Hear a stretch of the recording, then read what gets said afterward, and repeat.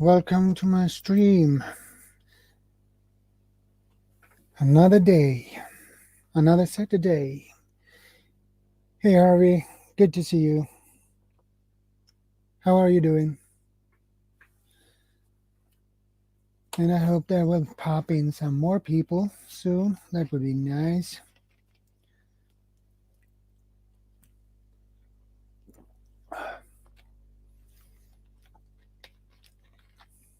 Well, we got snow here. Hey Celtic, welcome. Good to see you. Well, what's happening? Nothing much today, actually. Well, it's more like evening here, Mona. But we get snow at least. Or at last. It's pretty slippery here, but I like it. So before the stream, I was out and did some grocery shopping at the grocery store. So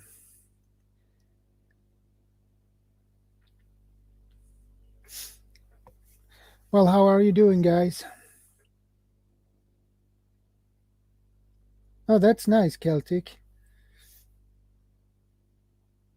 Yeah, Mona, my time here is 20:01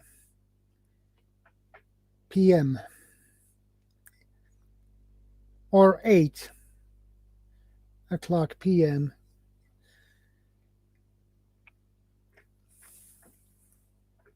It's good to see you guys. Much appreciated. And I think we do like this. And let's see if someone are up to it.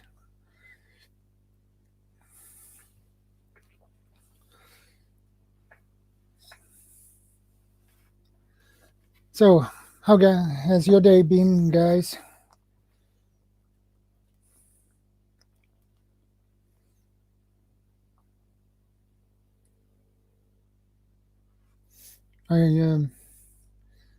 My day has been pretty good so far, so I can't complain.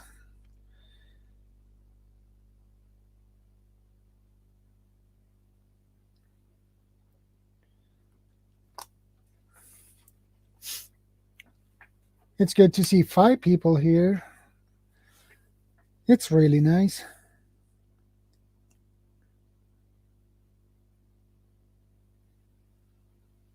$10, a food saver. That's a good price because those food savers are usually pretty expensive.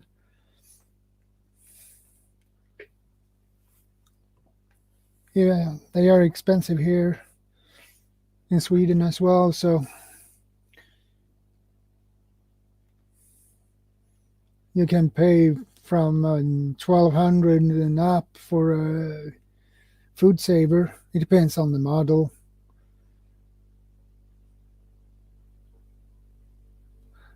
Yeah, it has been sub-zero here, so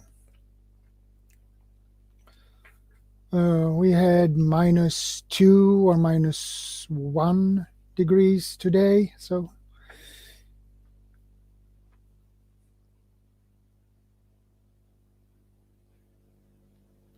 yeah, you can find a lot of good stuff on the flea markets. No question about it. And you can get really good quality on the flea market as well. So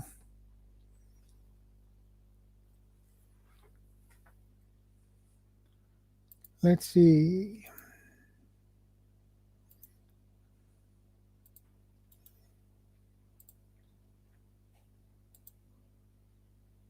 Hey, CR, good to see you. And if somebody feels up for it, just click the link and pop up.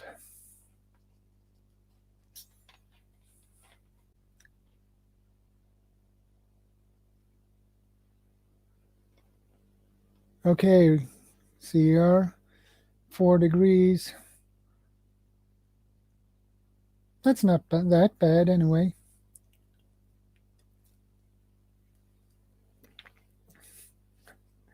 I know the feeling, Mona. I know the feeling. But you need the stuff, so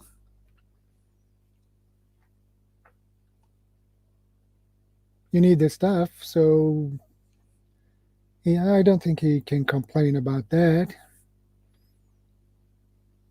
Because what you bring home, well, it will help you out.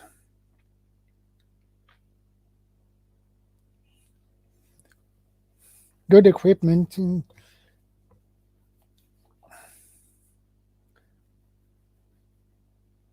are really good to have, especially when it comes to food anyway. If you're gonna save your food, a food saver is good to have. Hey, John H, good to see you, and welcome to the stream.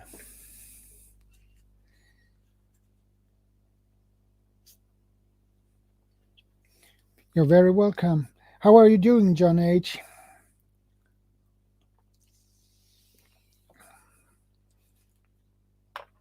I hope everything is okay with you.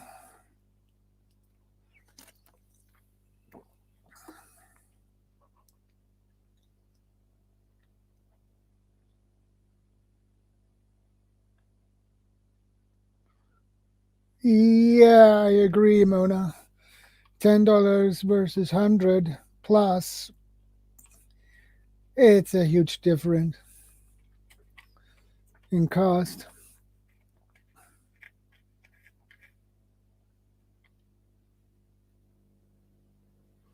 Yeah, but what is your temperature, John H?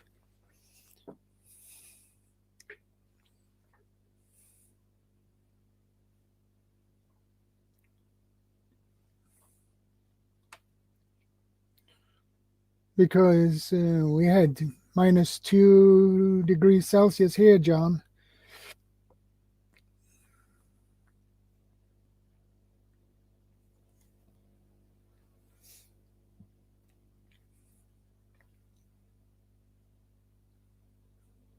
Well, that's 13 degree. That's warmer than we have here anyway. Unless it's -13, of course.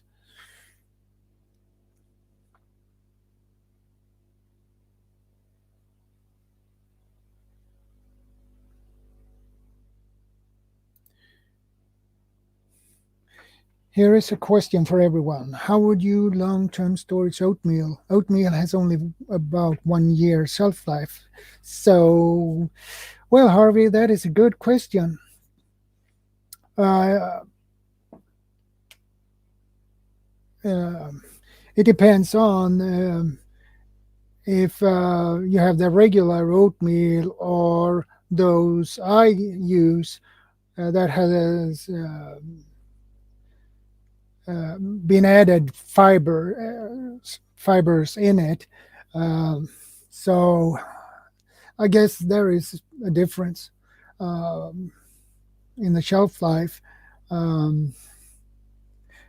But the best option would be mylar bags and oxygen absorbers.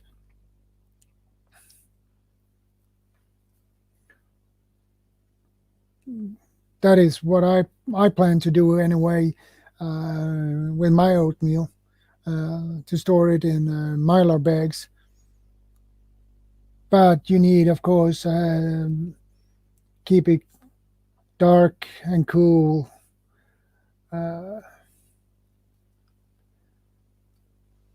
Environment. Actually, you need to have a climate control in your basement or somewhere else in your house, or but it's more difficult in an apartment.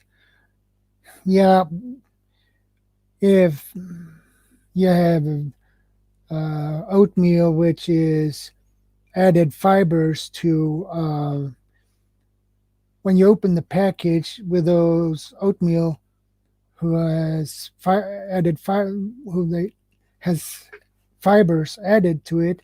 Uh, you can see it's brown brown fibers in it uh, from the regular oatmeal who doesn't had added fibers. So the regular oatmeal that don't have added they don't have added extra fiber. It is basically neutral color, but not with the oatmeal with the fibers. So I guess between the two, it's a different shelf life. Uh, Hello, Sora. Good to see you. Welcome to the stream. Well, sometimes has to be the first time, Sora. So you're very welcome.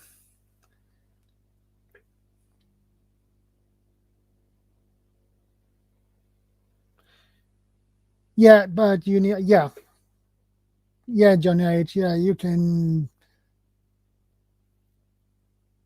That is just fine as long as you keep it, you store it in a dry and cool environment and dark, preferably. Hey, Tammy, good to see you. Are you buffering, Sora? Everything works just fine here.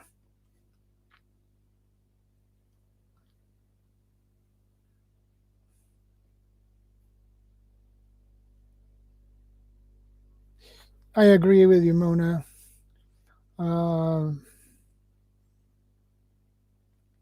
Yeah, rotating is the best.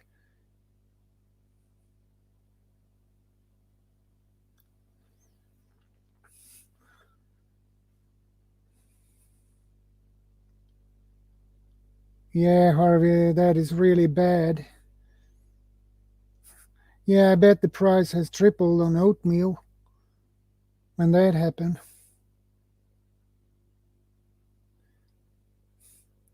Okay, CR.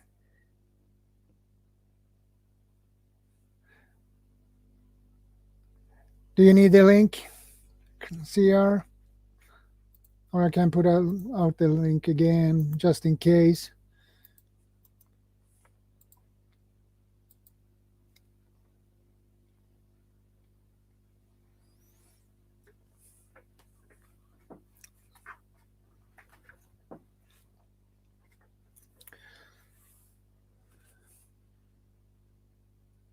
And rotating your storage, what you have in your storage is the best.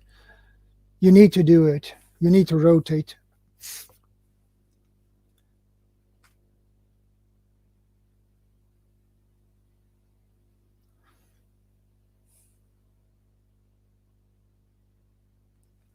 Well, an oxygen absorber will kill everything in it if there is something in it.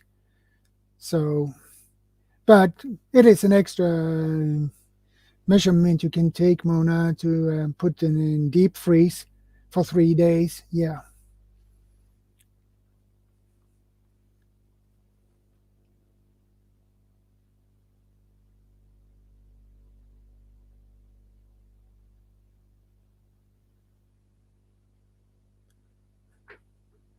$2 out of Best by date. I'm impressed. I'm impressed, Mona.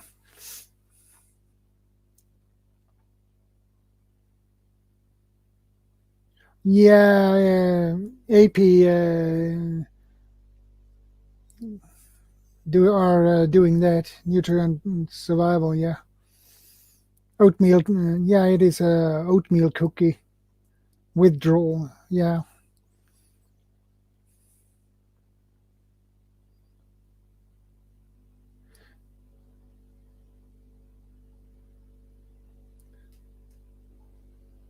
Yeah, that is recommended to do uh, as an extra measurement of security to be sure that nothing is in will be terminated in the food. If there would be insects, eggs.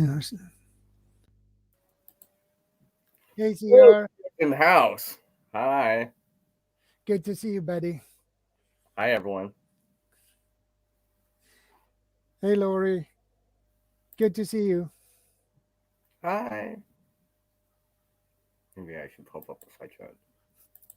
I'm listening while doing my monthly charging of all my gadgets, even if they're solar capable. I need to do a rotation and freshen my evac bags. Yeah? Well, that sounds like a good plan, Lori. Oh, sorry. You're reading. I thought you were saying that. My bad. I'm trying to put on my headset. Okay. Okay. I'm good. I'm good, everyone. Uh, yeah, thanks, Harvey, for that link.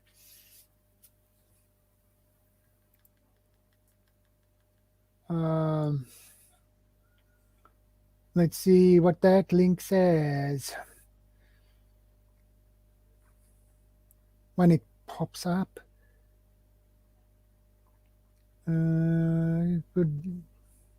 It takes some time when you are on the YouTube side and watch because you better get a better overlook of everything. Mhm.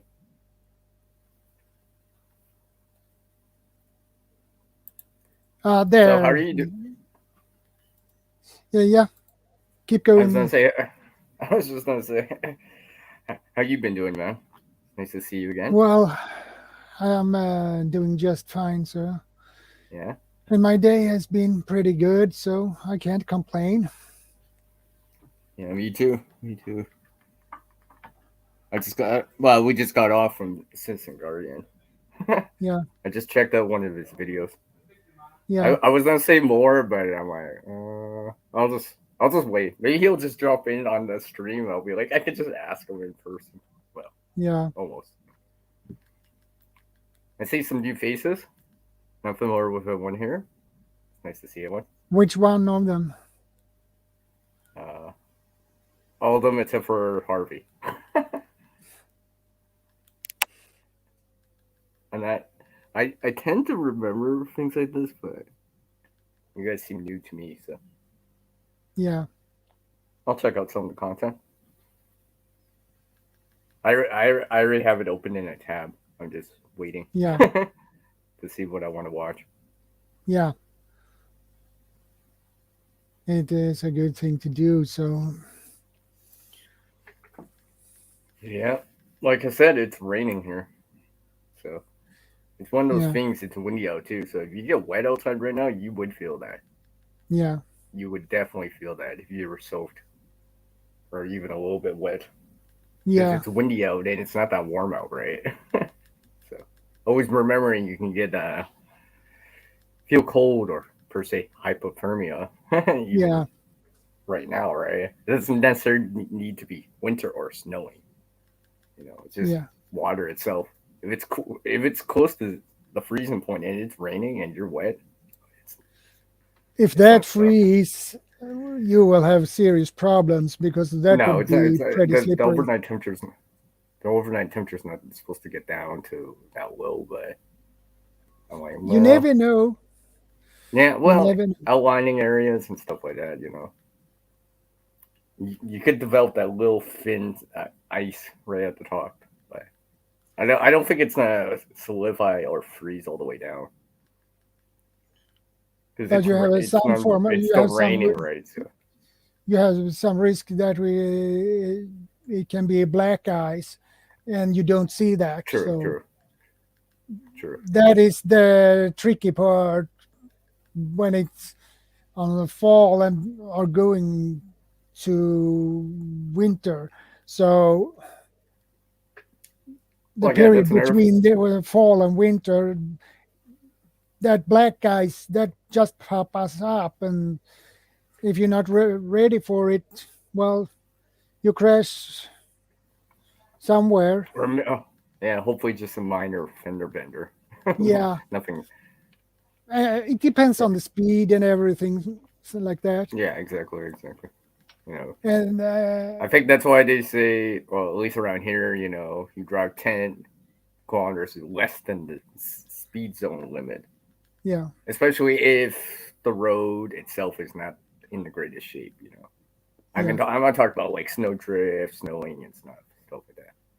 yeah, Yeah,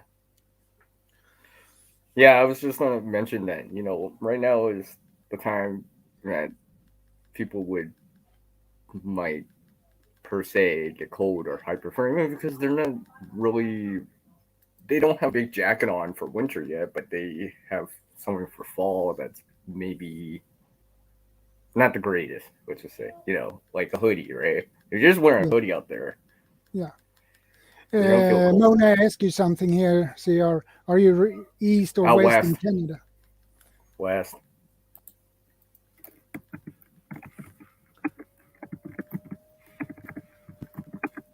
Usually I Next, see the chat before.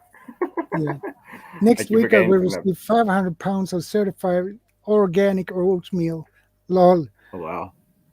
Storing that for long term will be a challenge. Anyone want some cookies?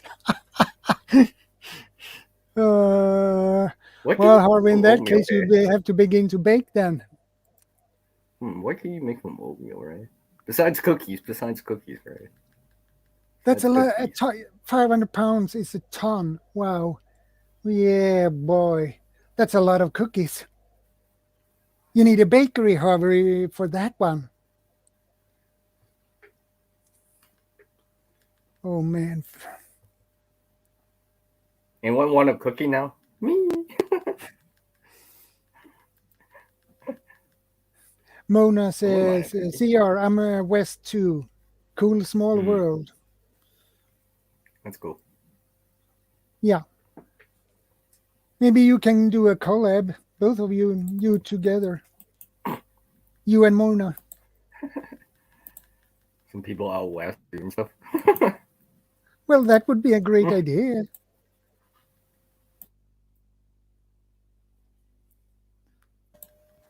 Just an idea. But you don't have to if you don't want to. Mm.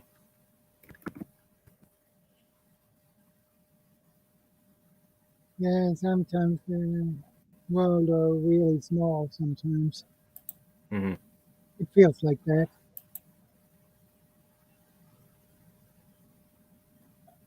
Yeah, it does at times. I guess that's the power of social media, right? Kind of Yeah. brings us a little bit closer.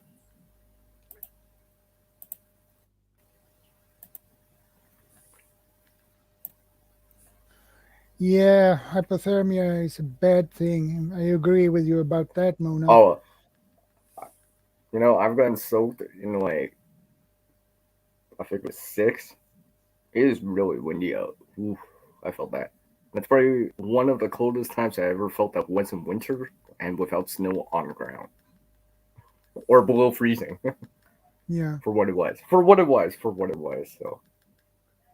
So. Harvey says, I saw 3 ways to long term store oats: mylar with vacuum pack and oxygen absorber, or glass jar, same, or freezer. Well, Mm.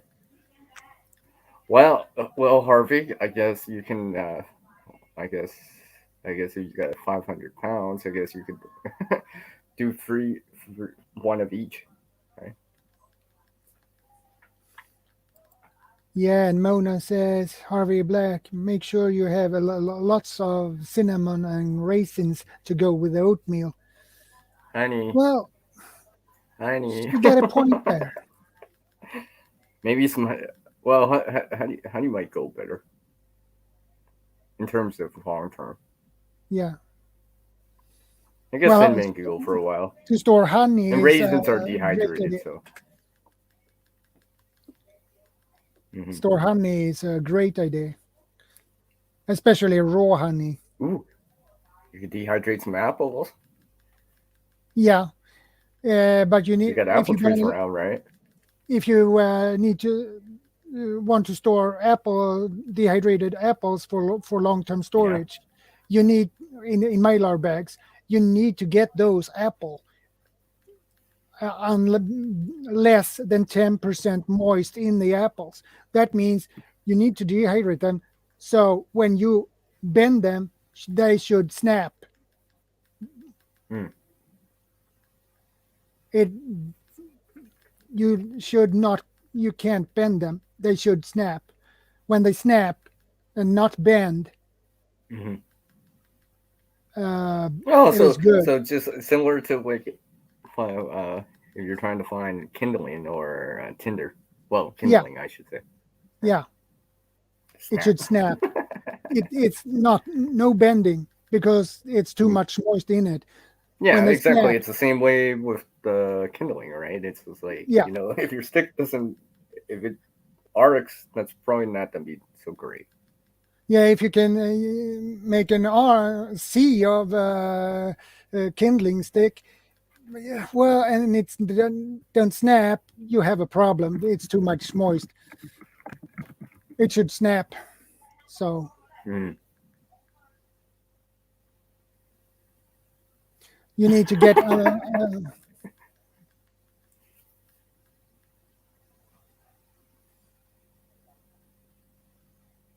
See, Mono's got yeah, apple tomato plants. pieces. You need to dehydrate them to snap. They should apple pieces should snap. Yes, you need less 10% moist in the apple. Well, if you're gonna store them in mylar bags, Exactly.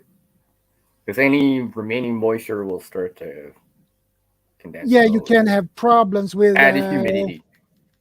if you have some moisture in it and you pull out the oxygen from the mylar bag. When you open it and eat it, you risk botulism Mm. because botulism grows in oxygen, well, The front. where it's no No oxygen. oxygen. Yeah. Mm. So that you don't want to have botulism because that is really nasty. Mm-hmm. Yeah, I don't want to go for that. And if you get botulism, don't Yeah. use antibiotics.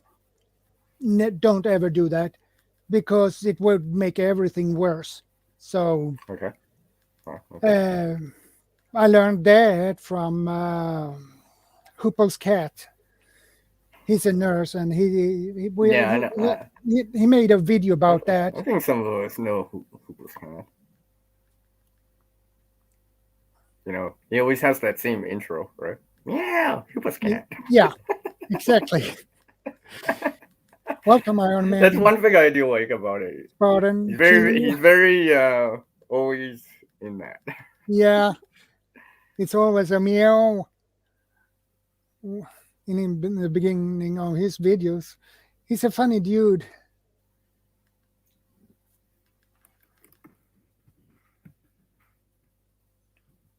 I have been investing in food and water purification rather than gold and silver. That's good. Well, Well, I mean, isn't that what they say? You're not. You need to square away the food and the water before you get into the gold and silver. yeah, You when can you have barter gold and silver, but if you don't have that other stuff, you're just gonna be giving it away anyways because actually you don't have any water and food, so you don't have the barter. yeah, when you have all the food and water you need, you can begin to go over to get some silver, gold, Yeah, and things like that. You need to provide with water and food first of all. yeah, because I don't want to be spending money on gold and silver and like, oh, I got to use it in the first day because I don't have food and water. That's probably not the way to go. If you have water, no, if you have only gold and silver, but not invested in food and water, you have a serious problem. So I think it's a good idea to invest in food and water first. Yeah, I could see gold and silver being barter for like maybe fuel or something like that. Yeah. Uh, Rudy, I watched a video he uploaded today. Um, in Venezuela, the situation is so bad there because their money is totally worthless, no Well, use. Yeah, so what a haircut would cost you there is a quarter ounce or gold for a haircut.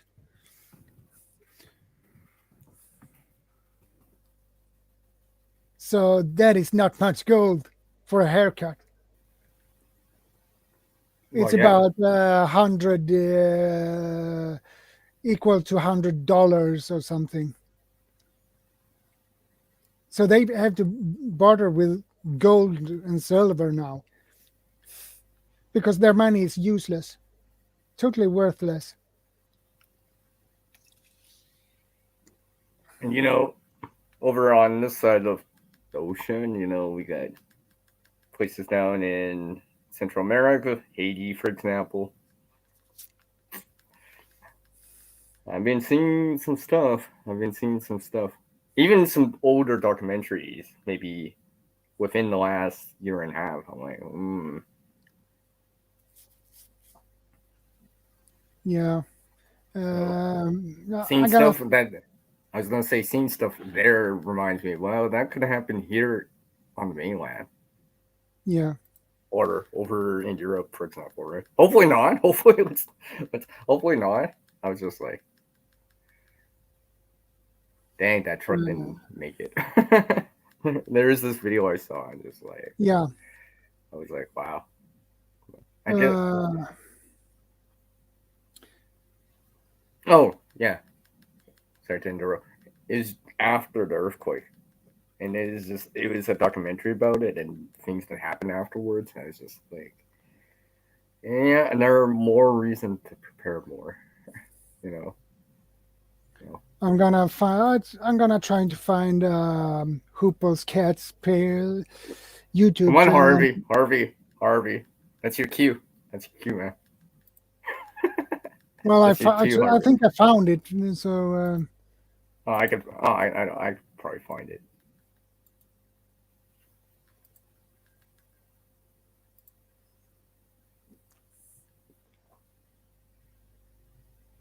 yeah, sweets and chocolate can be a good prep for moral.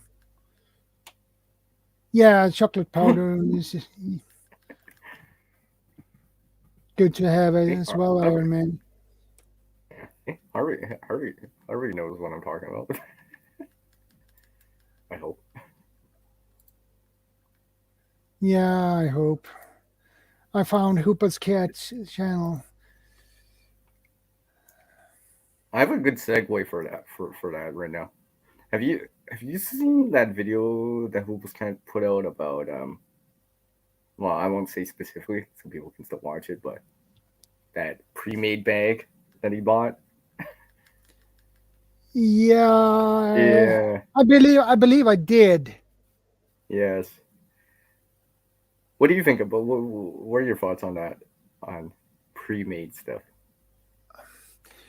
Well, pre-made stuff. Well, if you It's sure convenient, right? It's it's convenient, convenient. right? I guess Yeah, they're paying for convenience, that's for sure. Right. yeah,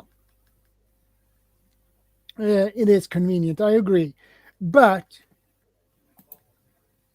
you probably need to change some stuff in it because the quality might be not that good for your Yeah, purposes. So you especially have to take depending on the price point, right? that stuff out and put in better with better stuff gear with better quality Well, I because mean, pre-made there's this. I was going to say there's like, say, I'm not a brand names or whatever because it's pre we the told info that's Celtic more we are it's the talking about information that's more important. Yeah, we're pre-made talking about pre-made. survival kits or bug out bags. Yeah,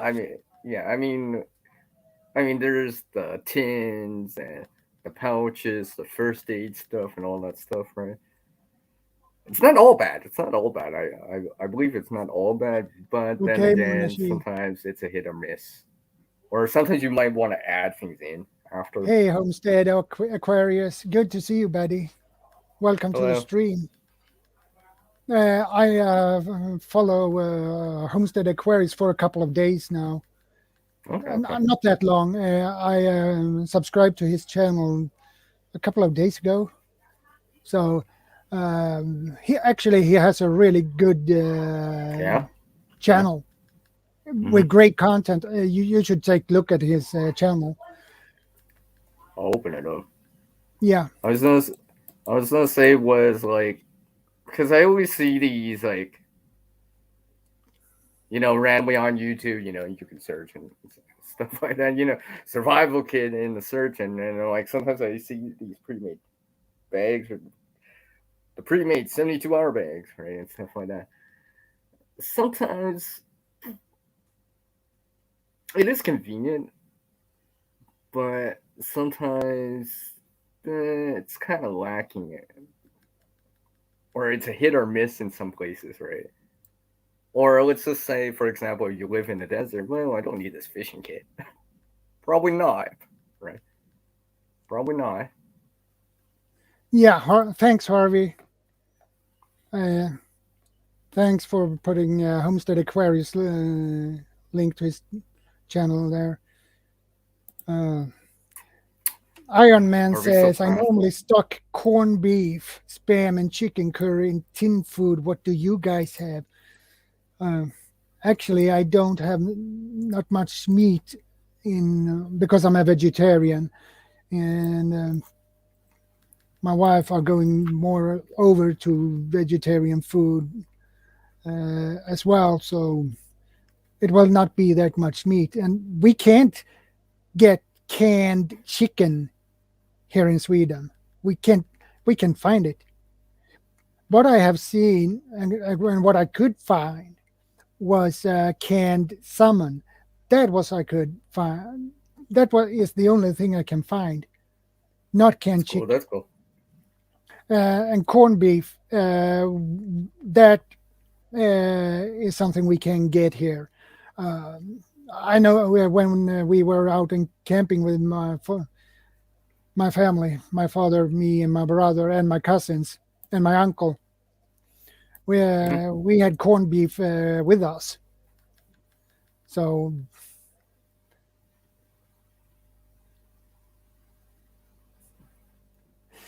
you're very I was gonna welcome. say, yes, yes. I was gonna say was even the simple thing with cans, where did long time ago, you know, put the Sharpie on, write the date on it, Yeah, actually on it, all right? Because those little tiny text, I mean, words, it's just like so difficult to read, and sometimes they rub off, and you're like, hmm, does it say May or March? I can't tell, or something like that. Okay, or June, July, right? It just says J. It says 2022, but it just has the J. yeah. Thank you for the And kind besides, it word. makes it easier. I was gonna say it makes it easier to rotate, right? Because you see the Yeah, label much easier than you don't need good light. I could probably go under a nightlight and just be like, oh yeah, I could see. Expires next year. That's what I like to do. So yeah. beside the pantry, there's like a Sharpie or something like that to write on. You know, You're very welcome, Homestead Aquarius. Uh, and I really mean it. But you have a great channel, so you you need all the attention you can get, buddy. Let's see here. Do you supplement meat with beans and nuts?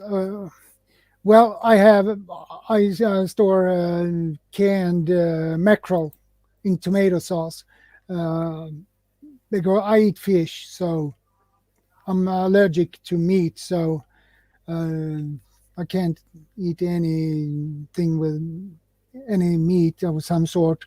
No chicken, no beef or anything like that, or pork or anything like that. But I'm a stockpile beans, lentils. Uh, nuts is something I don't have stockpiled yet, but I should. But sunflower seeds is something I use a lot, and Yeah. what is they So do you and like? linseeds. Um, Linseeds. It's a flower, Okay. a I was gonna plant. say. So do you consume like lentils, nuts? Well, when I say nuts, I mean like peanuts, almonds. Almonds. I love almonds. Yeah, me too. I love almonds. So do you like consume like almond milk or something like that? I guess Yeah, or something. Yeah. yeah. Or okay. I'm lactose Yeah. I've intolerant had. also. Oh, okay. Okay. Well, yeah. Yeah. I've had almond milk before. No, I like it. Do you drink the sweetened one or the I've one had with both. I've had unsweetened? both. I've had both. I like how we're drinking at the same time. Yeah, we may be maybe we are twins. I don't know. He's the good one. I'm not. That's like something uncle I would say. Yeah, good fish is very good. Has a lot of Mm, omega 3. Yes, um, especially fish that are has like mackerel. It's a fat fish, has a lot of fat in its meat. Uh, yeah, yeah, Iron Man. Fish is a very natural diet. Yes, uh, my stomach has a problem with meat because I can't digest it that well because I get terrible stomach ache when I eat meat, and I get rashes that are very itchy if I eat meat. I only would eat meat in an emergency situation where I yeah, can't get anything else but only meat. yeah. I had Where to choose. I had you to need choose to sustain between. yourself. Yeah, I would sure have to choose Right. between eat the meat and take the consequences, or starve to death. Well, I take the Well, choose the meat. let's just say you're just really tired. You haven't eaten for days or whatever. And you need that energy to move on, to get out, or to self Well, if rescue. you Right. haven't Well, eaten for unfortunately, 2 weeks, well, or something like you that. really need to eat something. Mm, I'm for it, right? So you'll have to make the choice, but it's So on the table, right? yeah, but that would be the last resort if I would eat meat. Yeah. Speak of last resort, Yeah, do you in your per se bag, whatever. Let's just say some sort of go bag. Could be buggle bag or get a home bag, but or I've evac seen bag. some. Yeah, I've seen sometimes, not all the time. People will have a last ditch kit or something that, let's say, like a draw tie pouch that they can put the gear into, Yeah. just in case they have to either ditch the gear or go low key, for example. Right? What do you think about that? Well, Like for example, let's say you're out for a day hike or whatever, and you got this extra little pouch that you keep on you, and it's your per se last ditch kit, right? Where yeah. you would use it if you lost your main pack, for example. I know some people do that. Not everyone does that. I know some people do that. Well, I would not have my emergency kit in my main pack. I would never, because if Yeah, you you lose would your main, probably on in the front of you. I'm talking yeah, about like fanny pack, whatever, right? It doesn't really yeah, matter, but never in my main bag, because if you lose your main bag, you lose yeah, your yeah, you're keeping emergency all your bag eggs in as one well. basket. Mm. So you don't want that. That would be like playing Russian roulette, Well, basically. yeah, So that is well, the because yeah, stupid because thing you can do. yeah, because sometimes it's those.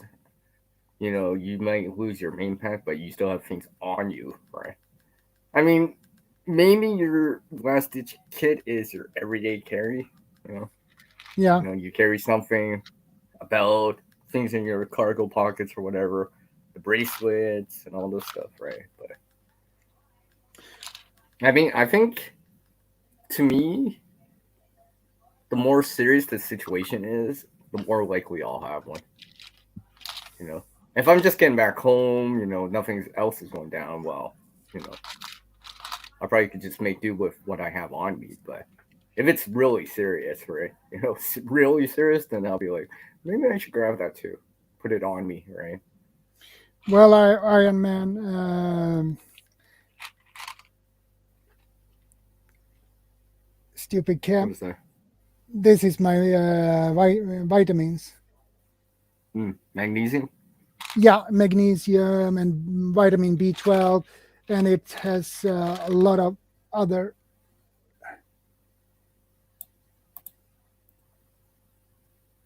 vitamin A, D, E, B1, Mm. B2, niacin, B6, and and a lot of other things, zinc and calcium and things extra in this. That is what I take every morning. And Harvey, I don't eat. I can't stand red meat or white. So no kind of meat. The only thing I can eat is fish, because that is more easy, for my stomach to digest. And when I grew up, my grandmother, they ate fish for 5 days a week, because I'm from the West Coast, and we ate more fish than meat. So I'm grown up basically I'm raised on fish. So I have it. We ate fish 5 days a week, and 2 days a week we have meat. So Well, I guess then you probably have the fishing kits in your bag or something at least to use. yeah, I need to put together evac bag or Bob. I don't have any yet, uh, and I Well, need you to. well you got yeah, but you got something in mind or you got something in the works, right? Yeah, I'm thinking of it, and I need to get one for myself and for my wife as well, Yeah, and put exactly, exactly. together things. But it costs. Yeah, You need a good well, bag. a good quality bag that'll last for hopefully double triple stitch. It has the sternum strap, the waist strap and stuff like that, padded stuff like that. Okay, Harvey. The bite transmits a sugar molecule called alpha gal into the person's body. In some people, this triggers an Mm. immune system reaction that later produces mild to severe allergic reactions to meat. I don't know Uh, about that. in North America, ticks can transmit a bite which makes people allergic to meat, alpha gal syndrome. Yeah, I have heard about that, but I haven't eaten meat for since I was 16 years old. So, and until then, I never get bitten by a tick. So, um, I could stand meat when I was younger, but when I got in the teenagers, when I was teenage in the teenage as a teen, I couldn't stand meat anymore. For some reason, every time I ate meat, my stomach, I had so terrible stomach pain. So, well, I Mm. basically would double. So uh, when I was 16, I decided to, well, I should be vegetarian, go over and, uh, well, I get rid of the meat and see what's happening. Mm. Uh, After I quit with meat, the rashes were gone. I didn't get any stomach pain anymore. So since then, I have actually been a vegetarian since I was 16 years old, and now I'm 50. So you can count on, do the math, and for how long I have been a vegetarian. But I still eat fish, eggs. Um, Oh, I was gonna ask you about the eggs. I was just like, yeah, eggs I guess is it's easier, right, on your system, right? yeah, and eggs contains a lot of protein. Yeah, I mean, yeah. So it's a very eggs contains a high level of protein. So it's very and it's easy for your body to digest as well. So So I guess you could have something like mayonnaise if you wanted to. yeah, Mm. I like to make a tuna omelette, tuna Okay, veggie okay, omelette. okay. You're starting to make me hungry. Again, I really should. I probably ate something before jumping on the panel here.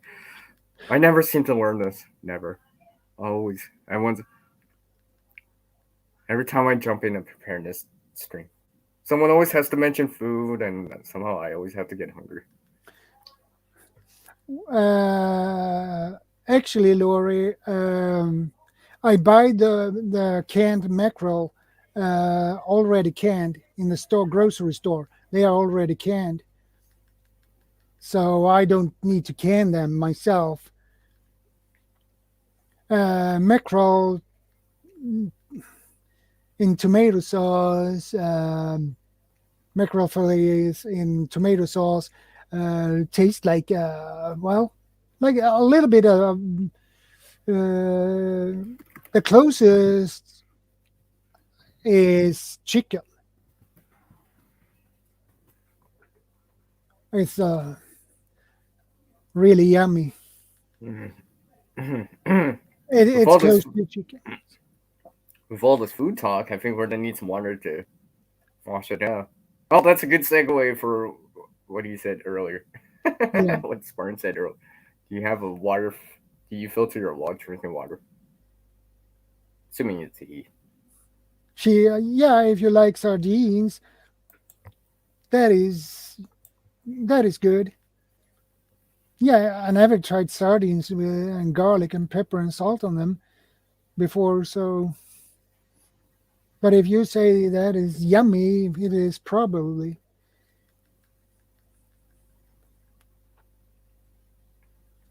Hmm. Oh, did I mention to you? I've been considering on this air water filter I've seen here in Canada. I've been thinking about it, but I need to see if people have used it or even recommend it. I mean, What kind of water filter are you thinking about? it's. I'll send you a link later because I would need to open it and all this stuff. I'm trying to remember the name. It's not that it's. I don't know. It's just I need to see the information more before I start spending whatever 30, 40, $50 on it. So because I've been looking at it, it has an I'm pretty sure I have to double check. It has activated charcoal with it too, stuff like that. It's Yeah. actually smaller than the Sawyer Mini, so it should be Well, lighter in weight. I think it said 2 ounces. I don't know, 2.7 ounces. I was just like, wow, I can almost I can almost every day carry that. That'd be that'd be that uh, would be pretty good in some sort of go bag because nice lightweight. How I prepare canned mackerel? Well, I take them out of the can and put them on a sandwich, cold, or I can put them in a pan and fry them up with some veggies and garlic and whatever you like. So You just make me hungry here. That's why I want to talk about water and shelter, not food this time. At least let me eat before you guys talk about food. Let me get ready first. Let me get prepared for it first, so I don't and feel hungry. I feel like I'm walking to a grocery store without eating first. Oh, I want this now. I no, want this. Iron Man, I can't say I have tried fish and chips before. Not the way you have it. I'm because I haven't been in England or before, so I can't tell. So Hmm. I have been only in Norway and Denmark. That is the only places I have been.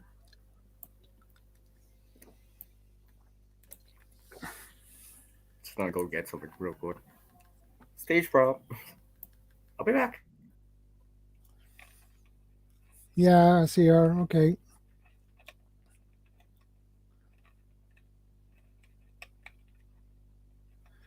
Uh,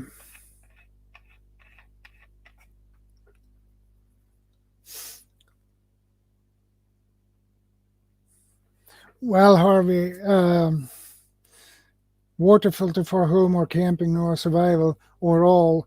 Well, uh, I suggest it's good to have for home and camping and survival as well, all of them. I went and got one. Everyone likes visuals, right? Everyone always likes visuals, so. Yeah, Oh yeah, see, it is the Sawyer. yeah, I mini added Sawyer. the tube in. Instead of using the Yeah, straw that comes with it, right? I decided why not have something longer. Now, ideally, this ain't long enough because this is only like an extra foot and a half, but I don't have to bend right into the water, for example. Or I can, if I had a bottle or whatever, I could just uh, sip it out, for example. Or even a metal bottle, I could just kind of put the tube in there, stuff yeah. like that. I mean, I haven't used this one much, but I need to get a couple of mini Sawyer filters as well. Uh, they are not that expensive, so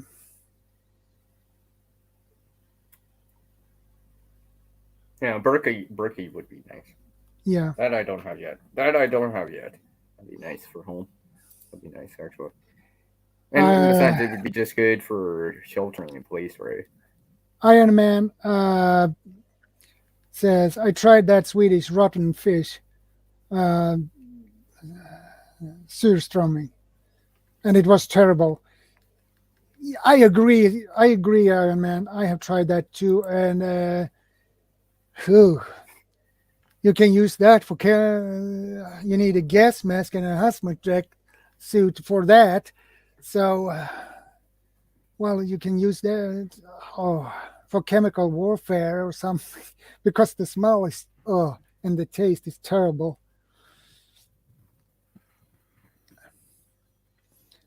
So I agree with you, buddy, about that one. Uh, it basically fermented herring,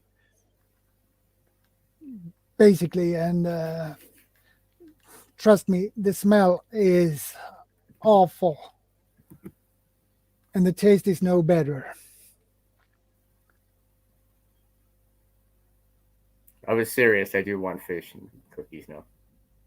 You guys are just you guys Yeah, just keep talking about for the last 10 minutes. I need to make some oatmeal chocolate chip cookies now. Well, that sounds like a good idea.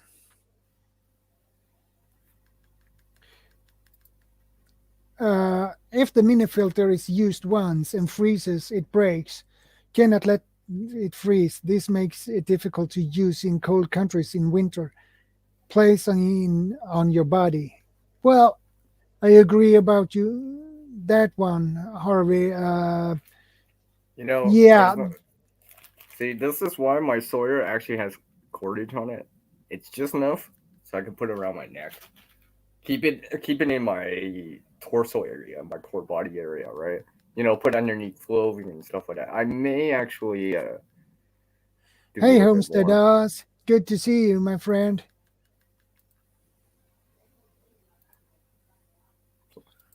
It's always good to see Homestead Ozzy. So I mean, I guess It's there's always the good to pro. see every one of you guys. Yeah. So Homestead Ozzy, if you want to pop up, you can just click the link if you want to, of course. Yeah, we're just talking. I'm trying not to talk about food. I'm trying to talk about water and shelter, not food. This whole stream make everyone hungry because I'm getting hungry because you guys keep talking about it. Well, wait. You can't see me winking. Well, you must have burn a lot of calories. You must your I metabolism have a must high be, metabolic rate, yeah. so Well, that is good. I can burn off the lunch before I finish eating. Well, that's high. I'm being sarcastic. I'm Yeah, exaggerating, but you know, I can go over a walk and I'll probably burn it off, right? And I do,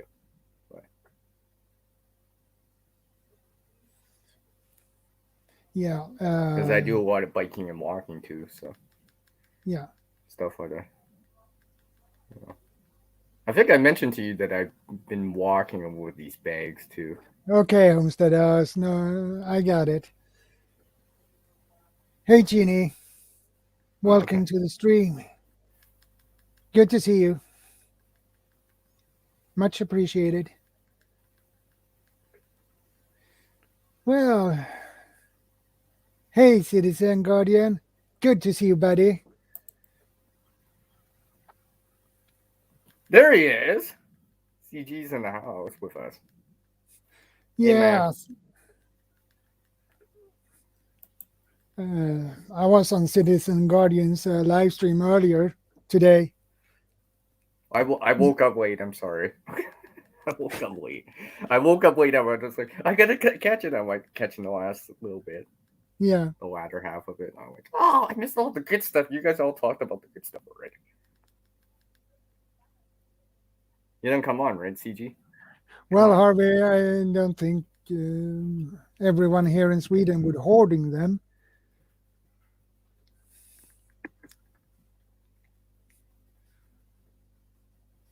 Well, that's Harvey.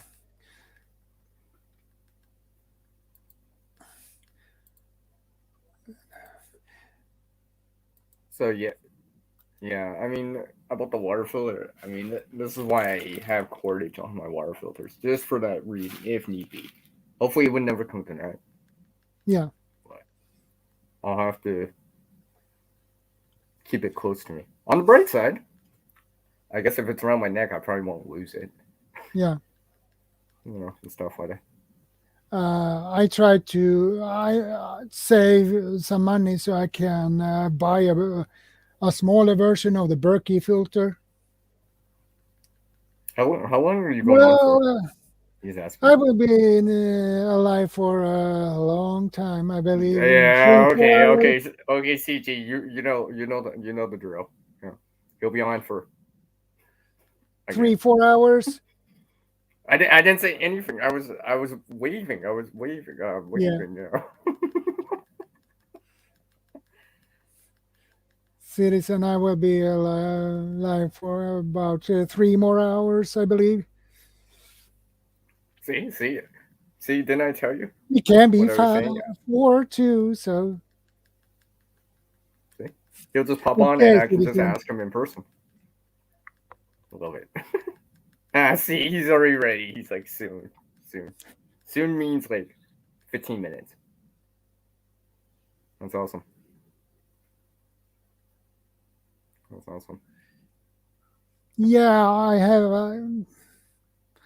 have to watch that. I don't remember if I watched that specific video Homestead does, but I have seen other do something similar. But I forgot. I've seen it. I've seen them too. Yeah, it was from plastic buckets. It had 2 plastic buckets. They drilled holes, 2 holes in them. I think when people just like the stainless steel or the metal versions because it tends to last longer than something plastic. But I mean, if you already got the filter already for some reason, some The people have them without. filters, Yeah, the filters for a Berkey filter, only the filters is pretty expensive as well. So. who is it? Kaylin. Yes, Kaylin has them. I know she has them. She has Berkeley filters without the container part. You mean Kaylin Strain? Yes, Kaylin. Yeah. Sorry, I'm going by first names. Yes, Kaylin String. Yes. Yeah, She that's a does a lot wonderful of video. MRE reviews, by the way. Yeah. I'm down for that. Every Yeah. Sunday, by the way. Yeah. And I always get late to her live stream for some reason. Last time See, I'm not the only one showing up late for live streams. Just saying. Yeah, I see. Luckily enough, that's always around supper time for me. So yeah, that's why I don't mind jumping on because I will be eating at that time. yeah. Right. I won't have to worry about getting hungry because I'll be eating. So I always get when she finished the MRE. The food, right? She's already The done, only and has she all has left is the coffee. the coffee and the juice. Yeah, exactly. Oh man, I was successful once to get her from the beginning and to the end, but that is one time. I think the I wonder rest if I was there. I you don't were remember probably it, so late. I don't remember it, so it must have been like only once.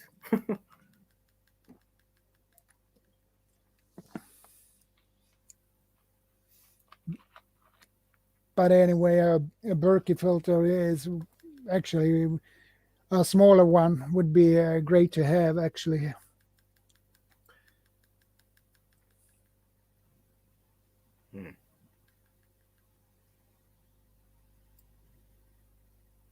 Well, I guess if I had the dough, I would just Berkey get one filters are for. about $180 here, but I don't want lead, arsenic, or fluoride poisoning.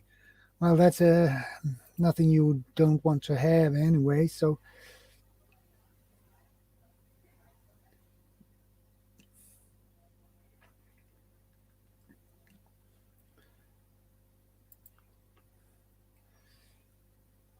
I'm working and in and out, listening in. Have to go empty the car of my last food haul now. Stack it high. Yeah, that is a good idea to do. Sorry, I can't reach any higher. Yeah. I'll be back. I'm not getting a ladder.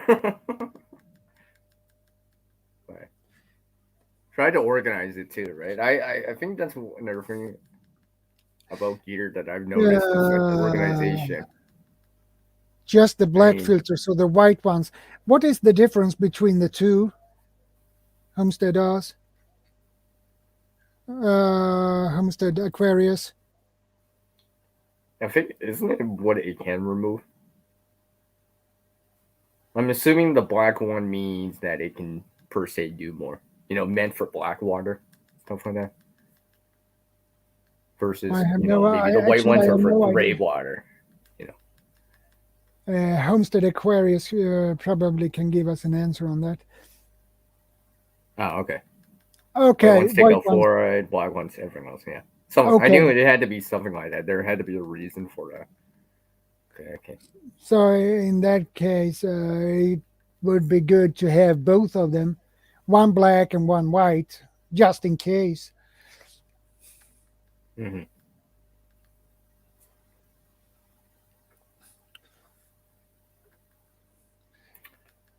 Well, now I feel like filtering water. Who wants some filtered water?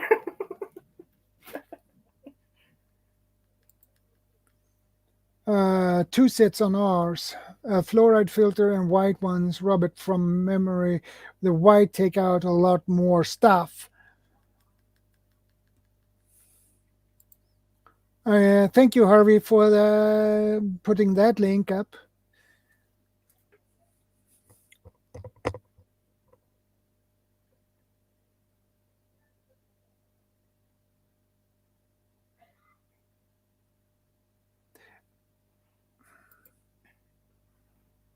Nah, both ours are white in filter, guys.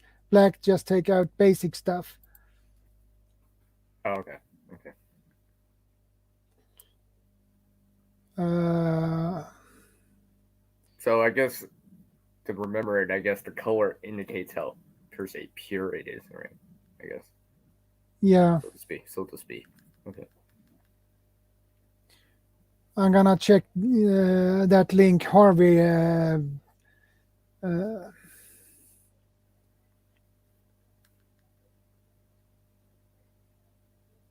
Harvey, there it is. Let's see what it says.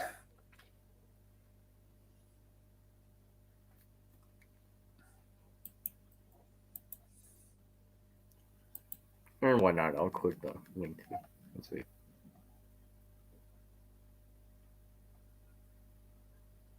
Oh boy, that's really expensive. Okay, let's Uh, see. Let's see.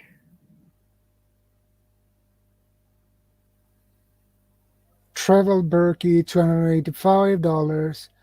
Um, Big Berkey, $317 to $442. Oh boy. Black filter, black Berkey replacement. The black ones, 148. And for the black and forward run, 218, and so forth and so forth. Wow. Berkey fluoride water filter.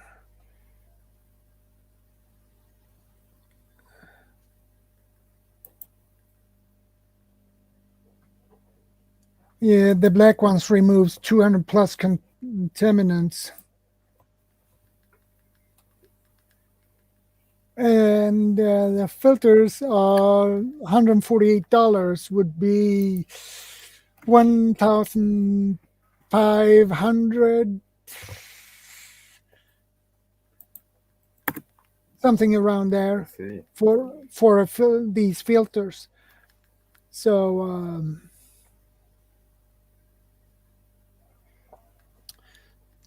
that is anyway, it's a lot of money, and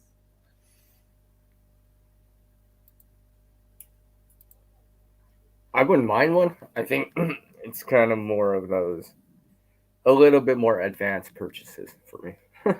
A little bit more. yeah, I understand that. That might as well be on the same level as like going from like a basic multi tool to Letterman or basic knife to something like Benchmade. Something similar to that.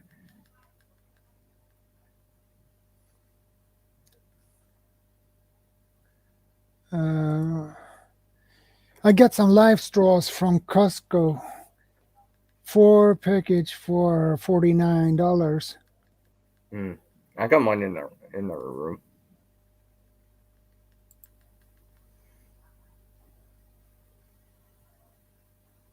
Although I might be moving that one. I've been thinking about it. Especially if I get this air water filter. Yes. I'll migrate that the white straw somewhere else. Yeah. You know. But I don't know. I don't know about everyone else out there, but at least for me, when I acquire something or upgrade, I usually put it somewhere else. you know. Yeah. For example, I know some people they'll, oh, I upgraded my knife on my bug out bag. Okay, the old one. Now I'm gonna put it in my get home bag or something like that. And Homestead Us says, oh, they didn't have black ones 5 years ago when I bought 4 sets of filters. I thought black ones were basic. Maybe I'm wrong. Okay. Yeah.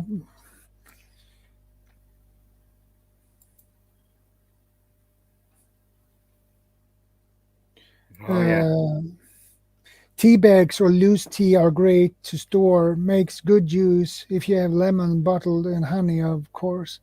Yeah. Hey, Citizen Guardian, you should hear that. Maybe add some tea into your bag, right? I saw what you had in that video.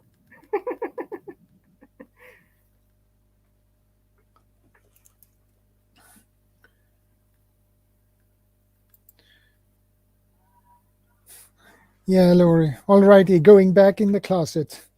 Got my ears on. Okay.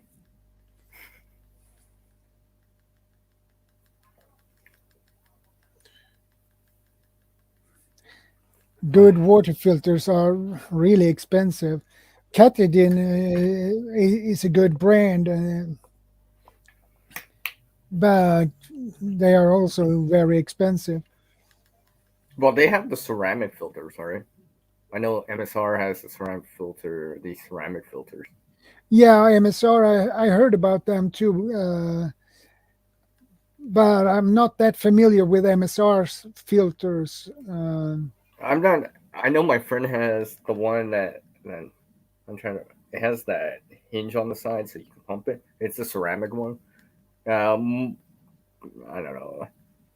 Usually the price is over $100 Canadian, Yeah, anyways, and I don't know. He hasn't used it much, so I've only tried it out. Right, I just taken a look, right? But you know, a water filter, something like that, you actually have to use to actually see. yeah.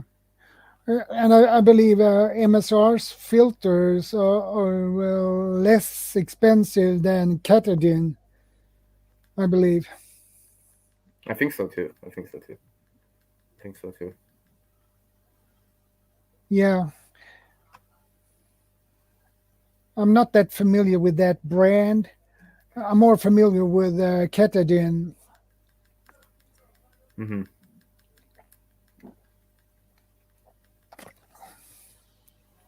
But I guess MSR's filter are good as well. Well, if you don't get sick, I guess that's a good thing. Yeah, you know. exactly. You can get really sick from bad water. So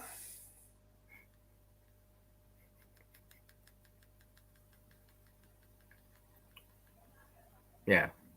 Yeah, you don't want to be consuming bad water, especially if it stays longer than a couple days. All right. because you can get really Well, I sick. don't want to throw up or lose more water than I'm even consuming. Yeah. Especially if it's important, right? I mean, I guess it's one thing if you're camping or whatever, right? Your vehicle's nearby, walkable, but if you're way out there over in a situation, well, yeah, that's probably not a good time to play chance.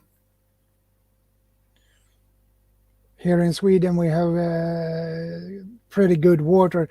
You can take water when you're out on a hike No. or things like that with no problems. Well, you don't need to filter it. It's enough if you boil it. That's enough. So we have very good quality on our water here in Sweden. So, but if you are not sure if the water is safe to drink, well, boil it and filter it then. Yeah, do all that stuff, right?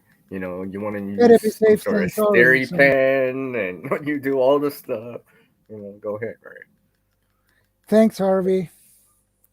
Yeah. Now, of course, he's got like Sawyer in there too. Yeah.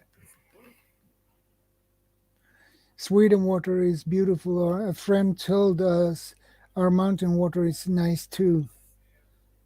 Yeah, I think the mountain water here in Canada would be pretty good. I've never been high in the mountains. I've been at the bottom, driving Uh, through and stuff like that. But I heard from Google's? another channel I follow, Oh, okay. Canoe Oh yeah, Hound's yeah, yeah, yeah. Adventures. He lives in Canada as well, Mm-hmm. and he said that you should not drink the water from a lake or things like that. You need to filter it first. Well, it's sitting there, right? It's not even running like a Yeah. stream or river. Well, even at that it depends too, right? I mean, here in Canada right now, up north in Nunavut, which is about pretty close to the actual north, Atlantic north, right? They're having issues with the water up there. Yeah. Some sort of fuel has gone into the water supply, making people sick that consume it and stuff like that. And then you got to bottle water in or truck it in. So, expensive. Yeah. So that's why, everyone always, the water in Canada must be great. It's abundant, must be great. Well, it's abundant, but it doesn't always mean it's great. Depends where you go. Some places are a lot better. Yeah. Homestead us. Canadian creator, those Canadian bears always concerned us in skunks.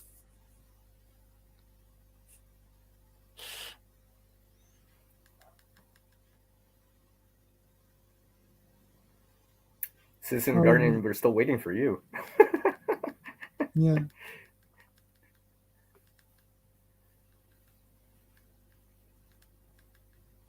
I'm waiting to say all this stuff until you come on. Yeah. Okay. Take care. It all just take it off. Okay, take care, Homestead us.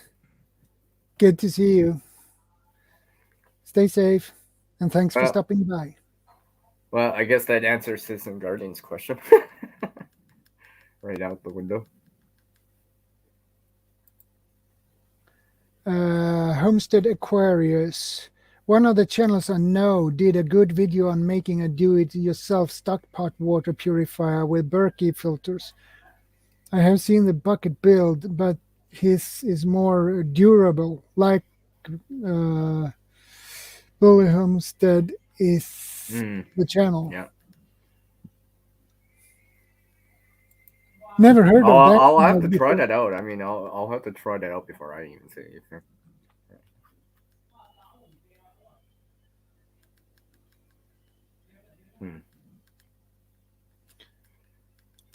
So I didn't know about that channel before. Oh, there's so many channels out there, and stuff like that. And some of them, they have a couple hundred or a few hundred, right? 4, 5, 6, whatever. Yeah. Subscribers already, right? So it's not like they're under that 100, where it's just like, and you see comments from other people like, "What? Uncle Al's been here? What?" Yeah. For example, right? And just like you just notice people's names and just like, "What? You know this person too? Yeah, just checked out the content and stuff like that. Sorry, guys, I just ate a takeout pizza. Why are you guys talking about food again? Ines, the chef, ordering a pizza wouldn't exist. Citizen No. Guardians in the house. What's up, man? Good to see you, Citizen. What's up, bro? How you doing? You guys all right? I saw your video, man. I was Nice. just like, I was just like, I have questions, but I'm like thinking to myself, like, wait a second, it's Saturday. He'll be on. I can ask him on the panel, and I can get a response right away. It's great, Okay. yeah. Okay. Yeah. I have to ask this question. I have to ask this question. Go for it. Oh, two questions. So you don't put the tea bags in, right? So surprisingly, like, this is 100 tea bags, and like when you guys were talking about it, I was like, oh, I've got to go fetch that like packet, because I usually have like a spare packet of these, and then we have one that we're using, and then once we've finished using that, we just replace this. So this is like 100 tea bags that you can essentially just grab and throw in like whichever vehicle that you needed to in the case of an emergency, or like if it needed to last you for a while. They last pretty long too, and they're really light and compact. So it's a mediocre prep. You know, there are ways to, if you understand the local region, there's ways to source teas from the wild. If you know what you're doing, you can always do that, but it's not going to be as, you know, even dandelion tea, like dandelions, you can make dandelion tea. Yeah. That's what you eventually like end up depending on. So tea's good though. Tea and coffee, oh man, like if you take coffee away from me for several months and you offer me a mug of good coffee, like, oh, it'll be hard for me to say no. I'll drink to that. Yeah, for real. Don't make me laugh when I'm drinking. That's fine. You'll just see this. It's all good. I don't know. He's not bad. It's fine. No, Mrs. CG is actually the coffee connoisseur though. Like, the Mrs. is definitely somebody. Yeah, she is. She is. Hi. I'm in a game and I just died. Hi. Oops, my bad. Oh, my bad. My bad. No, it's fine. It wasn't your guys' fault. Oh, okay. Yeah, she actually plays like semi-pro, so she does like I've leagues. played some tournaments that we won. That's what I've done. No, don't undersell yourself. No, that's special. So regional. Yeah, it's good to have you know, different interests and stuff when you're in a relationship. It definitely keeps the relationship alive and fresh. So that's always something that I appreciate quite a lot. And she supports me with all my you know, gallivanting and that type of thing. She supports me through all my emergency preparedness and prepping. She also adds just quite like a lot. just like the blooper at the end of that video. Yes, exactly. I saw that was funny. That was hilariously funny. I just like. Oh, that's cute. Yeah, I know she was recording. No, she's been there like from the beginning. Like I've got to, you know, say like, you know, appreciation where it's due, and she's been like from the beginning. She's always been supporting me, and she's willing to. I do sometimes several takes as well because I want to try and get like the best across as well as much as I can. And she's willing to be patient and just laugh at me and laugh through like everything with me and stuff like that. And it's quite an adventure. So, but I've been speaking too much. I'm sorry. Yeah, I can hear her just say, you said like 5 times that time. I can just hear her saying something like that. It's exactly that. It's precisely those type of moments. Yeah. No, it's and like I can't like always just come up with this like sentence and then like not have a crutch word every now and again. It's terrible. Hello to everybody in the chat, by the way. I haven't actually said hello to everybody. Sorry for seeming like a little bit rude in a way I didn't mean to. Monashi Prepping, Celtic Prepper, Homestead Aquarius, Harvey Black. Thank you very much to for your guys' support as well. Harvey and Celtic and Homestead as always. Homestead Aquarius, man, I love you, Rob. You've been there from the beginning with a lot of the homesteading channels, and you're always around. So we really appreciate that. Citizen Guardian, you remember we're a guest. This is not our stream. I know. I know. We just keep talking like it's our own stream. It's like, oh yeah, it's his. We gotta remember. It's not my fault though. It's because of you, CR. You're an influencer. You're all like chatty as well. So I'm putting the blame on you. Whatever there. Sorry. Whatever there. Yeah. Whatever. Oh yeah, I almost forgot. I have a question for you. Like I said, Yeah. I actually asked that in the comment. I guess I'll just ask you now. It's just, you can write something else to my reply and reply to it later. I was gonna ask you, do you know how much does that bag weigh? Oh, the bag that I've got. I don't know. I can measure it in kilograms. I'm looking at about 25 kilogram bag, like a 20 to 25 kilogram bag. No. I'm pretty sure it's that motorcycle video. I don't want to give away too much, so people can still watch it. No, it's all good. Well, I don't want spoilers. No one wants spoilers. That's 20 kilograms. It's definitely 20 kilograms. We can, when we weigh it. You should weigh it. Don't. We'll weigh it. So there's a way of measuring. Okay. So he'll just weigh it just to be official. No, there's a good way of understanding if something's like a bit too heavy for you as well. Is what you do is you like actually use. Well, yeah, that's me. And when you I can't pick it up. I can't pick it up. No. If you're going, like whenever you're going to go on a hike or something, just every now and again when you go on a hike, like carry your full kit.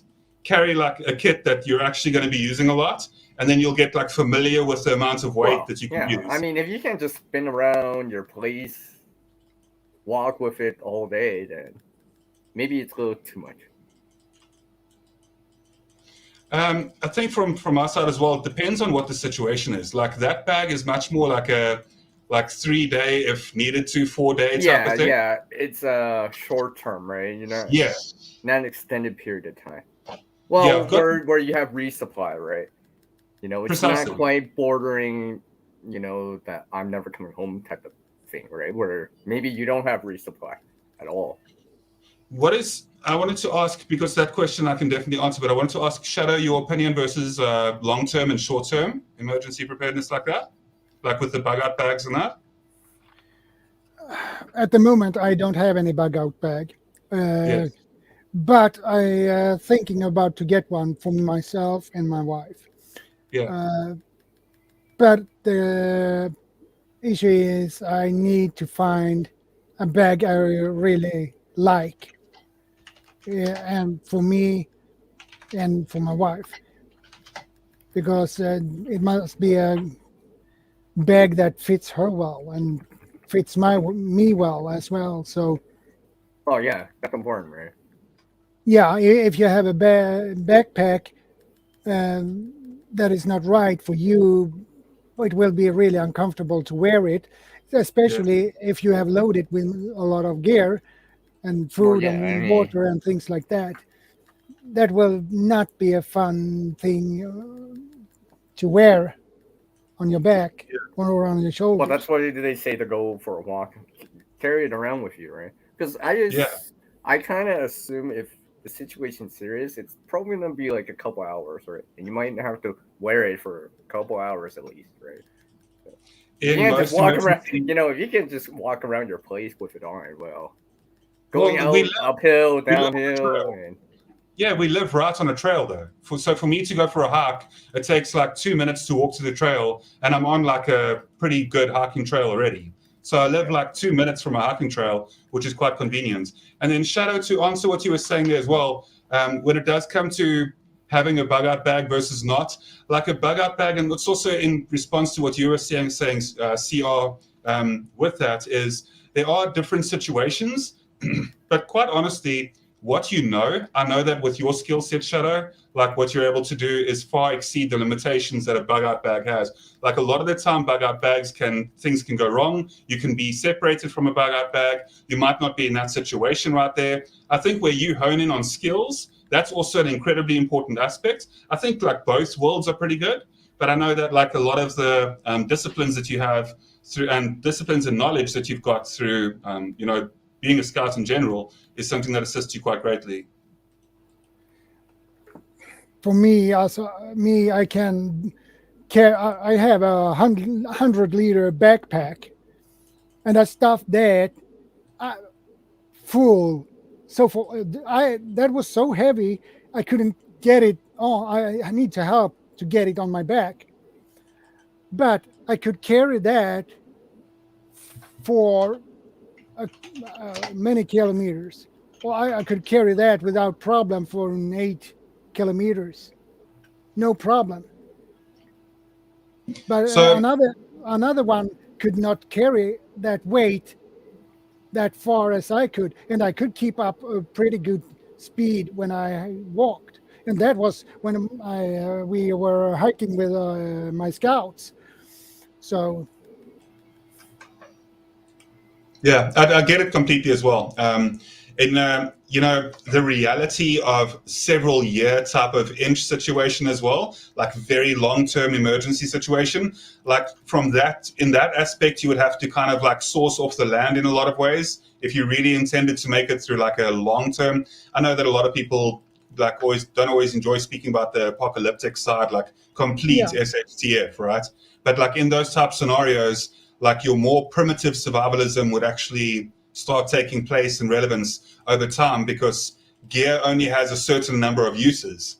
And if your whole delivery system in that is down, you're going to have to start depending on a lot more like skill set and that type of thing. But I absolutely love both aspects of it.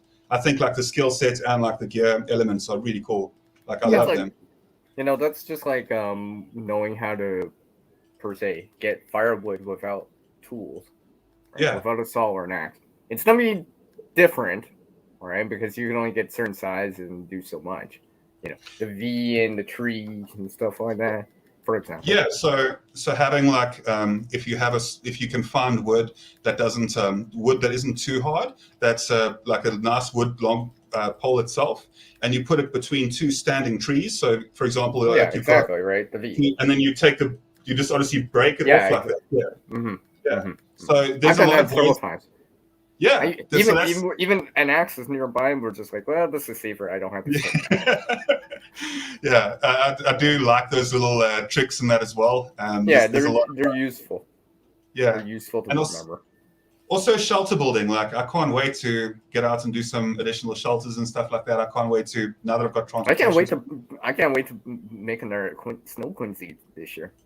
Yeah, have to wait for snow, but still. That's an awesome project, though. That's really cool. Like I just do it for fun. I just do it for fun, right?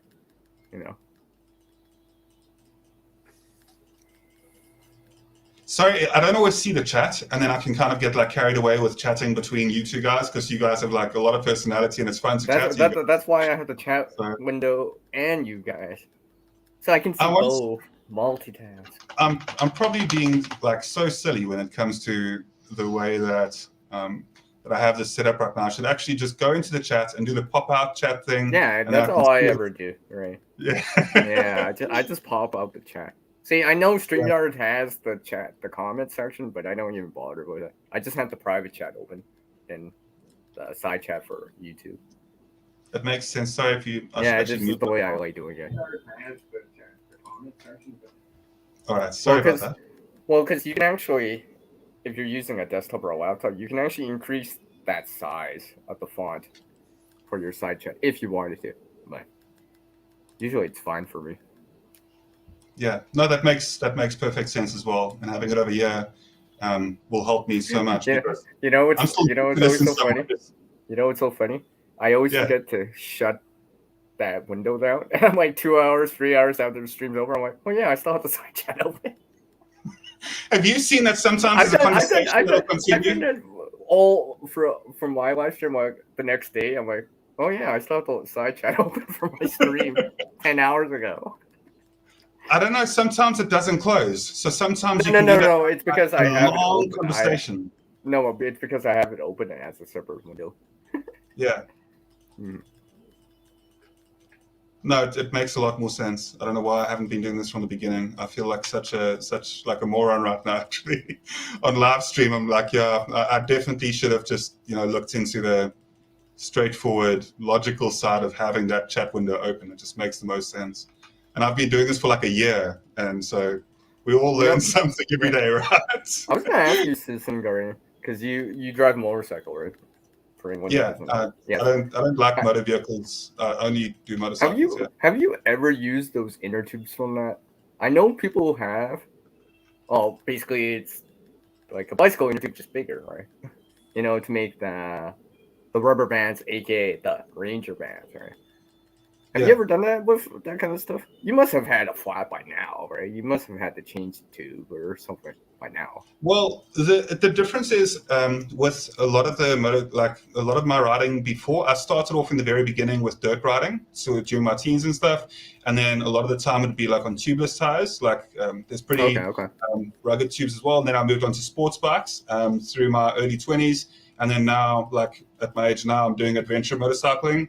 So like a lot of the time we do have a tube tire, but it's a rugged, durable, like extra durable tube tire, so that like if you have to ride over anything that could potentially penetrate your tubes, it's got a much higher chance to have like resilience against that. So my bike is like in every single way, I designed my current motorcycle to like outlast the apocalypse type of thing.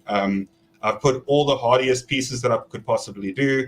Not expensive, just a more rugged, hardy, like more durable, you know, not the most costly, just the most, some of the standard pieces are the strongest as well. And I've also done that. Don't get me talking about motorcycles. I'll like Campbell. Okay. Anyways, let's not talk about food or motorcycles. Okay. I got the memo.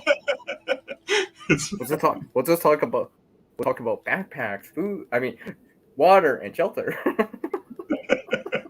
I know, but the cool thing is that like I also thought about it earlier, right? I think I'm going to start having like more like a fireside type chats as well that occur, because a lot of the time, like people that are in emergency preparedness, like people expect you to like kind of, I don't know if it's really a general expectation, but that people expect you to consistently speak about like directly prepping. And some people will actually be upset if you don't speak about and hone in on like constantly speaking about emergency preparedness. But like this is a place for us to get to know each other as well, like in general, and provide like some tips and topics and stuff for the people watching. But it's also a place for the community to get to know us more, and we're people, you know. That's the better part. Well, I mean, if you wanted to go watch like a instructional video, then you'd go watch an instructional video rather than like a live stream with human beings talking, you know. Well, usually, Citizen Garden, usually with my live streams, I usually designate, if you see it in the title, you know I'm talking about it.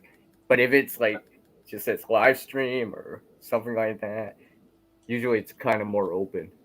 Yeah. For discussion, right? But if I have something in the title, in the description, I'm probably talking about that. So you're gonna hear me talking about it on and on and on. Yeah, it's good to have a focus point. I definitely feel that's strong as well. To have a focus point for a live stream, and then you can speak about like that specific topic around that topic, and then it does sometimes lead into like just general other topics and that type of thing as well. Shadow, you wanted to say something about one of the comments or something? I didn't know if I wanted to. I know we're just talking and talking and talking and talking. I mean, we are. I mean, I am. I was thinking about North Carolina girl here. Yeah. Blue-green algae. They are toxic, so. I know Uncle Al has mentioned it. Yeah, Uncle Al mentioned it. You can't boil that out. You can't boil that part. No, you can't boil it because it's not biological, right? It's well, chemical, I guess, right? Because it's a toxin. Yeah. You can't boil chemicals out, right? You can't boil, hard minerals and salt out, right? And you can't filter it either. You need to distill the water. Yeah, right. So that's why I always consider boiling. It's biologically safer, right? But boiling doesn't help against sulfur, salt, for example, and stuff like that. You would have to know it, right? Yeah, I don't know. I just wanted to say quickly there as well. Homestead was speaking about shed wars, and I didn't want to go over that. I know that there is the shed wars coming up at the moment. I'm actually having a bit of a garden disaster at the moment right now. I wanted to, potentially do shed wars again this year because I really enjoyed it last year. You get to know a lot of the homesteading community are really like a lot of knowledgeable people that can aid in emergency preparedness. Absolutely. So when it does come to, doing shed wars, I don't know, Rob, if you get a chance, if I can ask that you are able to just reach out to me just for a second, maybe on email in my about section. We could definitely, organize a bit of a chat around that if you'd like to. Oh, that reminds me, Citizen Guardian. Sure. You need to reach me on that Skype if you want. And so we can talk about a lot of these the off survival topics as much as we like. Yeah. No. It's actually because then I can get to know you without more personally. Yeah, I definitely, in the way that things I have can become, joke around more. Yeah, I can joke around more. I could say, without being judged. Just kidding. I know. No, that's the thing about live streams, is that's the beautiful part about it as well, is that like anything can happen. It's real life, like there's been crazy things that have happened on live streams before, like just, about 2 months ago, there was a person doing a Twitch stream, and in South Africa, and like as she was streaming, they came in and like there was a house robbery, and the whole thing is on like. Well, at least you have video evidence. Thank you, Monashi Prepping. I'll definitely look into your channel real quick.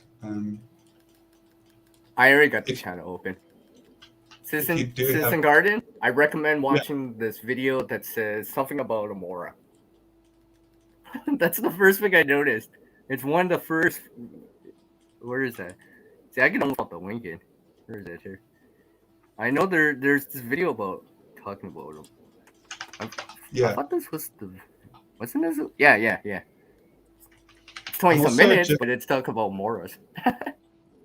I'm also just putting like a smiley face underneath one of your videos, Monashi Prepping, so that they don't because what can happen, right, is if you subscribe to your channel real quick, I'm sure you guys may be familiar with this, but if like I had to subscribe to your channel now and I'm like, hey, nice to meet you, I'll subscribe to your channel and check out some of your content, and a whole bunch of things come up, not yourself specifically, but like if you do subscribe to somebody and then you don't leave any sort of comment whatsoever, then what happens is that YouTube sees it as like not a permanent, almost anchored subscription of yours, and they'll actually remove your subscription. Yeah, see, that's why I tried to do that like that now. It reinforces that subscription part of it, right?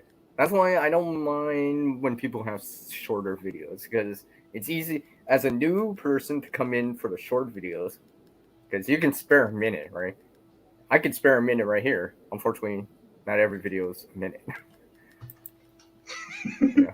I know. But, I don't know. It depends. Like shorter videos are nice as well. But the thing is, it's like if I make a video, I usually like put a lot of energy into like a single project. So like each video that I make, I try to like make almost timeless. I know I don't really get it right. I get it. I'm not saying my videos are great or anything. I'm just saying my videos specifically, like the ones that I do spend projects on. Like I've made three videos at this point. Well, 2 or 3 videos that took me like more than 250 hours of actual editing, sitting down and doing like deep editing to just make. Yeah. Okay. I gotta ask you I'm not going to advertise my own videos here or anything. No. So you said 2,500 or 250? 250, more than 250 hours editing. That's more than 10 days. That's 10 days, right? 24 hours. Yeah, that's more than 10. Yeah, that's more than 10 and a half days. Just over, yeah. So it's that, but that's something that I see. So I shouldn't tell you that I shouldn't say that I can edit a video within the day, right? I know. Especially if I have the content already, right? It's usually the time it takes is because I'm creating something, right? Or I'm making it from scratch, right? Or it's just because I don't have the video yet, right? Yeah. Also certain videos like with research and stuff like that as well, like doing like a sufficient amount of research and like actually doing like, like Havoc type videos where like, so the video that I'm speaking about, that I'm not going to recommend here is a video that Yeah. I'll say at some other point. I don't want to mention it on your stream, Shadow. I'm not going to speak about the video here. I'll say it at some point on another stream or something. Yes. So people can actually go watch it without spoilers. Too much. Yeah, and I also don't want to be Shadow. I don't want to seem like rude. So if you do ever see me talking like a bit too much or something, be like, "Hey, just Me too. shush now. Me too. Shush, so this is a Guardian. You talk too much." Well, actually, Citizen Guardian, since he's the host, he can mute both of us. So he can just mute us and just talk and be like, "By the way, I'm gonna talk right now." If we misbehaving, you're welcome to do that, and I won't take any offense, Shadow. I promise. Like you can just. Good to know. Yeah. Hey, Nice. Second Star Survivor. Good to see you, brother. Second Star Survival. How are you doing, man? Yeah, how are you doing? Virtual fist bump.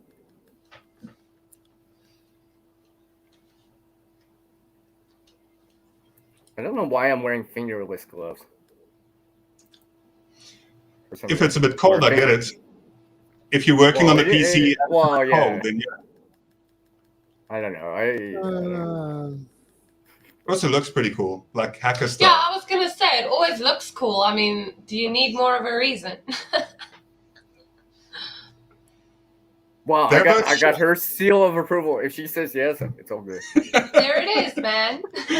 Like out of the blue, you guys are like, "Wait, what? Why does Citizen Guardian sound like so feminine and beautiful all of a sudden?" Trust me, it's not my She know how burning to voice. come on and wave.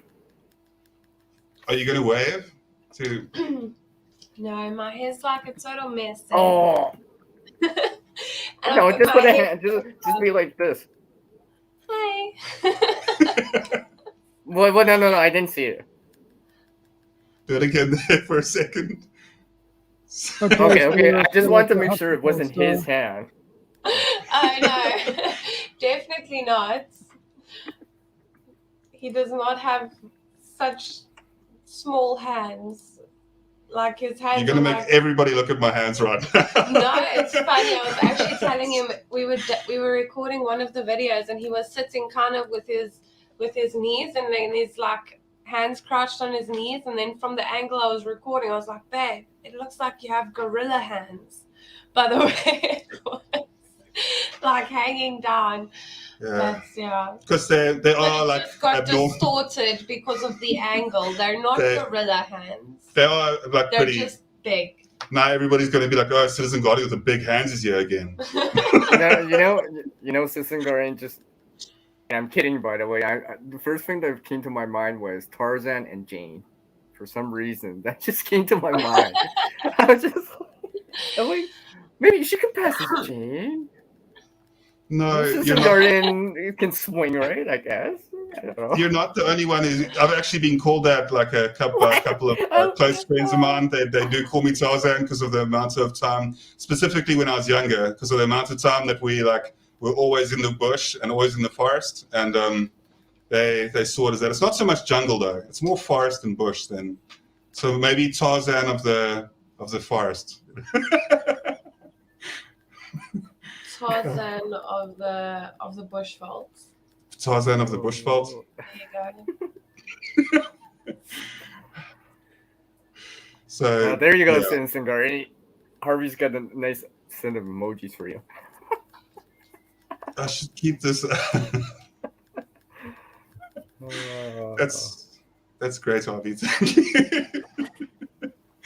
Thank you for your support. I do. If I had to work out like a lot more, it'd be pretty sufficient. Like, you know,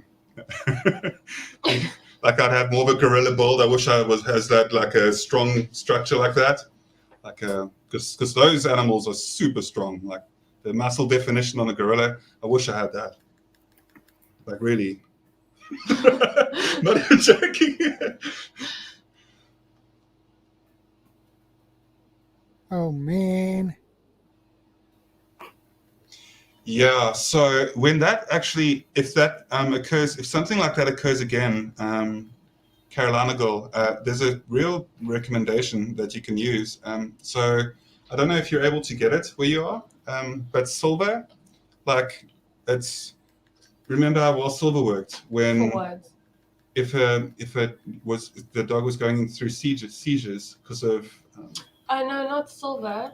It's activated charcoal. yeah, Our dogs, so on our property, because we silver had also works though, but yeah, activated charcoal's better. Yeah. yeah, no, you're talking about colloidal silver. Come in for a No, second. so our dogs actually, we think someone tried to, no, Come we here. think someone tried Just for- to poison them because Sorry. both our little dogs that sleep outside got very sick and they got seizures and stuff. And then my mom said we must give them activated charcoal. And then we did, and they both survived. Baby, I don't look nice right now. I don't want to. You don't have to. Wait. Weren't you? I thought you were on that stream. Weren't you? Wasn't she? Very, very briefly, but like. Yeah, okay there. Well, then you can make an appearance here. Come on. Come on. If it'll help, I'll close my never mind. It's not about that. You are It's making me Never laugh. mind. It's high school reality TV and a movie all at the same time. Well You know, said, sometimes it's good North to Carolina laugh girl. too, right? I think hi. Hi. That's See, one my good thing hair's about like flat come in all the wrong places. No, you look beautiful. Don't be silly. You're Look at you. biased. You have to think that. No. You're like stuck with me. I So wouldn't you say have to be stuck. like, Look great. I'd say blessed with you. I wouldn't say stuck with you. Sorry, what did you say, Shadow? I said, well, her hair looks great. Thank you. Well, thank you. I appreciate that. Oh. But like, it's supposed to have like a little bit more body at the top, and then. Well, It's it looked just good flat. anyway, so Exactly. Thanks. I appreciate that. Yeah. Second Star Survival over there also said at the bottom, activated charcoal is a poison absorber. It does work, and that's Yeah. absolutely true. It really does. And there's yeah, it also has a lot of surface area. yeah. and it works on Charcoal and humans activated too. charcoal has a lot of microscopic surface areas to connect and hook onto whatever it is. Yeah, we recently saved a little doggy of ours about two years back. Yeah, both of them was Minky and Bailey. Yeah, Minky and Bailey, both the two doggies. They're sausage dogs, you know. I That's just told the story then. with both of them. Yes. No, I heard that you told some of the story, but I was just saying exactly Okay. about the activated charcoal. Okay, ShadowScoutSwede and Citizen Guardian. I think I'm gonna do this again. I've done it before. I'm not. It's time to wear a bag for another live stream. Let's see right now. Why not? Just for fun. Just for fun. Just for fun. Just for fun again. Look there, see? So, Yeah. Well, look at it. I say if you can't just wear it around home, go for a nice, easy, walk, right? Well, you're not gonna be running anytime soon. If you had to. So I just do it so I could be like, I've done this at least. Yeah. Yeah. North Carolina, were you speaking about the whole thing where you don't stick on a channel if you like? Because I might be delayed. I think I'm quite delayed. Maybe unless I think that I am on track with where you're coming from.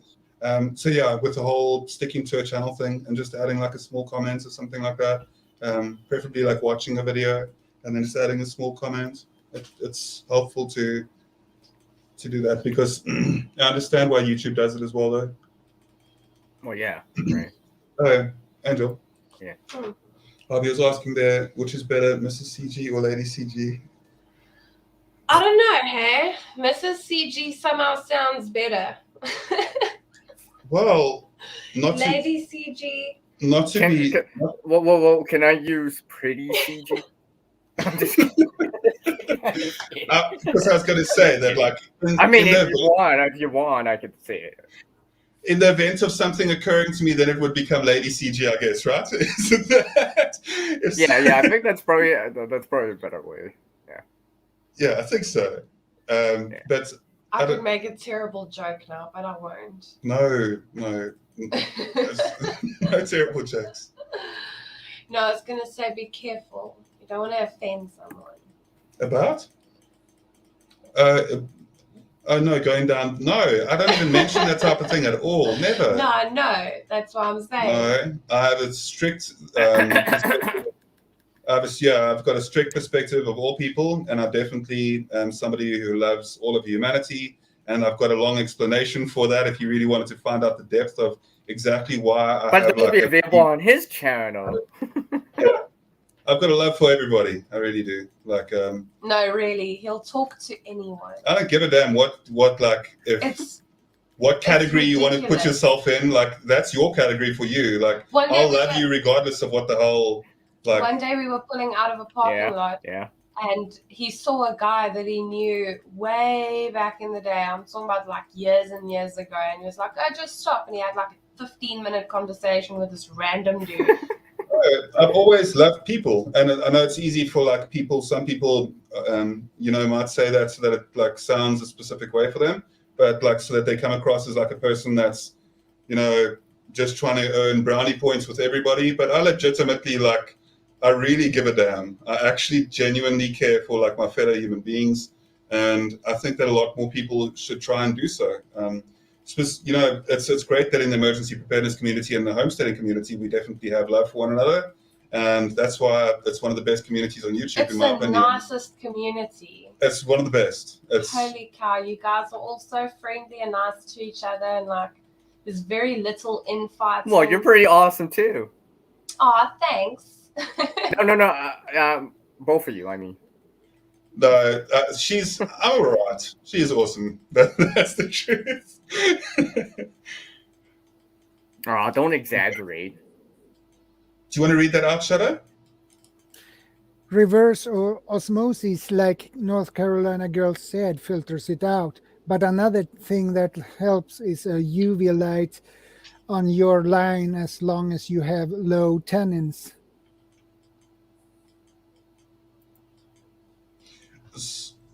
I'm wondering how you can Well, I'm gonna check something up. If I remember, very interesting.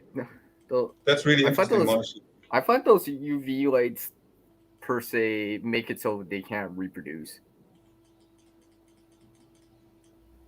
Like it makes it biologically inactive. I thought that's what they're supposed to do. So from what I've heard, anyway, from what I've heard.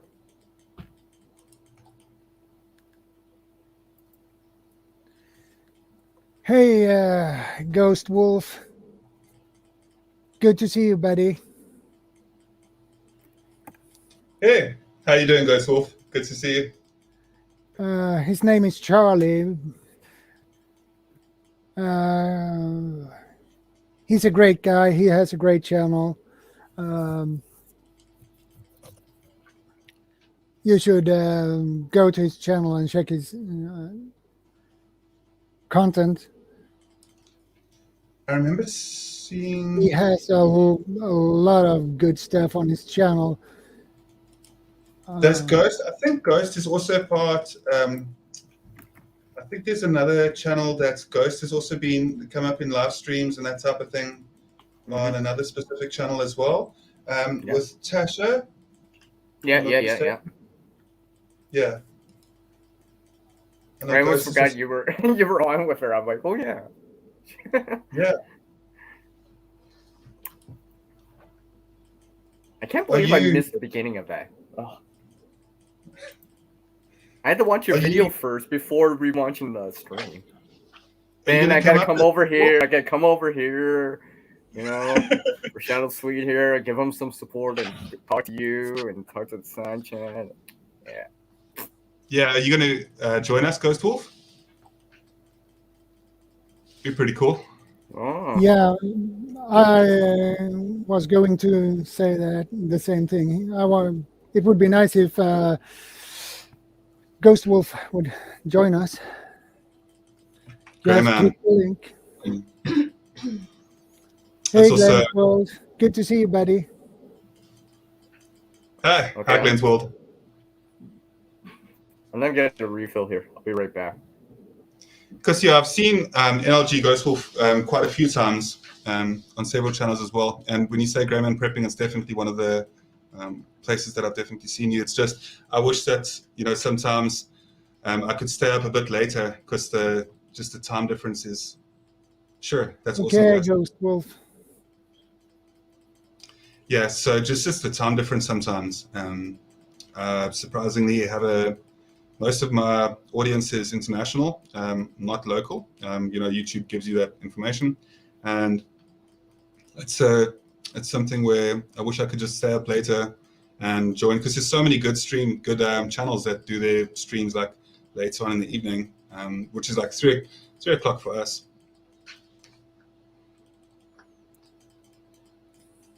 Yes, So I'm just reading a comment quickly. Yes, we take activated charcoal. There was black mold at lake too. Thank you. We also take pH balanced silver solution for our immune system. Yes. It's that silver that we were talking about as well. That's really good. Colloidal silver. I believe it's colloidal silver, right? Yes. And then also when it comes to general amazing immune boosters, not everybody can do what I do with it as well, but I absolutely adore garlic. I love garlic. Yeah, I love garlic too. Yeah, it's so good. Like in food, it's really tasty, and then it's amazing for your body. So yeah, and it's antibacterial, and well, it's good for you anyway. So it's a multi-purpose onion, basically. yes, and it grows pretty easily too. Garlic isn't so much of it. Yeah, it's easy to grow it. Yeah. I have been thinking to grow some garlic myself because I use a lot of garlic. It's so good. I'll tell you a funny story about garlic, and I'll wrap it up in like 30 seconds. So basically, sometimes in my youth as well, just on the side, I used to do, pizza delivery jobs. I used to do that occasionally, just to get some extra cash in. And because of working for the place, you get to know that there's certain specials and that you can do. So what you do is you take like a meaty feast pizza, which has like lots of different topics on it. And then you take the toppings and you replace them with like basically just cheese, garlic, and a bit of mince. And then it makes this very garlicky, like sloshy, garlicky and cheesy thing. And it doesn't look very appetizing to everybody, but to me, it absolutely adores garlic so much. Like it had so much garlic on it. Like I used to drown a pizza in garlic, basically, is what I'm saying. I love garlic.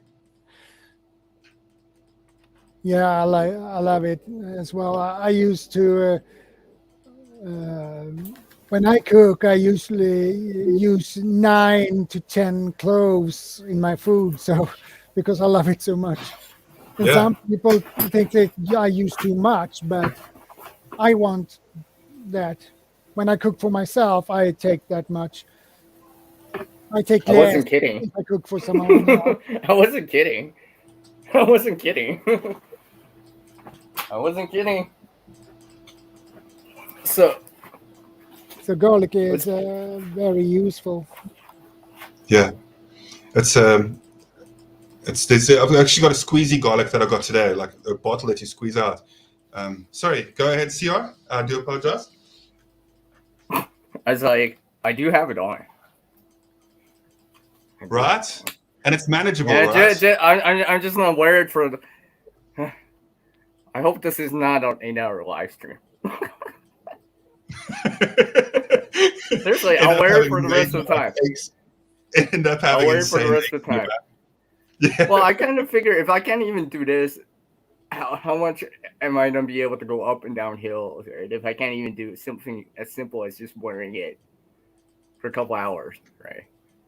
If I can't even do that, then I'm not going to be able to go like 10 miles, 20 kilometers or whatever, going up and down hills and stuff like that. Terrain, elevation change. So, like, working your core is so damn important. When people say, "Oh, working your core and whatever," right? But legitimately, working your core. If you do have like your core muscles functional, you'll have a lot easier time keeping in shape in general. And if you have the capability, not everybody has the capability to do so, but Cycling, mountain biking is something that I absolutely love, and like it's really good for your core. Like it's amazing. Like it's such a good feeling. But if you can't do mountain biking, just walking and keeping active, just walking a little bit. And if you can't walk, and if you're in, because there's people that I'm very close to that don't have, that are currently disabled as well, but just being able to see things outside as well is also good for like, not so much Yeah, like it's nice to see, nice the to see mentality. the outside world. Yeah, it's important. Even if it's outside of a window, sometimes like human beings need to see some sort of, even if it's a bird flying past or whatever it may be, some sort of connection with nature as much as we can have that. Mm-hmm, mm-hmm.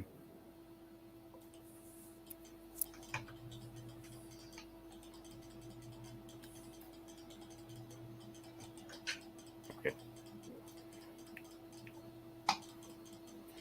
So just gonna, so colloidal silver, a colloidal is a mixture in which one substance of microscopically dispersed insoluble particles, i.e. silver, are suspended throughout another substance / liquid.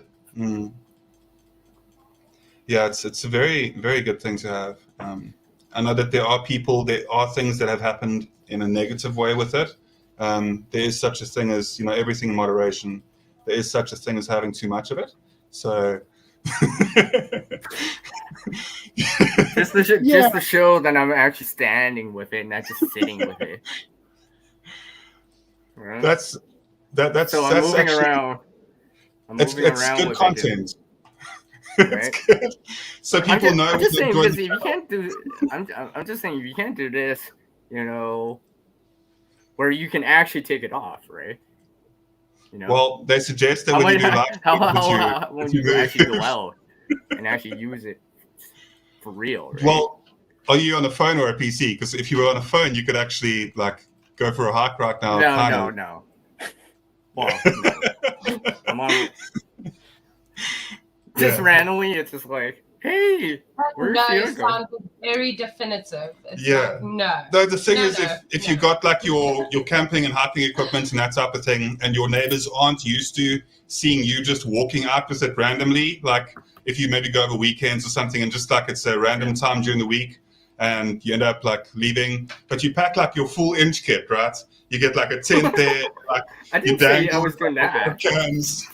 Your cans dangling and all. Yeah, fishing rod over your shoulder. Like we're never going to see CR again. Since I'm guardian and ShadowScoutSwede, this is like the lighter bag. This is like mid range. I have lighter bags and I have heavier bags. Welcome to the stream. Good to see you, buddy. Hey, it's Thor. Thor's legend. Welcome to the stream. So. I'm all to type, talk to you guys, and we're big.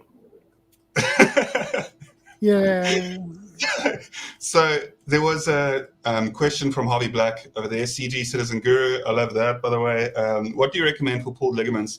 So hiking strain injury. So a lot of the time to prevent those initially, because prevention is better than cure. A lot of the time you want to try and make sure that you do stay like regularly fit. You don't want to, even if you pace yourself.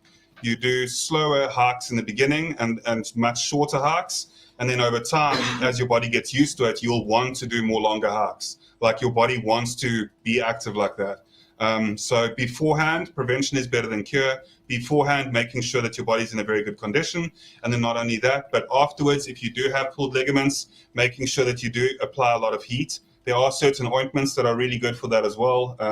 There's like heat ointments, heat creams, that rubbing over them as well. You can definitely get them at like a local pharmaceutical store.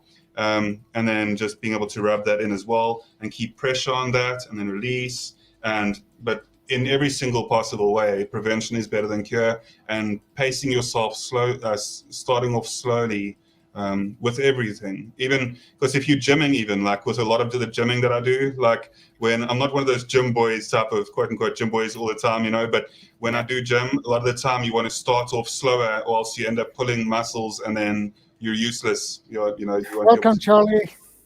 Hey, Ghost. I'll stop talking for a moment and welcome you to the stream. Okay, I'll mute. Hi there. How are you doing, Charlie? I'm I'm doing good. I'm getting a bit of feedback there somehow. I know how. I'm not for getting me, because I'm not talking. I had you guys on YouTube. Now that I'm on StreamYard with you guys, Yeah.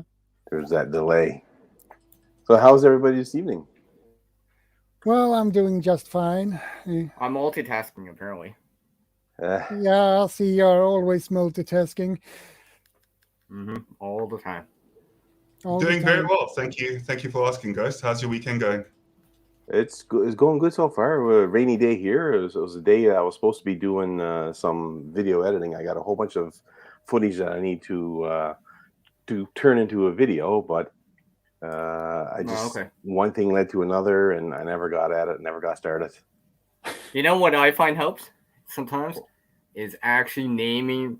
Like, it depends how you record the video, right? If it's a whole clip and that you're dividing, that's one thing. But if you have a bunch of clips, I usually rename the clips specifically to what's going on or what I'm seeing or what's going. Like, if I'm showing a bed, right? Let's say like a fire kit, right? I'll name that video file fire kit. That way, when I'm editing, I can see it instead of having to rewatch the footage because what video is this again? Because you have like a generic name. Yeah. Well, I got everything in files. I keep everything in files, and I got everything on an external hard drive. And I got hours and hours of videos, and it's just a matter of going back to it. Yeah. Editing is very similar to preparedness because they organize. Yeah. Sometimes in labeling or naming stuff, it does help, especially if you're doing it for a long period of time, right? It's so easy to like, oh, I wasn't supposed to remove that. That's the wrong thing I'm working on. Well, the one thing that I'm poor at, and if you guys heard me on talk shows, you heard me say this before, is I'm a venture first and record second. So the camera doesn't come firsthand, and it should be when you're a creator, I guess. You should be setting up your shots and figuring out what angles you want. Hey, Charlie, we're not all West Stroud, right? Yeah. So for me, I'll be It takes effort to do those walking by, walking back things. Yeah. I know because I just did one for the last video. I'm just like, that's true. Walk back 50 feet to get the camera. I was done putting it in. By the way, I gotta pick up the camera. I was done do that. I think it's no. Go ahead, Ghost. Sorry. I was just wondering what time is it in everybody's area that's on the broadcast here. Afternoon. It's afternoon out west. For me, it's raining here too. Actually, in Newfoundland, it's 6:47 p.m. in the evening. Isn't it dark? It should be sunset time already, isn't it? It's getting dark. Yeah. Next week it will be dark this time. Yeah. My time here is 10:17 p.m. 10:17. Okay. Yeah, we have the same time as Shadow Scouts. Yeah, we're in the same time zone, just like in way different places, like so far away from each other. Yeah. Like Southern Hemisphere. Yeah, exactly. Citizen Guardian is from South Africa, so and I'm from Sweden, so. Yeah, no, I've seen the Citizen Guardian on Gray Man Prepping's channel. Yeah, you had an excellent interview that day. It was dynamite. Yeah, I've got so much admiration for Gray. He's definitely somebody that I look up to quite a lot in the community. Just somebody that's been not just like as for example like another YouTube channel, but somebody that I've become friendly with. To a degree, I view him as a bit of a friend. I know that you're not actual in-person friends, but YouTube allows people to gain like a community and stuff like that. And I just have a lot of time for where Gray's coming from.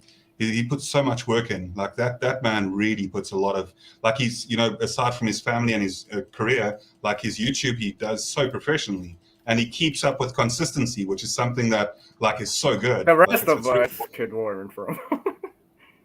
Yeah, 100%. I'm actually he's doing it right. I'm actually starting a weekly live stream. I'm gonna do two. One of them is going to be Talk Time Tuesdays, where you introduce other creators, both new and ones that's been around for a while, and try and help them get over the humps and hurdles that sometimes you kind of go stagnant for a while on YouTube, and try and help them. You know, if somebody's got 80 subscribers, we try to get them to 100. If they got 800, we try to get them to 1,000. You know, if they got 8,000, we try to get them to 10,000 type thing. So just try to help people get over the hurdles and stuff. Yeah, Yes. I think that is a good idea to help people on that way, because if you help people, you get the same help back in return. So yeah, I was raised with one good deed a day. That's how Dad raised us. We have to do one good deed a day, whatever that is. I love that. I think that's very good. And, you know, and literally, because what it does is it gives you the opportunity to look for good deeds that need to be done that otherwise you might have looked past. It could be something simple, like going for a walk and seeing an elderly person trying to get their garbage out to the curb. You stop and you take care of their garbage for them that day. Or where's Canadian Creator going? Some walking. Gotta make the stream entertaining too. Informative but entertaining, right? There you go. So there was a husky on the street where I went to the shops earlier on the Transop, and there was a husky that had gotten out of the yard. And the thing is, like, as I was riding down the road, the husky was, and also I don't usually tell good deeds and stuff like that I do. Like, that's literally against my policy. I don't like to let my left hand know what my right hand does. That's what my grand taught me. So, like, I'm cautious to, like, tell of good deeds and take a photo of me helping people and stuff. Like, that type of thing is kind of toxic in my opinion. So, like, I've tried to refrain from that. Just as a disclaimer. So basically, there was a husky that, and I've got to say that to tell the story. So there was a husky that had gotten out of their yard, and I was riding down the road, and I saw that the husky, like, was just in the street, and you can see that the husky belonged to somebody. It looked well maintained as well, looked happy, looked fed. And I know huskies, if the huskies get out, they will go like forever without stopping, really. Like, they're known for that. They're very adventurous dogs because of that as well. So, and I stopped there with the motorcycle and went next door. There's like an abandoned building type of thing that's like an abandoned property, and went onto the abandoned property and got the people their husky back. Short story is that it's like it always feels good, you know. It feels good to assist your local community, and you might never know, maybe sometime I've fallen on the motorcycle right outside the people's house or something. You shouldn't do it with the intention of getting return, but that is how it works though. Like, when you do give out positive, it definitely does fall back to you as well.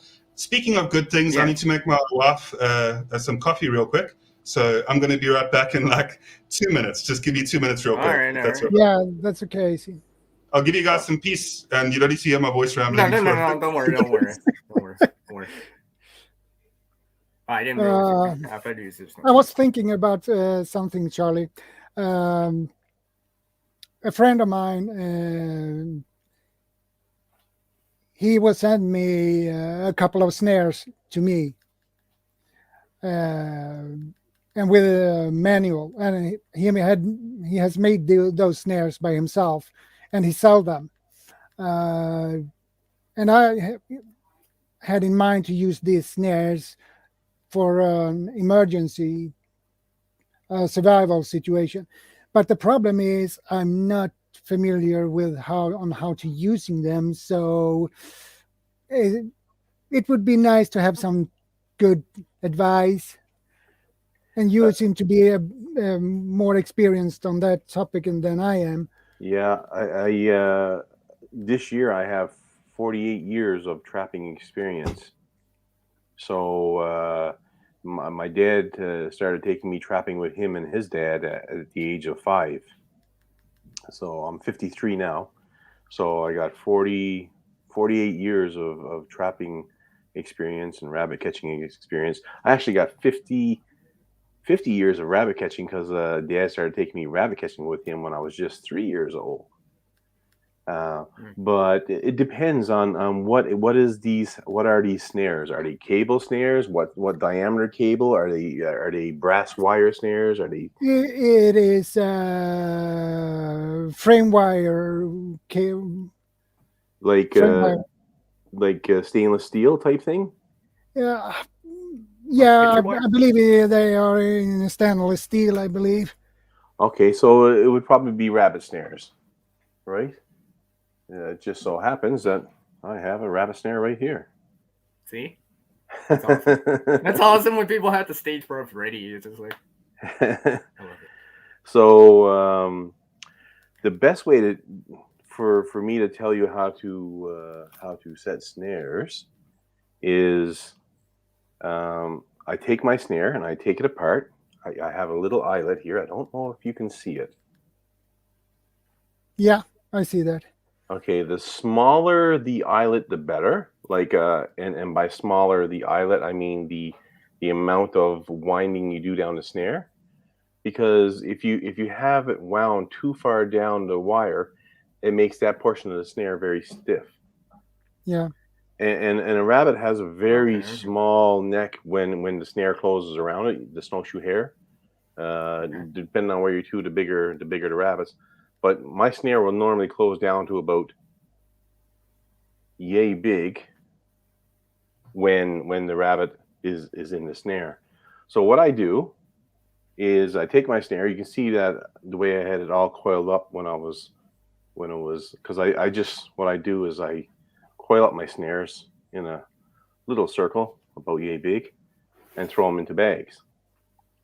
So when I go out to set the snare, I'll uncoil it. Give me a second here, folks. And then I'll rub it on a tree branch. Now, I got no tree branch here, but I'll see what I can do here.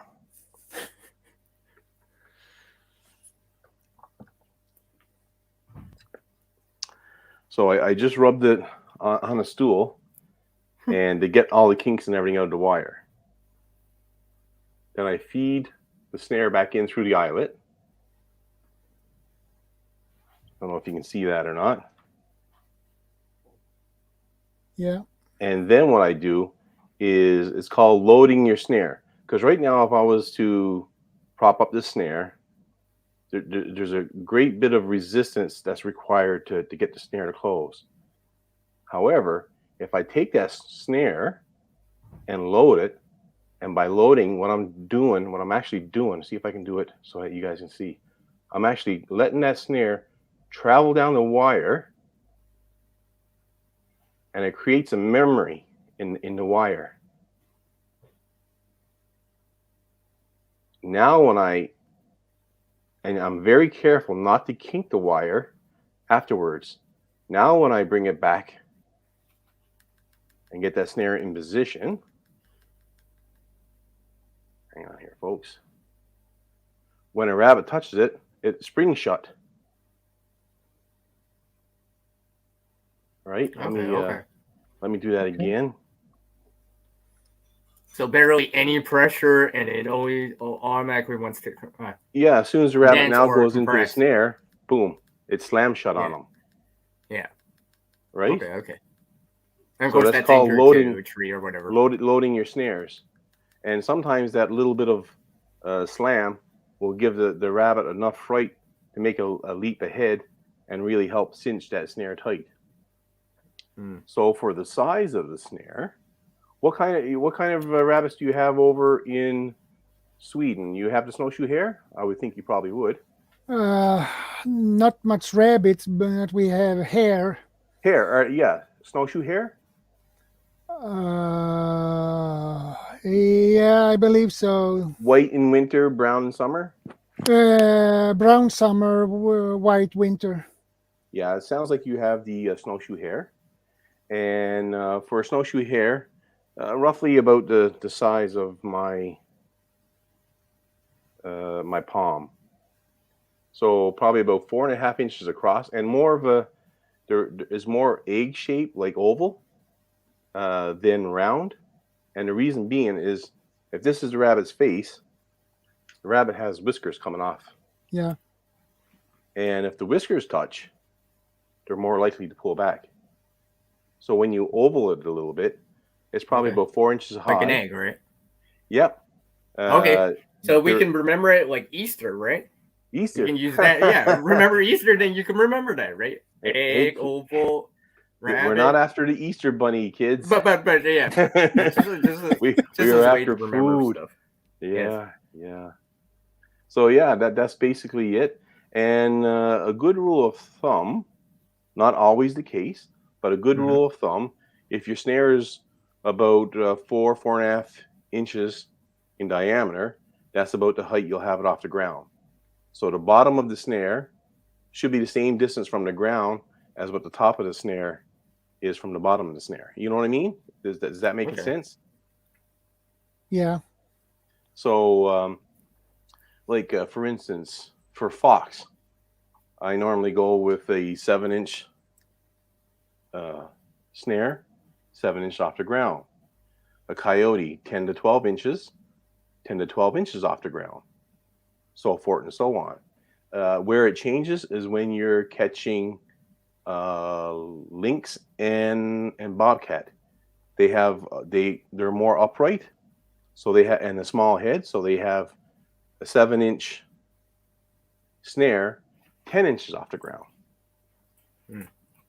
But what you can do there is you can add in chin lifters and duck branches and have your snare in between.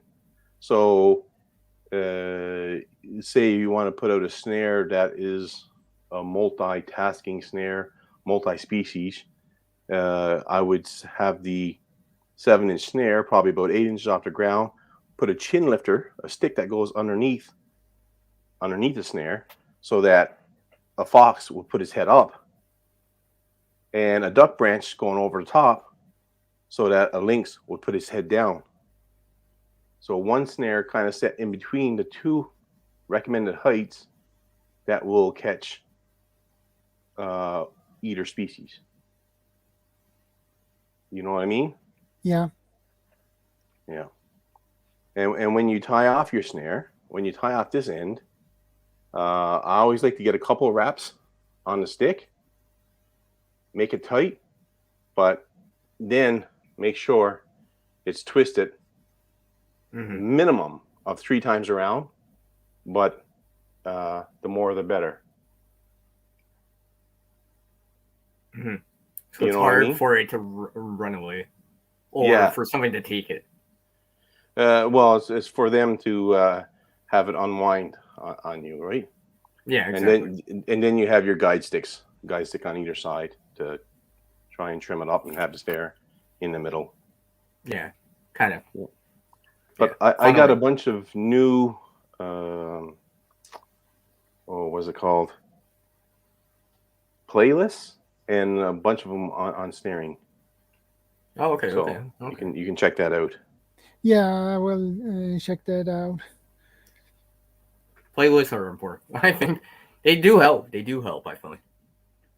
Yeah. I would probably have that package from him probably next week. So if it takes maybe 2 weeks from US to get to Sweden, so sometimes probably next week I will have them. So and I will do an unboxing video on them. So okay, that's cool. So you can when I get them, so you can see how the snares looks like, because he sent me 2 different sizes. So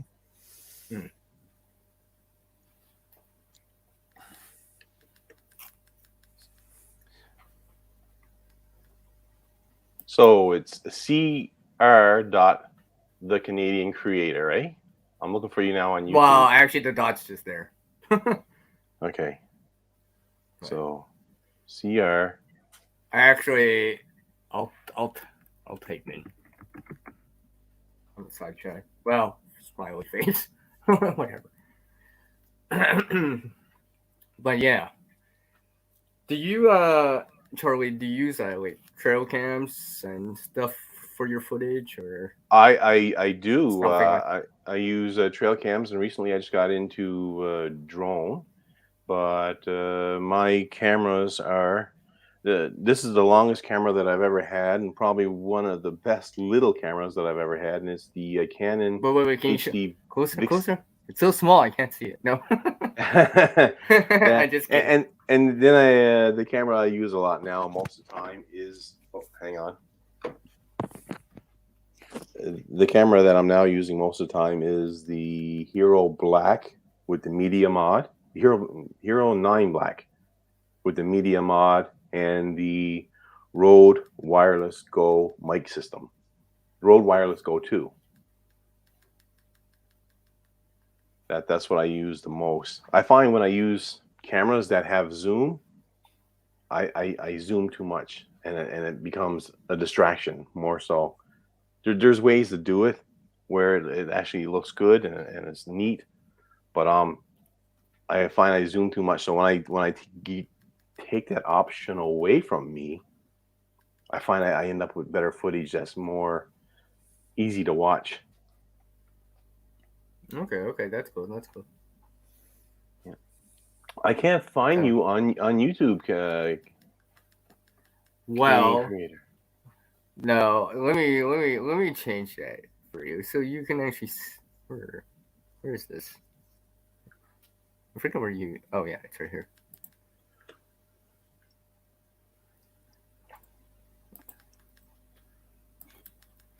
That's just. Yeah.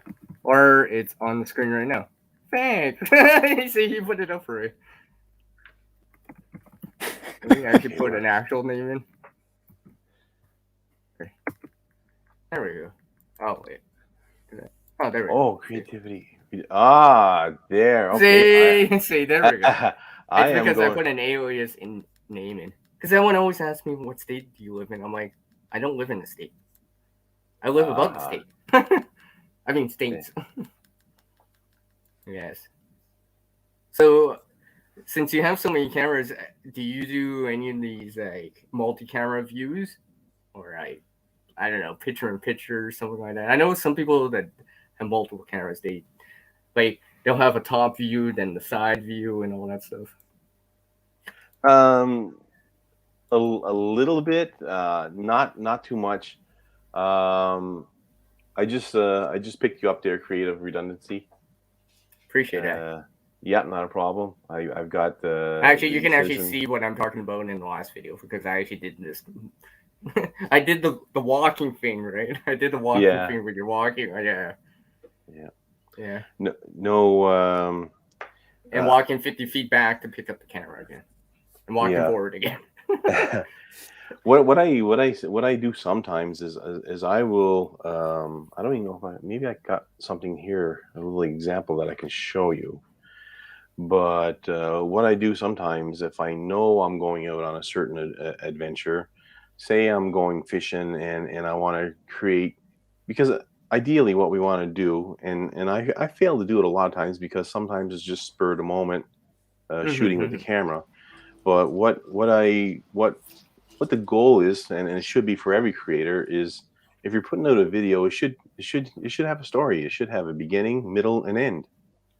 And so sometimes what I'll do is, if I'm sitting at home and it's raining and I want to be outside somewheres, I will write up a storyline of some sort. I'm just looking for an example. Almost like a script, right? Almost like a script. Yeah, exactly. So I got one. Remember, here script now. has CR in it. Yeah. It does. Okay, so like sometimes I will write out something that I'll be doing, and then I'll circle it. So anything that's circled would be something that I would want to capture on camera. Like I drove this section of highway, so I would show that section of highway. Went to a new Capella store, so you show a shot of you going into that Capella store. Suspension bridges and stuff like that. Whatever Depending whenever on what the video is gonna be about, right? I mean, yeah, exactly, and it could be it's like something like it's like highlights. It's like I gotta make sure I get a nice shot of it or stuff like that. You know? yeah, exactly. So say if I'm going salmon fishing, you know, you want to be able to tell that full story. So One popping out from the water and going like this, you'd be like, oh, yeah, so I gotta get that shot if I can, right? you That'd be you a great say opener. I want to grab my rod. So you wake up in the morning and grab your rod. So boom, you got to have a picture of the camera set up. All of a sudden, your hand comes down and gets the rod, and walk the trail down to the river, tie on a fly or whatever, whatever it is. But to tell the full story, to show it the beginning, the middle, and the end, and it kind of brings people full circle. And I find I watched a lot of YouTube, and the ones that do that on a regular basis, they're very successful. The ones that take the time, get good steady footage, don't have the handshake, the zoom in. I mean, and out. there's times for that, but generally you want it stationary. Yeah, because no one wants like this motion blur because you can't make out details. no, exactly. That is the thing. That's the thing about it, right? Because with motion, when things are blurry, you can't make out details, and it becomes hard to watch sometimes. I find so. Yeah, that's I mean, one if of it's the once things in a while and stuff like that, Yeah, and it's okay. But Charlie, you said about a beginning, middle, and end. Yeah. Right. See, when I do video editing and stuff like that, I kind of do it in the same way. I kind of have intro, outro, something like that, whatever it is, right? Yeah. And have the middle or the body of the video, right? Almost like writing an essay, right? Yeah. The hardest thing for me, the hardest thing for me is if you don't have enough footage. So the most important thing is to get the footage. Shoot. Then you can cut out you can always have that you don't access. want. It's better to have too much than not enough, because when you're trying to tell a story and you don't have enough footage, it's like, well, this video is not going to be all that good. You know what I mean? Yeah, I know, right? Just like missing. I should have shot more, right? Well, that's another thing to remember is like you make sure you empty your memory card, make sure you have your full capacity for space to record. Also, getting like a secondary battery. Recently, it's the first time that I got a GoPro. Battery bank. I got a GoPro, like a second-hand one, exactly, and having that spare so that you can have like a replacement battery can obviously extend the amount as well. Some people will even have like 3 or 4 batteries for like any of their GoPros and that type of thing. A little battery compartment case that they can like replace it over time. I've just recently gotten into it myself. Like this is the first time that I got a GoPro, and I got the GoPro 6, like a second-hand one that it's actually like I've been having so much fun with it though. Like I'm still like amateur when it does come to it, but it's so much fun. Like just going out there with the camera and like recording and seeing what shots you can get. And then also like understanding, as you say, like sometimes having a bit of a story to your video. And I can hear as well with the passion that you have for creating the content, Ghost Wolf as well. Like it's something where the way that you speak about it, like the way that you speak about the story element of it, those things are absolutely what matter. It helps people, it's just more edible for the eyes, more enjoyable for the viewer as well, I guess. Yeah, and for the longest time, I didn't monetize my channel. I probably had close to I don't know, 7,400 subscribers before I monetized. And but now that I am monetized, I do want to try and bring out better content, because I think I owe it to the people that follow the channel. If they're going to sit down and watch, your game. Yeah, exactly. You got to take it to the next level. You're trying to up your game on it, right? And be like, and show that you can hunt or whatever, or trap or whatever. But look, I can make this. I can edit and do this cool stuff that other people do too. See, the problem with my type of channel is I do everything outdoors, and I'm a nature lover. I love nature, and I'll have videos where I'm out just watching nature. But I also was raised in a very native, traditional manner, where you can't tell by looking at me, but I am native. But you know, where I hunt, where I fish and gather food. So I'll get somebody subscribing to my channel who sees me out watching whales or watching moose or calling grouse and playing with animals and stuff like this. And then the next video, I may be harvesting one of those animals. So my subscribers, like if you look at my analytics, it'll go, you know, 4 new subscribers, 3 gone. Yeah, 5 subscribers, 2 gone. Well, you know what I say. You know what I say about that is just, well, that's why you have a tab that says videos, and you take a look at all of them first. Check out the content, right? You would notice that, right? I'm just saying, right? You'll have titles that say this and that. Yeah. But for the people that are really good at editing, there's a couple of new YouTube channels that I watch, and man, one of them is the Backwoods Barbarian. Do you guys ever see any of his videos? Backwoods Barbarian. There's so much out there. I'm trying to even catch up. This is a new guy to YouTube. He only started a year ago. He's already got over 1,000 subscribers, but his editing skills is so entertaining, so much fun to watch, and so enjoyable. It's a lot of fun to watch really good people who create good content. And I'm going to catch up on all you guys. Citizen Guardian, I just picked you up. I thought I had you when you're on Gray Man Prepping, but I didn't. I just picked up. You should check out that other video he put out. Thank you for that. I just watched it a couple hours ago. Right which one specifically? Which video were you talking about, CR? I'm talking about that bug out video that you showed. Because you just released it. That's one of the adventure kits. And the adventure kit, yes. Thanks for watching that, CR. And something that I wanted to speak to you. Because I saw the blooper in there. Yeah. I'm waiting for Lady CG to say something here. So no, her attention. She's focused on something completely different on the side. Yeah. We can see maybe if we can get a little bit of her time. Maybe.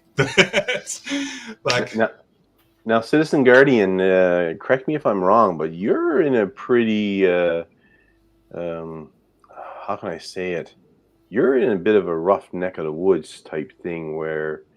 I don't think you have the freedoms that like I have here where I can go. I'm not worried about crime, so much and stuff like that. There is very low key, low crime where I'm too. Everybody knows everybody. Everybody looks out for everybody. If you see a stranger in the neighborhood, it's like, hey, what are you doing? Who are you looking for? So newbies are kind of you see them, you approach them, and you figure out what you doing here, pal. Who are you looking for? Yeah. But where you're to, I think you got a lot tougher than what I do. Well, we do, but you see, it's the same thing as I always like to do this quick analogy kind of thing, where I say, like, it's a goldfish theory, right? This is what I'm used to. Like, it's not like, in the evenings, our dogs always sleep inside, like, because of, many different reasons. We're always alert. If there's a car that drives past, any car at all, I'm always checking what car it is. We're absolutely very vigilant when it does come to locking and closing doors at all times. When we're withdrawing money, our backs are always to the ATM so that we can see who's coming and going. Everything that we do on a daily basis, but that's our norm. Like, it's not like anything that's different. It's just because our crime rate is so ridiculously high, and we're trying to resolve it as a country. So I try to have a very positive outlook on it. I've experienced immense of different type of situations in the past that I don't speak about online anywhere or anything like that, nor to really any of my close friends on YouTube or anything. But you're right on the money about the way that the situation is here. Every single household has like complete burglar bars, like in every single way. Like we have like a lot of our homes look like jails because of how high the security is. We've got CCTV footage everywhere, and it's not only like, it's the thing is, in the country we've got such a wide amount of diversity as well. We've got 11 official languages, so we've got lots of different people as well. And fortunately, with the world that we're living in now, like in 2020 to 2021, we've got a lot of people from all different cultures on the high end of the income spectrum, and then we've got all different cultures on the low end of the spectrum as well. So we've got a deep history, and I know I do seem to be rambling for a second, but we do have like quite a deep history. So when it does come to like emergency preparedness, it's kind of like a lot of people have it by default in a way. Like it's because a lot of the time, a lot of the different cultures have certain things. Like in a survivalist aspect, we've got some of the tribes as well, some of the local cultures as well that do like rituals where the men go into the woods for 3 months to survive with barely nothing. And it's an initiation ritual. It's an initiation ritual. They do it when they transition from boys to men. Yeah, so they go into the woods with nothing for 3 months, basically, is the quick explanation. And they have to like survive. And they've got to survive. And then we've also got like other cultures where it's a big part of their upbringing and that. So survivalism is something that comes quite easily to a lot of us here. But I do much more of an Americanized side to it, where I've got a lot of compassion and love for the United States. Everybody that follows like my channel or anything knows that already. But I really love the States. I could speak on that for hours, but I won't. But anyway, just to wrap it up, yes, we have crime, but it's our normal. So we do the best with what we can, and we focus on the silver linings. Yeah, and that's the key right there, the positive attitude. And where I'm ex-military, I've been trained for the worst, you hope for the best, and you're happy with something in between. Yeah. You know, so very, very well said. Yeah. Yeah. Yeah. That's good. It also keeps it's always very interesting.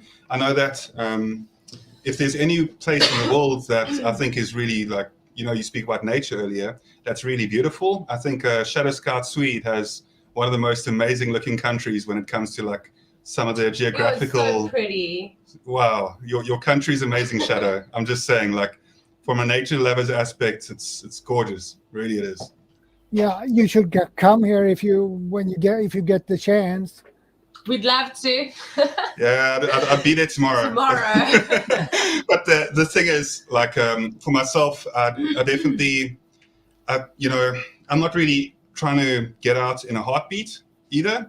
I know it seems naive for me to not want to get out, but the thing is, it's hard because we have family here. Yeah, we've got family here, and then like I wouldn't want to just ditch family or something like that. And also, like, I love being from here. Like I love like the amount of natural, like we've got so much nature and so much beauty in that type of thing, and that's what I really enjoy about our country. So for me, I'm happy. I know it's very dangerous in some ways or whatever, and people say I'm silly for wanting to stay and to a degree, but like I don't know. It's a long explanation. You see, I ramble on too much.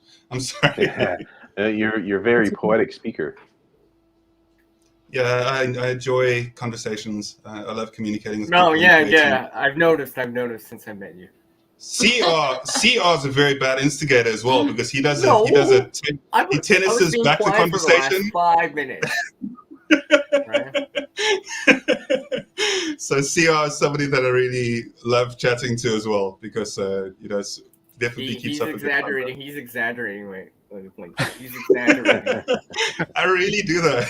I genuinely do. It's always a good time to catch up with you, CR. Seriously, citizen.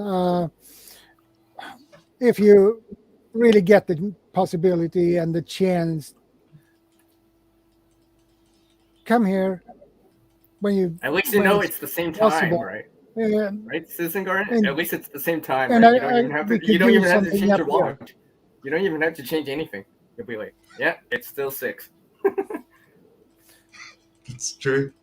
Sorry, Shadow. Right. No jet lag. It's right. Same time zone. No, that's a very sweet thing for you to say, Shadow, and I really, I do appreciate that in a lot of ways, and I think I'm just at the. You see, I've traveled immensely when I was younger. I used to travel quite a lot, and I've seen beautiful places in my life, and you have one of the most beautiful places ever. But for myself, I don't know where the future could lead. That's what I'll say is I would love to travel more, and I'd love for my little one to grow up in a safer country. That's the short answer. That's what it comes down to. But for myself, I'm happier. To travel would be great. I would love to come visit you, Shadow. I would love for us to go on a hike. Oh, that'd be amazing. It'd be really cool. And I could show you our beautiful nature we have up here. That would be amazing. Maybe, if things, because with my work at the moment, if things continue to go well with my work, I might be in a better position in the future. And also airline tickets are constantly getting cheaper. So you never know what the future brings, Maybe that's a trip. Maybe we could all meet up go for some hikes there by Shadow's side and do like a nice little hike together. I think that'd be amazing. It is getting a lot cheaper for people to travel. So you never know. And I'm being serious about that. Give it like 5 to 10 years. Watch how much easier it is for people to travel consistently. Everybody, that's Wow. awesome. Travel for us here in Canada is getting harder and harder. I can tell you, we're paying $1.65.9 a liter for gas, regular gas. Oh, I know, right? I know. It's crazy. I know. Yeah, and our food bill is starting to climb. It's getting to the point now where I'm seriously thinking about building a chicken pen and a chicken house in the backwoods here, and starting to raise my own chickens and stuff. Well, that'd be exciting. Mm. Well, it's getting to that point where a friend of mine did it this year, and he figured he's going to be somewhere in around $720 to $750 per chicken. After all said and done, all the feed and everything the cost of the chickens, the raising the chickens, feeding the chickens, and then harvesting them, he figures he's going to be in for about $720 to $750 per chicken. Right now, a family pack of chicken is over $19 at our food store. Ooh, Yeah, that is expensive. very expensive. So we're almost being forced to go back to an older way of living. But the problem with that is the population is so big. Even here on the island where there's hardly anybody, our population is very low. But if everybody went back to the old way of living, there's not going to be enough wildlife to sustain that type of living. We have a lot of wild for a long period of time, right? No, exactly.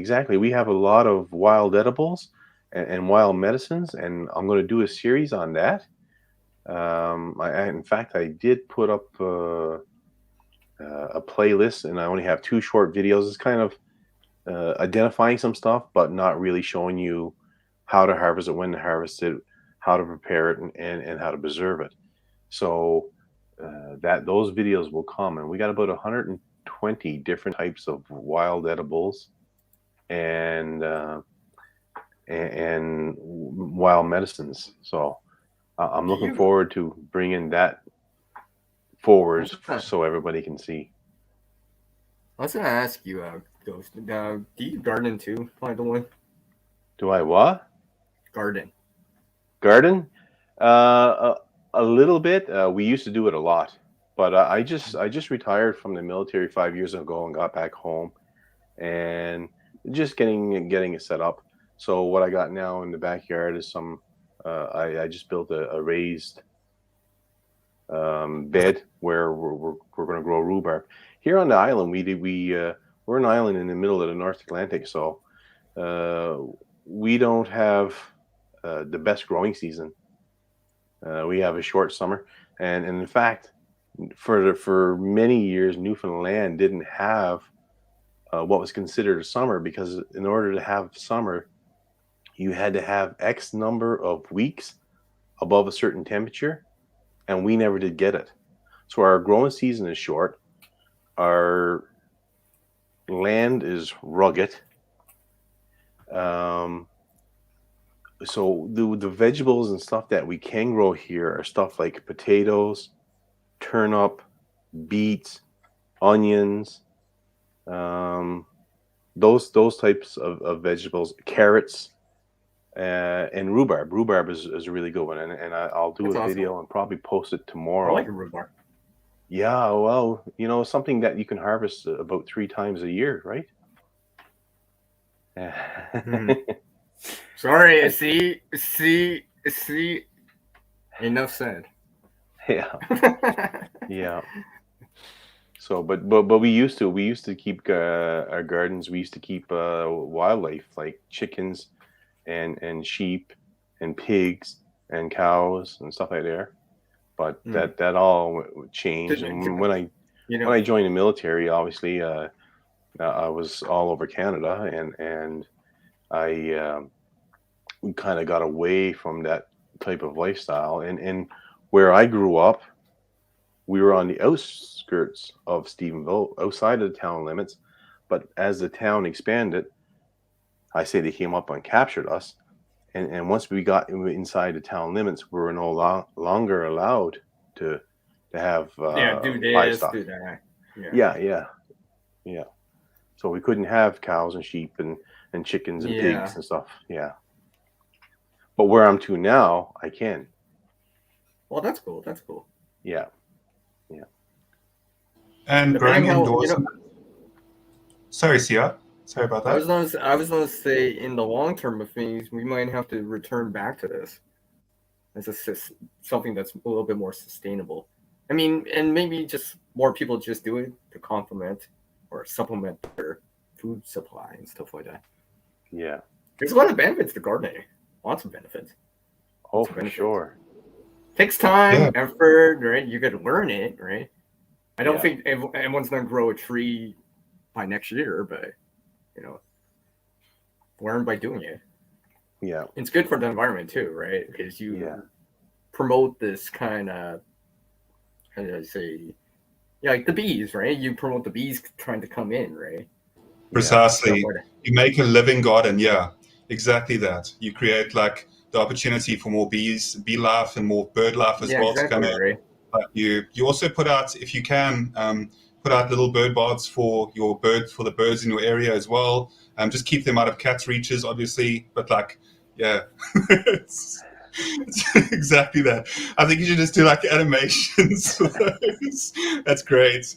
So and the thing is as well, it's also like in Ghost, and also Shadow. Like the nice thing about it is that you get the opportunity to spend time and just like be outside and be breathing like fresh air and just like enjoying like just everything that you do. Getting your hands dirty sometimes just feels so good. Like having a whole bunch of dirt, like your fingers going through dirt. It's I don't know. Pitchfork. Sometimes I'll even like forego using the garden tools. I've got garden tools, but I'll sometimes forego using them because I like to get my hands like into the soil, I like that feeling of having, I don't know, it sounds so strange, I get it completely, but just having like soil around my hand and just like, digging out, and also doing a little bit of tilling and that type of thing with my hands makes me feel connected to the earth in a way. And I'm not getting too like onto that, type of part. I'm just saying. See, you said something that's near and dear to me, and is connecting to the earth. And I think anytime you do something and you do it in a good way, and there's something that we have lost over the years, and that's our ability to get grounded. Because you go out and you got footwear on and rubber soles and this and that, and we lose that connection to the land. But anytime you go back and you get your hands into that soil, you get your feet onto that ground, and you ground yourself, and it's proven. Medical science has now proven the importance of actually grounding, and the health benefits to it. So what you're talking about, it makes all the sense in the world there, Citizen Guardian. So if I go outside when it's -20, that's cool. Okay. Except in those situations. Yeah. Oh, okay. Gotcha. Yeah. Also, no, there's a benefit to it. So if you're looking at, obviously there are ways to make temporary survival shoes in a bit of a fix if you really needed to. So it's good to understand the basic of how to do that. But a lot of the time, if you do create, if you spend enough time with your feet in the soil and you know walking barefoot, you do end up hardening the bottom of your feet to a little bit of a degree as well, and that's quite helpful in like a lot of different situations. Specifically, like if you need to It's so much easier to climb barefoot. that too, yeah, it's way easier to climb barefoot. Oh, okay. So that's why. Depending on what you're climbing. I'm not speaking about. No, I'm talking about like trees, cliffs, Yeah. that type of thing. Like Yep. I remember growing okay. up, we used to always be barefoot and we were always climbing everything.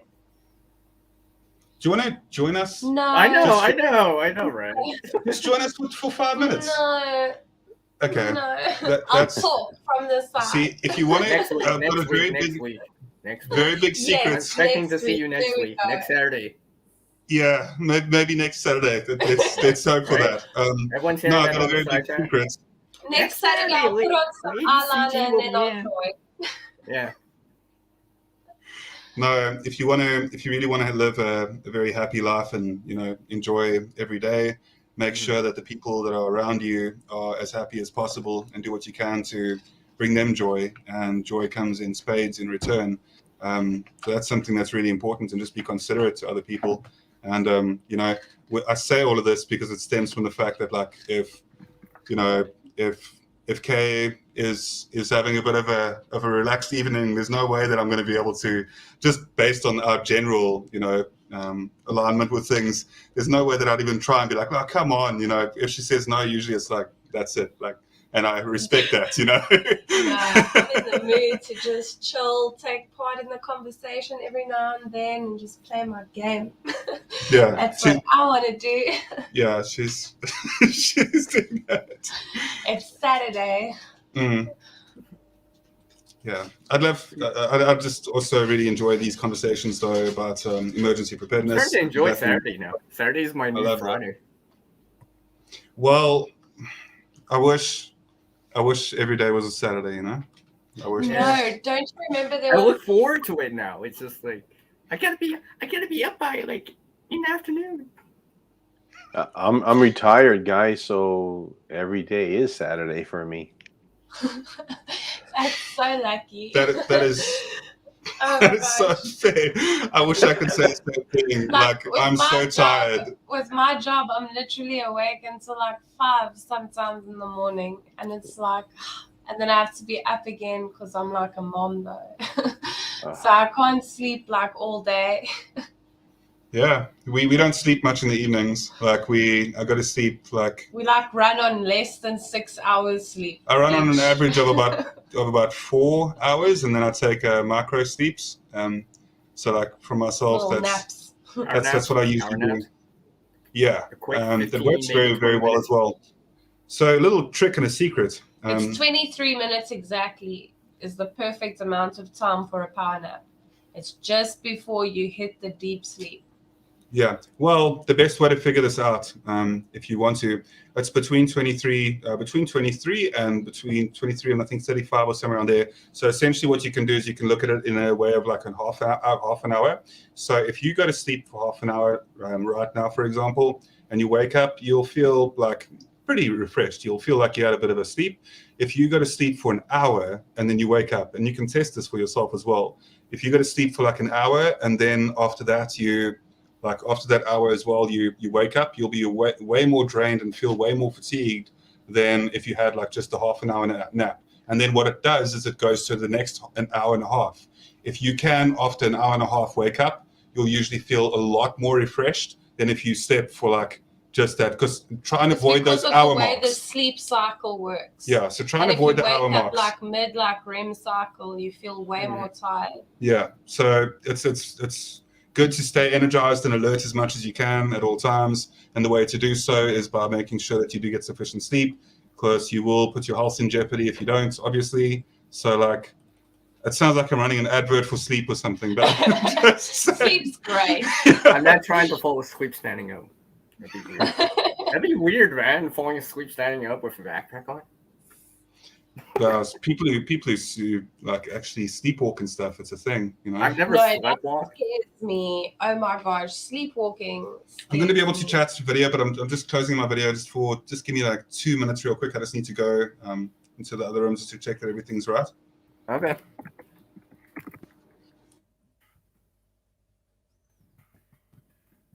The hedgehogs off. It's taken off. Here. Charlie, are you familiar with a hydroponic system? Hydroponics. Yes. Now that's gardening with water and stuff, right? And Yeah. yeah. If you have a short growing season, you can use a hydroponic system instead inside. And the best thing with a hydroponic system is you build it as small as you need or as big you want to have it. And you grow your veggies half time faster on the hand. If it, let's say, take 40 weeks, 40 days, or 40 weeks, or whatever, if that takes that time, if you're in regular soil, it takes the half that time. Wow. If you grow on a hydroponic system, you can grow salad, you can carrots, and everything that has a seed you can grow in a hydroponic system. I know about hydroponics. I know nothing of hydroponics. So that's just like me. Yeah, I know of it, but I've never done it. So yeah, so I have knowledge but not experience. That would be something that I would have to learn. Like, how often do you change your water? Is there water work best at a certain temperature? Yeah. You know, do you have something if the power goes out, because you need to run up power to cycle that water, right? Yeah. Unless you have a way of doing it. That'd be something that I'd definitely be interested in looking at, but I would have to really get an education in it because I have absolutely no experience at all with hydroponics. Mm-hmm. But it is something you should consider to have. Do you do it, Shadow? I have been thinking of it. So I live in an apartment, and okay. So that is what I have been in mind to do, to get a kit and begin with a hydroponic system, so to grow my own veggies. Well, I seen a video. I don't know if it was on the news. I don't know if it was on YouTube or where I seen it, maybe on Facebook. But I saw a little video where somebody took a cabbage, just a head of cabbage, and once the cabbage was all gone, they took that little core part of the cabbage and stuck it in water, and a new cabbage started to grow right out of it. The leaves all started to grow up again. Yeah. I thought, wow, that's impressive. Well, you could always try something like green onion first. Yeah, you could experiment with it, right? That's what it's all about. Maybe try it in a small scale. Just learn from maybe Citizen Kane may have some experience with that. I don't know. I know that you love nature as much as you do. Have you tried out the Panadarium? Have you tried to build one yet? It's like a fish tank that's like got a bit of land in it, basically. It's really beautiful. Like you can put a lot of... No, and you get like a little, what do you call this? A salamander to live in it. Yeah, you can really make them quite beautiful. Because you love nature as much as you do, it might be something that you might want to look into. Panadarium, it's really cool. Panadarium. Yeah, Panadarium. I got to write that down and check that out after. Yeah, and I know for a fact that like when you check that, you'll be like, wow, and go through like some of the Panadariums that people have made. They're absolutely beautiful. Like because of my admiration for nature, like it's basically one of the most beautiful, like, you know, indoors type naturesque things that you can make. Okay, guys, can you see this? Yes, I can. Yeah. Yeah, we can see that. Yeah. This is a hydroponic system, different levels. So you grow in these holes here. Tray. So it looks like this. So you can always, when the seed grows, you move it up a level, and then you plant new. And when they have been grown a little bit bigger, you can move them up to the next level, and you can keep moving. Or you have always rotation on the system. So in looking at these pictures, the fifth one from the left there, the one with the tree, it is all white frame with the greenery, the tree levels. Is the water being circulated from one level to the other? yeah, it's a closed system. So you need some sort of pump to move the water and Yeah. Yeah, Yeah. like you need this. you need power to run the cycle, the water cycle on it. Because you have to move it from the bottom back to the top, and So that blue hose goes up there. do you have to is there, I guess, do you put nutrients or something into the water for the plants? Yeah, you need nutrients in the water. Yes. Okay.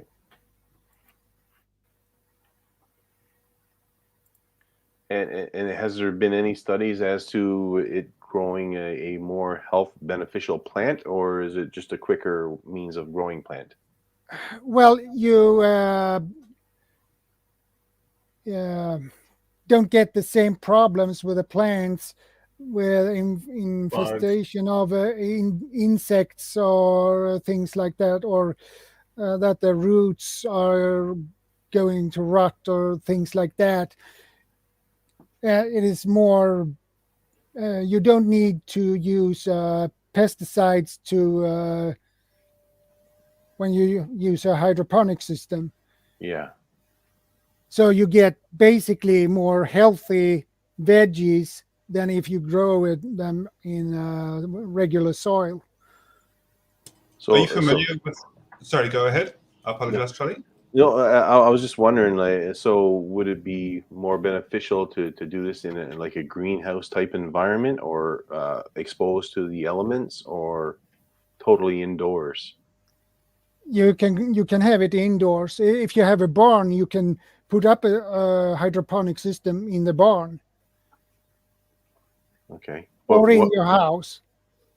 What were you going to say there, Citizen?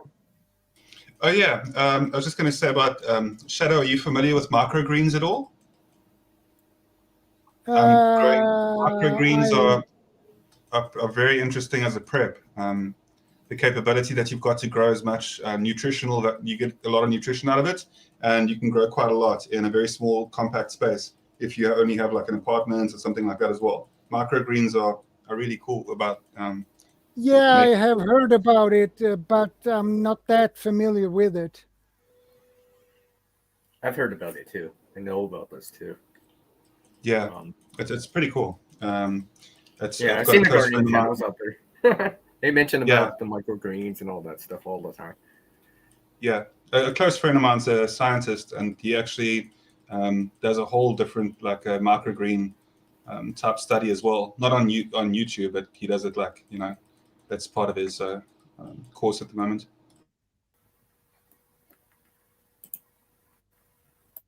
Interesting. I'm learning lots here tonight.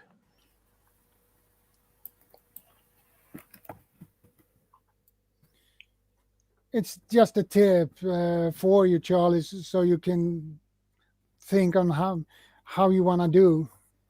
And the best with a hydroponic system is you can do it as small as you need or as big as you want to have it, because it's easy to modify. Now, I know people had a lot of issues with I guess if you're going to do this, you got to have a really good air circulation system within in your home or your barn or whatever, because I know for a while what people were doing, like gangs and stuff, they were going out. They would send a couple out dressed to the nines, like a businessman and a successful couple type thing, to rent out homes, and they would rent out these houses and then put grow-ups in it, and then the house would be so filled with mold and mildew and stuff from these grow-ups, but they didn't care. They just wanted in and out, make their money and leave type thing, right? So like, do you have to worry about mold and mildew and when you got a hydroponic system in your house or in your garage or barn? Or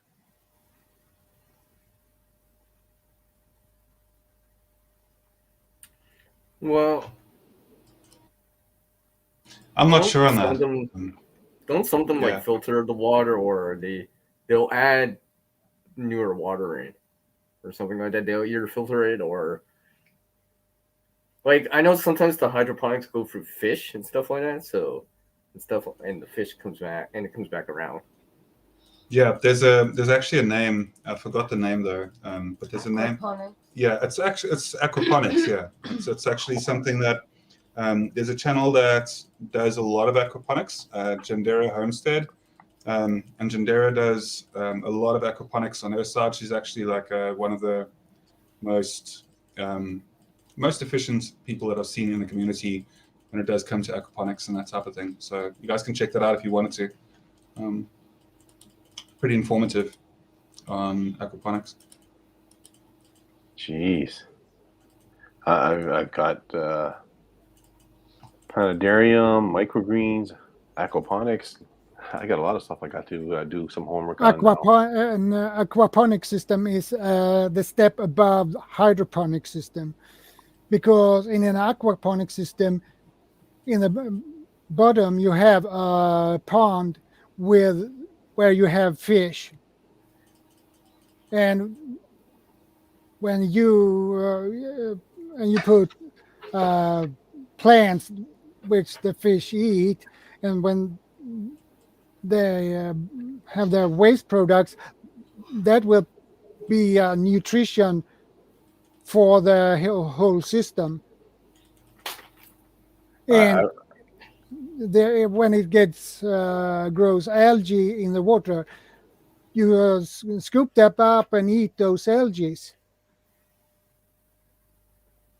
Yeah, the nitrates. Oh, go ahead. No, just saying the nitrates. Yeah. Yeah. Go ahead. I live between two brooks, and we get a lot of mink and otters that travel back and forth.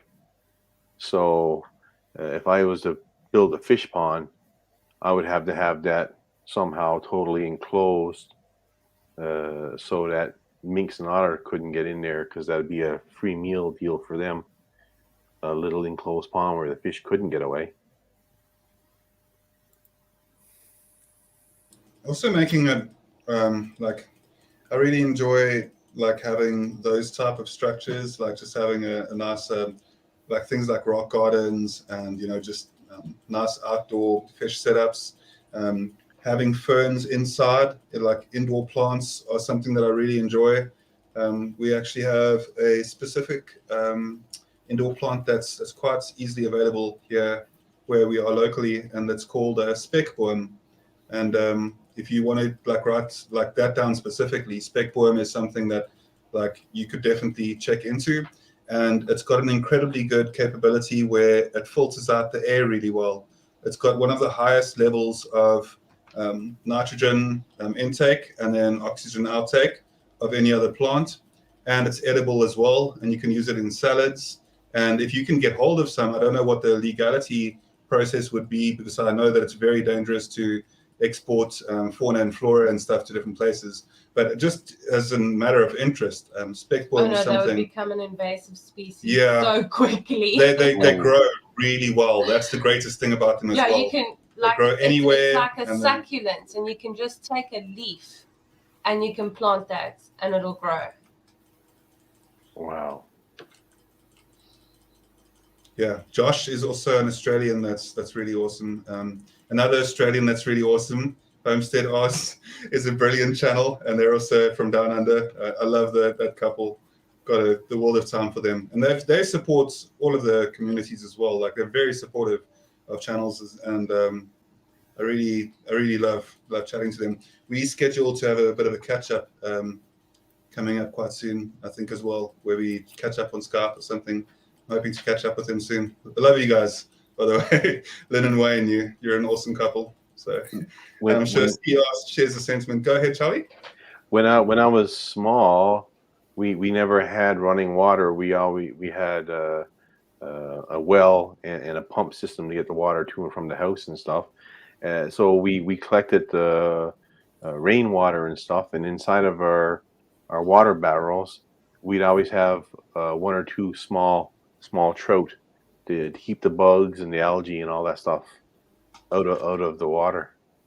So Homestead Oz had said something about the fish keeping it clean and oxygenated. We used to do that here all the time. You don't see that anymore.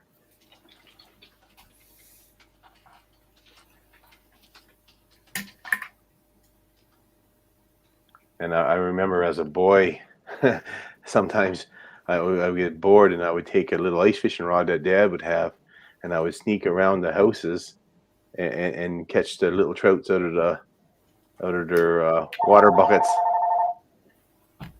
Sorry about that, guys. That's not me. Quieting it down the best I can. See, that's why I put the phone in their room. I can still hear it, but you won't hear it. I know better. My apologies. Something always interrupts when I'm on live. Yeah. Yeah, there's I don't know, Shadow, if you want to bring up that link that Harvey posted there. That should be. Yeah, I'm so sorry, Stuart. Like for what Stuart's prepping, like what happened there. I thought that people were saying goodbye to you. I truly apologize, and then I was like, bye for now. Like it's weird. I love saying bye for now because it means it doesn't mean like bye. It means like, you know, that I'll see. That can look so mean. I'll like, see you soon. It's like, yeah, bye for now when you weren't leaving. So my sincerest apologies. And thank you for the support recently. So you're not the only one. See, you want to be on do Skype too. Yeah, I know we need to. If you guys, I'll definitely. I need to get in contact with you, CR, via email, and then we need to schedule like a nice afternoon sometime where we just, you know, like lean back and just talk about a whole bunch of things outside of the. Not on a Saturday. Well. We'll be busy. We'll be here on a Saturday. We will be here on a Saturday. I'm good on Sundays sometimes.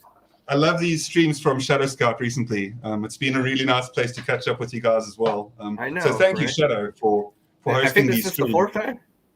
I think this might be the 4th time now. You're very welcome. Yeah. Sorry, what did you say there, Shadow? Sorry? You're very welcome. Oh, yeah. Thank you. Like it's nice to you know, have a little bit of time in your community. I appreciate it. Yeah, because I think the community here we have here is so important, and it's good people in this community, because you can have bad luck to get in a bad community on YouTube as well. So I have been lucky to get in a really good community with good people. So. See, you can feel the love. This guy, man. Oh, it's an LED light. This is an LED light. It's an LED light. Yeah, that lights up your heart. I think CR was waiting for a moment. I think he had that on the side somehow or something. And then like he was I got stage props everywhere. That's awesome. Like, we're talking about water? I think CR must have gotten into a lot of trouble in school.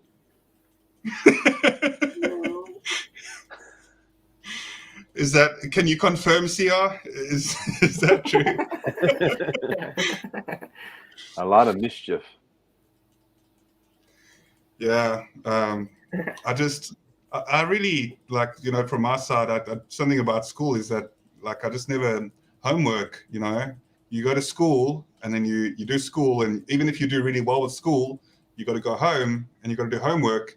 I'm not saying that don't do your homework. I'm saying doing your homework is very good. And if you study hard, if anybody younger is listening to this, what you do right now definitely changes, can alternate your destiny and your future, and it's in your hands right now. Learn as much as you possibly can. But I'm saying, like, for myself, book smarts no, I'm and saying, street smarts. Yeah, of course. Right. Knowledge I think is they go absolutely hand in hand. something. It's Go important. hand in hand. Yeah. And but just for myself, I used to get into a bit of trouble because I wouldn't always do my homework, and it's something that I actually regret. If I had spent a bit more time on homework, I definitely would have. Yeah, I definitely would have. Been a bit further than I am now. Not to say that I'm not like, happy with the path I'm on, but I know I'm giving this whole explanation, but I'm just trying to.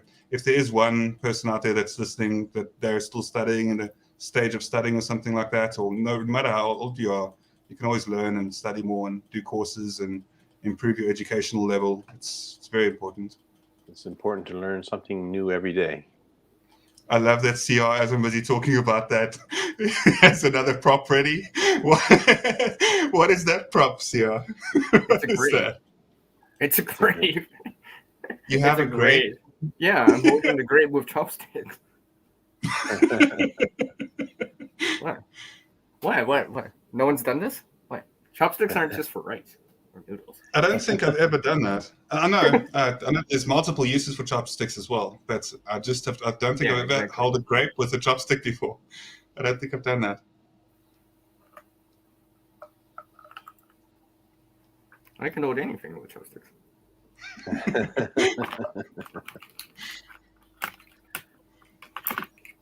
Oh, okay. Maybe I spoke too soon. Never mind. Okay. I better stop before I embarrass myself.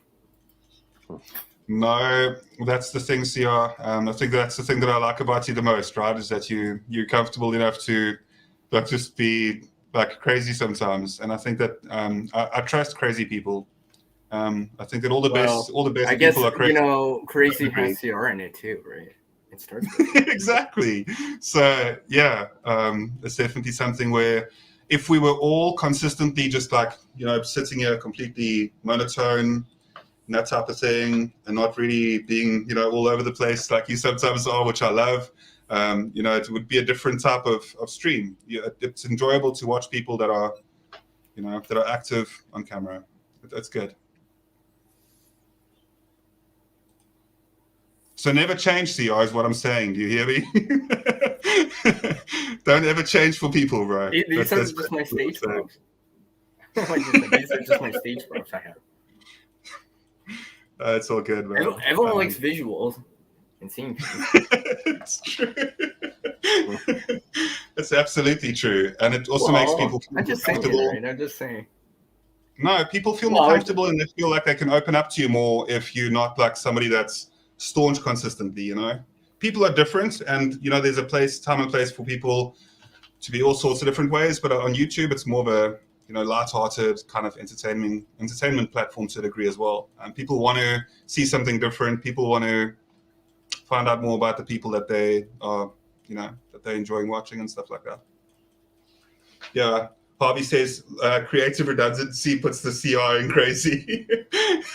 Yeah, well, I also put the CR in encourage. That's awesome. Yeah, that's wordplay is always impressive. Anyone want to collaborate with me? That has CR in it too. All incorporated into the channel. I know all these words now. I just do. I just know all these words.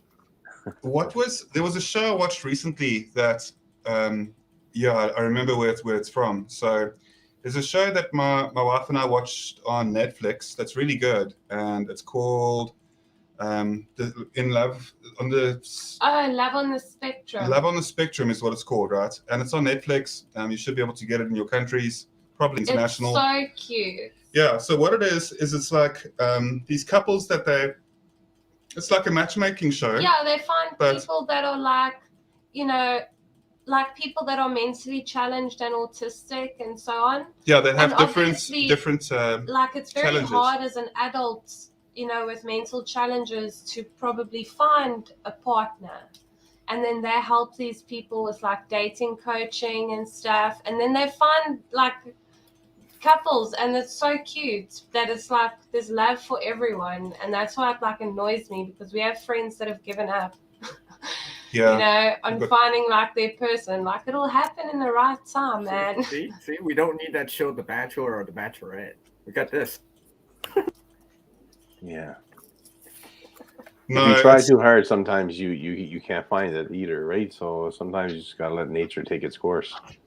Also, it's a lot about like acceptance and having like kind of people kind of have these expectations of other people instead of acceptance. That's something that happens quite often. And a close friend of mine that I've been friends with since the age of about 12, 13.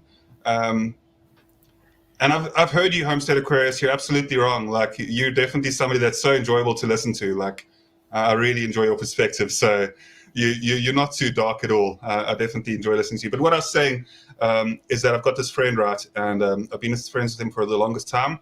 And it is unfortunate that like he just has really high expectations of a potential partner and that type of thing. And I do understand having certain expectations, but the thing is, like you're never gonna, if you're looking for your exact what you believe is the exact perfect fit, and you're not open to be a bit flexible type of thing, then you're not really gonna, you're not really gonna find the kind of. It's gonna be very hard. Yeah, you might miss the hidden gems out there. Yeah, precisely. And you look past them because they don't fit all your criteria, and that's the thing. There's a lot of interesting people, and if you find somebody that's your friend, if you can find a partner in life that you've got a good friendship with, then that's the most important thing out of that as well. Sorry to take this prepper chat into relationships and stuff like that, but I think that's all about being prepared too, eh? Having the right person by your side. Absolutely, yeah. Somebody that's got a lot of intellectual like capacity as well, somebody that can uphold like a good conversation. And that's what I have. So I'm never bored. I've always got somebody to bounce back ideas from and stuff like that. And even though she could be a tad stubborn, it's the only thing I'll ever say negative about. Very strong-willed, and that's a good thing though. Very, very strong-willed person. So it's valuable. Lori D, a dating site within our community would be great. It's something, sometimes there's people that are preppers, and it's kind of hard to, sometimes if you're deep into emergency preparedness and survivalism and that type of thing, it can be a challenge to find other people that that you might have a romantic interest with, or something that has a similar interest to you. So that could work, Lori D. If you can get that running, I'm actually pretty sure that you'd. But I don't know, just for myself personally, running like a dating site is always something that because you'll always get people that's. What, like Tinder for preppers? Yeah, like prepper Tinder. Swipe right if you like this guy's axe and he's got his axe and his knife. And all his like toolkit and stuff like that, like all hooked up, and then swipe right if you like the toolkit. That's the whole problem with why people struggle to find partners, is because that's what dating has become. It's like judging people based on looks, when I know that there are people, they may not be the most attractive, but they sure as hell are more interesting than the person that is attractive. Yeah, there are some attractive, interesting people out there, just as a disclaimer. Of course. I mean, look at him. No, I think I'm definitely you're the pretty one that's why I want to pull you in on this on the camera, so that people can see a pretty face instead of what I. You guys are both beautiful. So CR disappeared for a second. I bet you he left to get a prop of some sort. CR, what did No, you do? actually, I was putting something away. Okay. I was expecting something to pop up now because Citizen Guardian was talking about just wait wait. for a knife and an axe and. See, I was going to advertise his eligibility via his bug out kit for the. Whoa! I'm not. Don't judge me by the size of the knife. I'm just kidding. Yeah, I usually try to keep what I say very, very clean, but I am going to say that it's not the size of your knife. You know, it's what you could do with it. Okay. So yeah, no. And talking about survival skills regarding bushcraft knives and that type of thing is what we're talking about right here on the channel. And if you've just joined us now, it's a very interesting topic, and we're speaking about the different elements. Fixed blades, those type of things. So that's what the topic's been about. Oh my, good cover. So I know what you guys did during this live stream. I know what I did. Yeah. How long has it been? So how are things for yourself, Shadow? Yeah. I've been, I think, for a bit of time as well. Shadow, do you have any thoughts? Yes.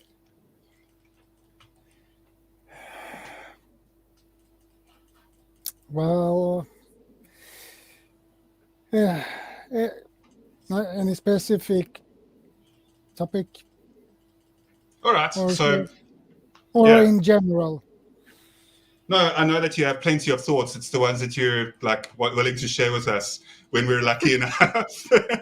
I know that you're a thinker, because a lot of the people when you'll often quite find that somebody like myself that within my career, that's my whole career to talk a lot, right? So I love talking, chatting, rambling, whatever. And a lot of the time it's empty vessels such as myself that make the most noise. So it's something about that.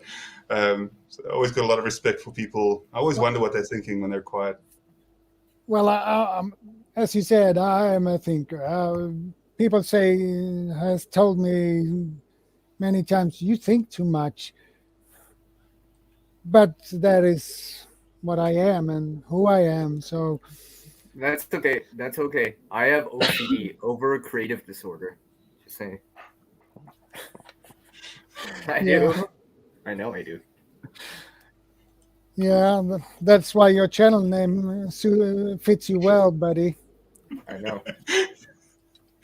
Yeah, I think it's important to have different elements. You wanted to say something, Charlie?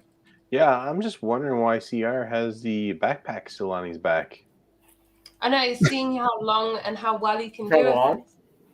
Yeah, he's practicing to see getting used to the comfort level. Oh, yeah, because if I can move around, this should be a walk in the park, right? Yeah, most people should be able to do this kind of stuff and just stand. How long do you think that? How many? It's only been 90 minutes. No. What I mean is, how long do you think that specific pack that you're carrying at the moment, realistically, how long do you think that the current pack that you're using could assist you for?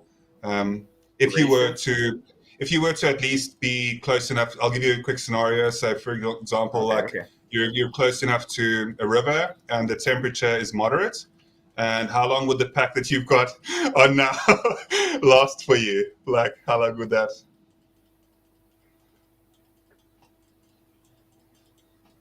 Long enough to get me out of that situation, probably. I would hope so. No, I kind of because you can't bring everything. You can't bring everything, and some things you may have to eventually remake or something like that. Because having a bag doesn't mean you're not get resupplied, right? Yeah. Yeah, exactly. Even those snares, right, Charlie? Those snares, eventually they'll go down too, right? Yep. Right, you might get leggy, but maybe twice, right? You can make snares with spruce root or anything like that. So You know? Yeah, but that's if you have it available. I mean, like here in Yeah. the wintertime, you're not gonna get roots. True. Right? That's why something like cordage, right? I know, Assistant Guardian, you mention that all the time about cordage, right? That's why I bring it Yeah, with me, because in the winter, I'm not getting cordage from a root because it's frozen in the ground. There's no way. Yeah, Right. it depends on situations, of course. Like different gear, like that's why it's always important to understand that like different gear is always like, you know, it depends on who you are and where you're at and what your own capability is as well. I do believe that, you know, the more that you know, the less gear you need. I like that saying as well. I do believe that to an extent. Yeah, But there I are, think to an extent, yeah. yeah, to an extent, yeah. I mean, Um, yeah, I'm all for trying to bushcraft or foot nap something, but I'll carry this Mora, for example, right? I know. You know, right? Or, I'm just like, or use if a I'm going to latte. if I'm going to do foot napping, I'm going to learn it, right? Not, you know, learn it as, you know, additional knowledge, right? Hopefully, I'll never have to dip into it. Well, yeah. That's like bow drill or a hand drill, right? It's just like I've tried out bow drill, but it's not something that you want to be doing in a rush. It takes a long well, time, not and only it's that, quite it effort. takes Yeah, a lot of it takes a lot of energy into it. it does. Yeah, It does. And I was using a skateboard wheel and stuff like that, so low drag too, right? So I can't imagine trying to really do it. Like when you're cold or something like that, and you really need it, I'll be like, oh, hopefully I'll never come to that. Very good.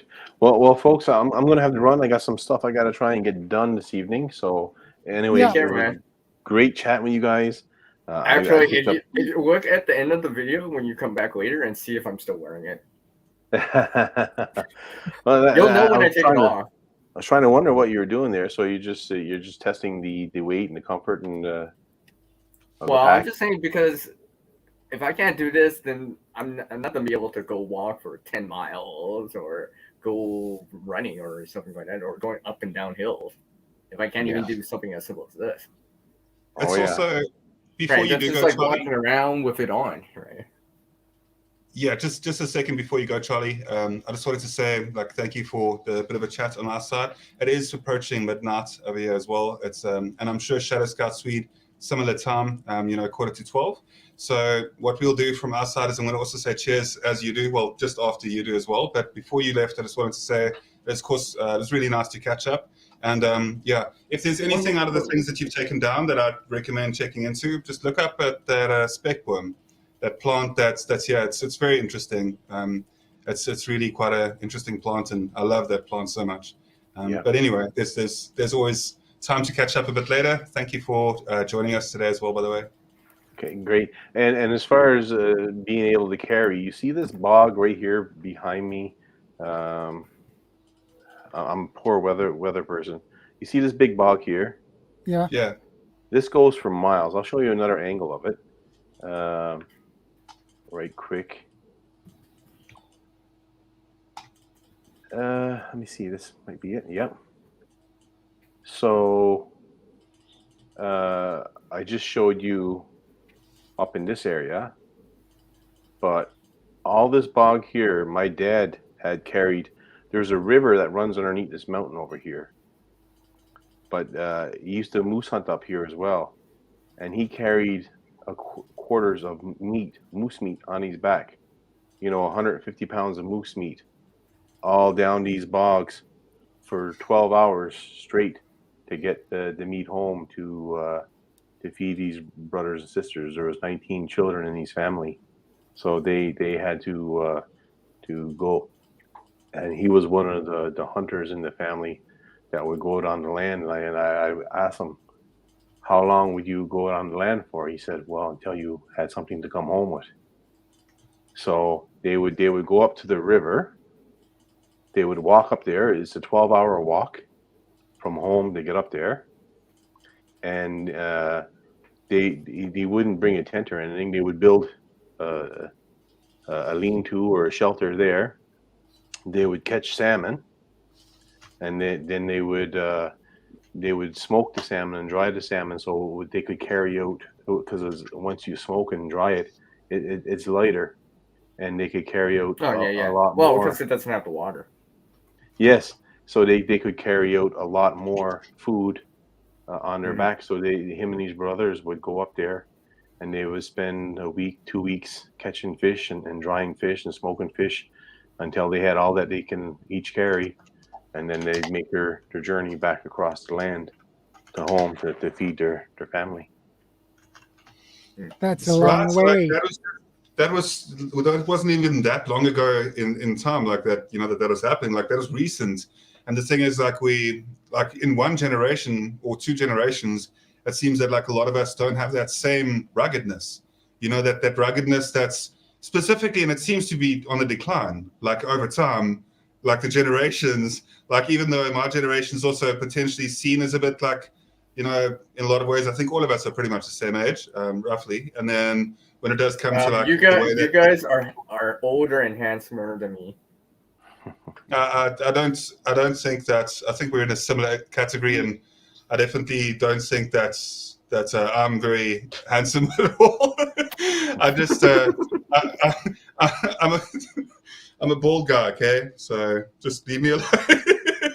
I can't grow my hair back if I tried, but I definitely, you know, it's one of those things. We get through what we do. And anyway, I definitely wanted to say cheers before I went, and I just think that, you know, it is important for us to look at some of those things from your father as well, and from your family, being able to learn them. And it's a very respectful asset. You know, it's a very respectful amount, but it's a very valuable amount of knowledge that you're able to gain from them. If you, and I'm sure that you have already, and that's just something amazing. Like that, you know, we don't always understand. Like it's hard as hell to do with what they did, but life is different. You know, life, that type of lifestyle was more wholesome in a lot of ways too. Yeah. And it's something that we're missing. I did a series. Dad had dementia real bad at the time, but I was able to kind of trigger some of his memories, and I called this. I got a series. I need to. What I'll do when I leave here is I'll build a playlist, and it'll be called, I guess, Stories with Grandfather Bald Eagle. That was his native name, Grandfather Bald Eagle, and he talked about, you know, the lifestyle that they had, what they did, how they got food and stuff like there. And he said You could always make a video too. Right? Yeah, well, I got right at the top that overview of it, right? So people get an idea. Okay, yeah. I could probably do that too. You know, you could do that as a short. Yeah. Or something if you want to, and yeah. You know, it's the first video on the playlist, and then you just add to it. That way, people that are new come in and be like, "Oh, what's this about? Oh, okay." You know, there's a short little 1 minute thing, right? Yeah. Short playlist for it, yeah. Yeah, that's a really great idea. But I'll make that playlist now. Right? Yeah, but like, you know, the stuff that they used to do, they didn't take buckets and stuff out in the woods to pick berries. If they were gone out to a brook to catch fish and salmon for supper, trout and salmon for supper, they come across a berry patch, then they would take birch bark and make containers, or using the outer bark, right? We call them cattails. I don't know what the proper name on them, but the reeds from cattails, they would weave baskets with them and stuff like there. Just something that they can throw berries into, and everybody would bring home a basket of berries. Have you ever done that personally, though? Well, I've done it with Dad. Yes, yeah. But you haven't done it alone, though. No. That's something I want to get into.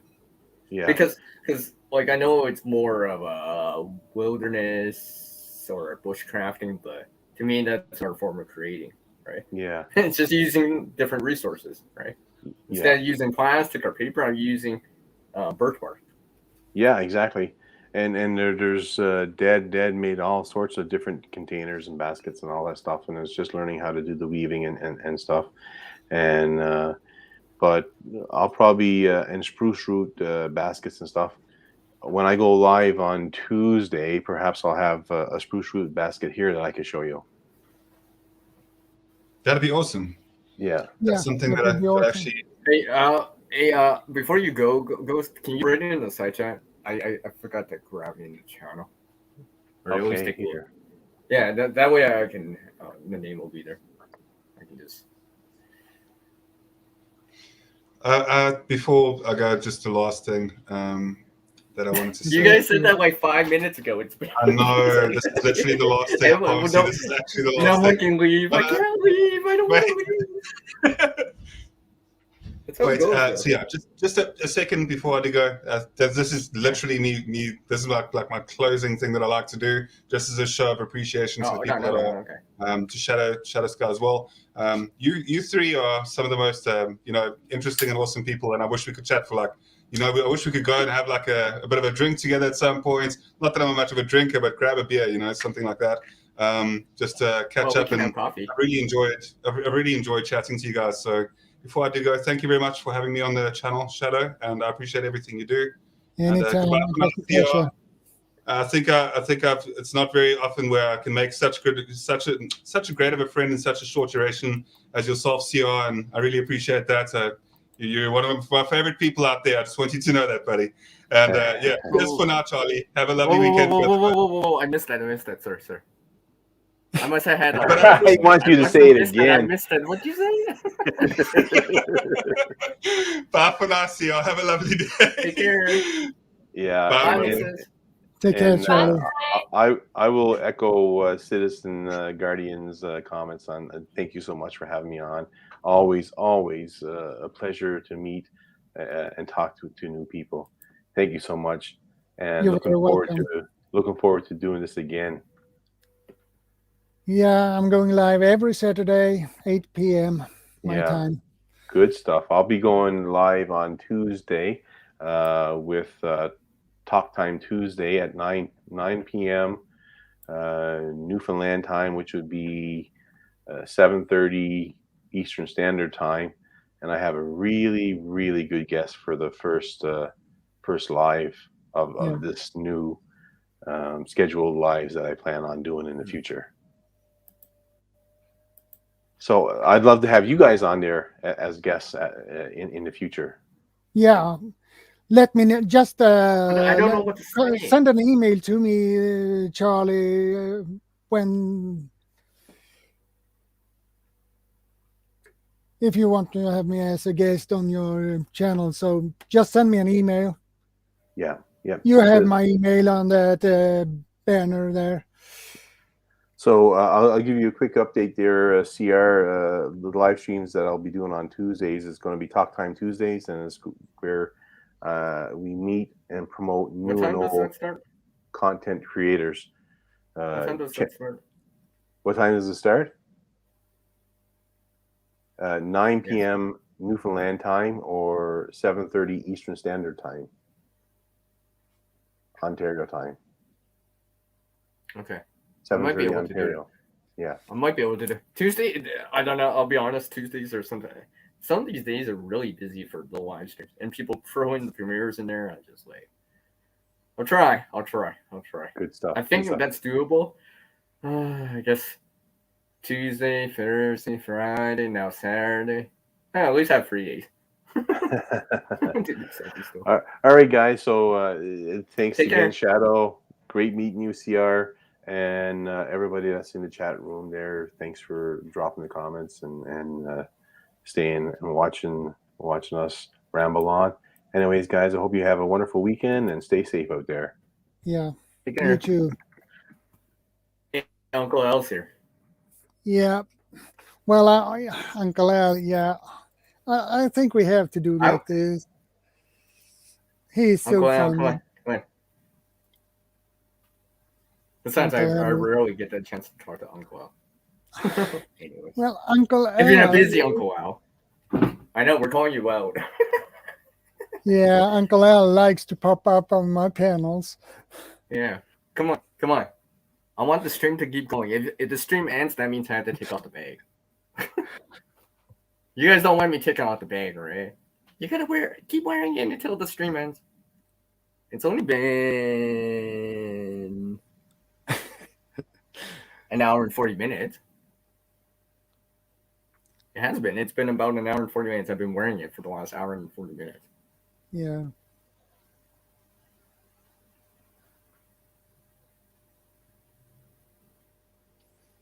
Well, I think I'm happy that Ghost Wolf, aka Charlie, popped up on the panel. He's a great guy, so he has a great channel. So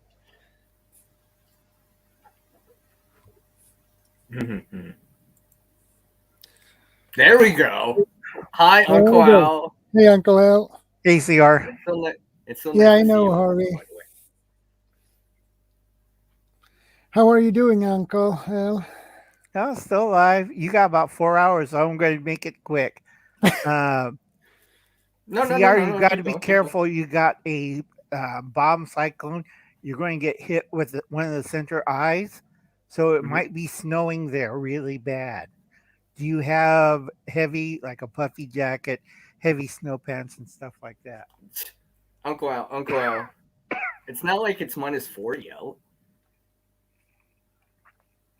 I'm just saying, it's not like it's -40 out.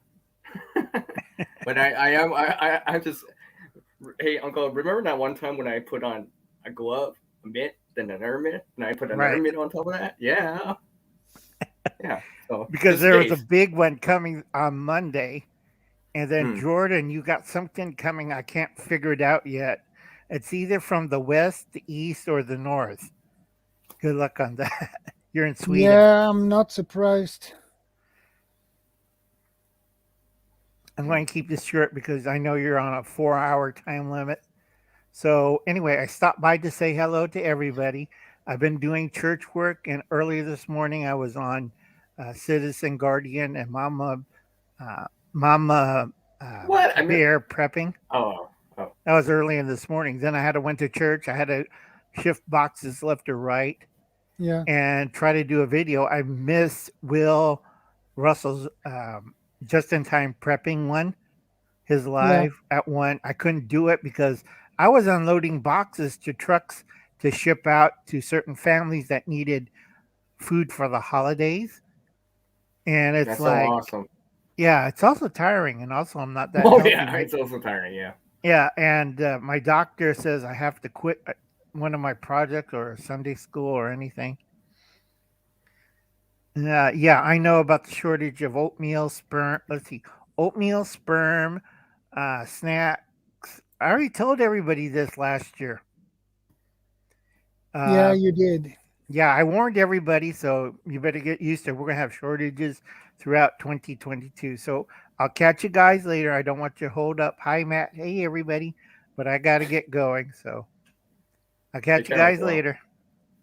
Yeah, I'll catch you later, Uncle Al. Well, at least we had Uncle Al for a moment. For a moment, always. Yeah, for a moment. That That's is. what I know. I know you make you keep streaming, just so I can keep wearing the bag, just for fun. Well, a stream without Uncle Al. Well, Oh, okay, fine. it's always nice to have him No, because he it is. always has Something to say. always something to come to tell us, Mhm. and he usually has right about his information. Yeah, I was about to say this one time I was on the stream with him and I put on this glove, then I put a Yeah. mitt, then a mitt on, then another mitt on. So I'll do that if it's really, really cold out. Like I'm talking about -40 temperature, right? Then Yeah. I'll go hard in it because I know better.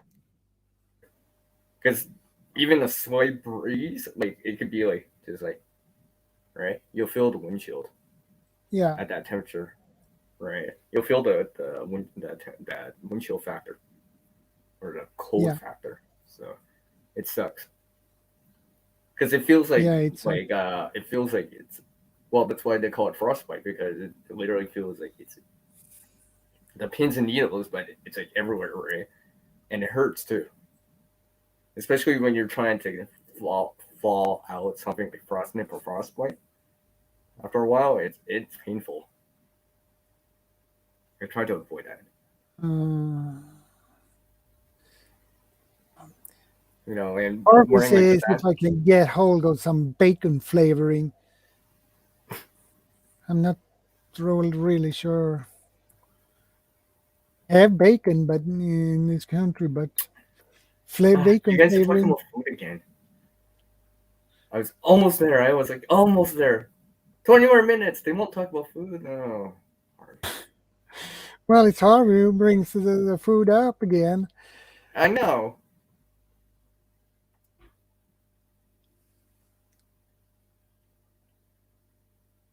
Then you could make oatmeal bacon cookies.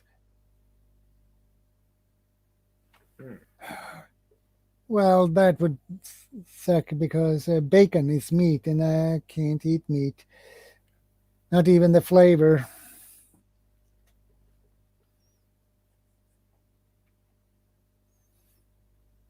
Well, I guess there's more for the rest of us. Yeah. Unless he wants me to get some veggie bacon. So Well, I think it's made from soy, I believe.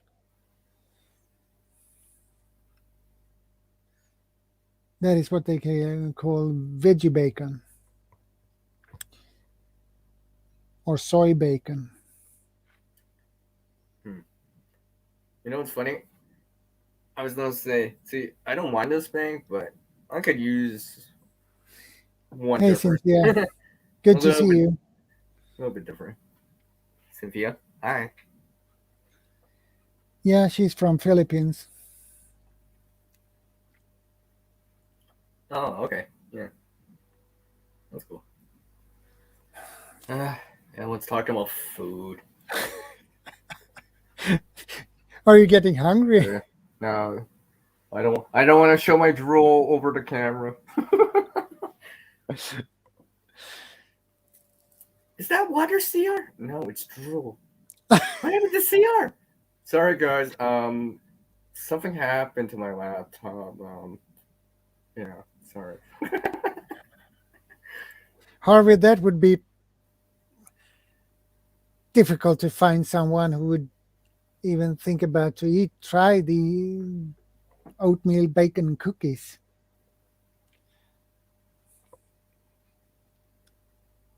It would be really difficult to get someone who wants to taste it. That might not be so hard if you come to me right now.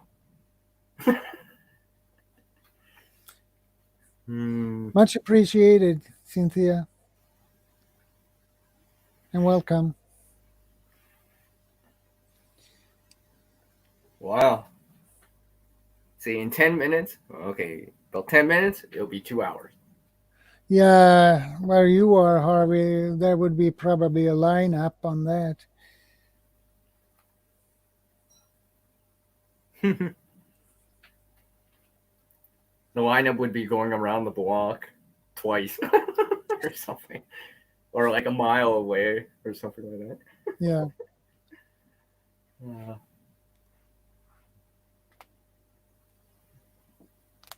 You know, it's funny. Maybe I might have worn this bag for 2 hours, but I've actually worn the bag longer than this. In my art stream, I remember that stream now. I put it on and then I just kept it on. So it's good. Yeah, I didn't take time on for how long you wear that bag. Well, because I kind of figured because like I said, let's just say like I said, how long can I endure that for, right? If I had to, because I kind of figure in a stressful situation, yeah, we're not having something motivating you, right? But yeah. What happens when I'm just standing here? Just standing here. No, I have to carry the bag. I'm gonna keep walking. Right. You know, to get back home or something like that. Yeah. You know.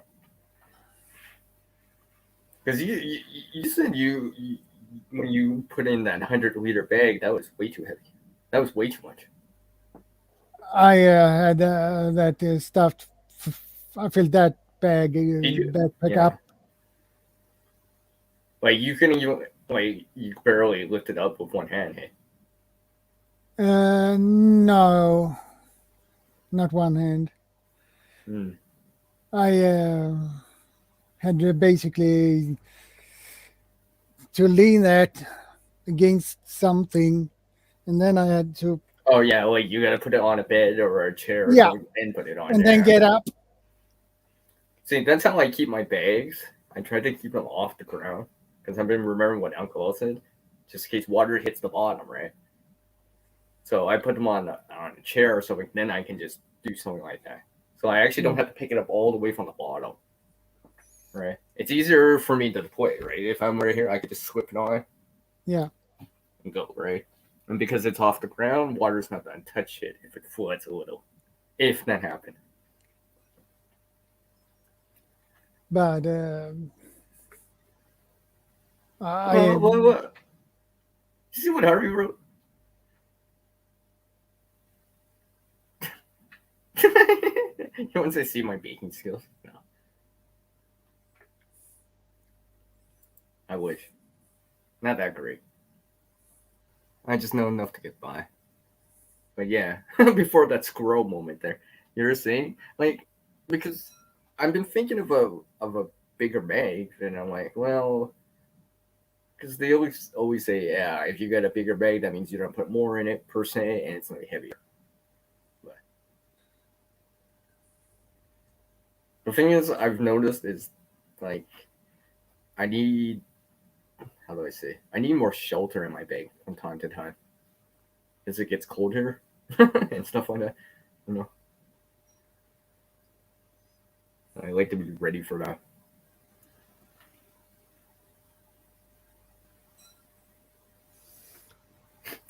Okay, Harvey.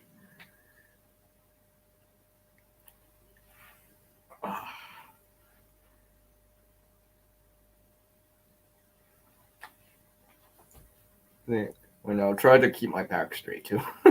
I'm actually trying to keep my back straight. I'm not trying to lean over too much. Yeah. So you said you the only way you could put it on if there was like a chair or something, right? Yeah. That must have been heavy enough then. I guess maybe in the 50-pound range, 40, 50-pound range, I guess. Yeah. Yeah, so I have carried a bag that heavy, just not for long periods of time because it was my friend's bag. I'm like, yeah. So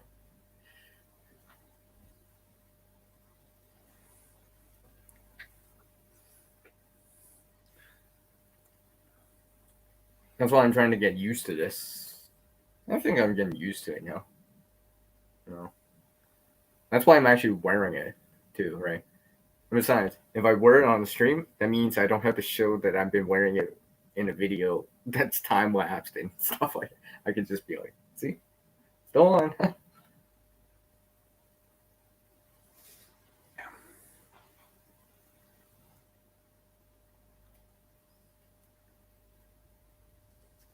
So you said you're gonna make one for the wife too, right? Yeah, that is my plan. That is exactly what I had planned to do. So I will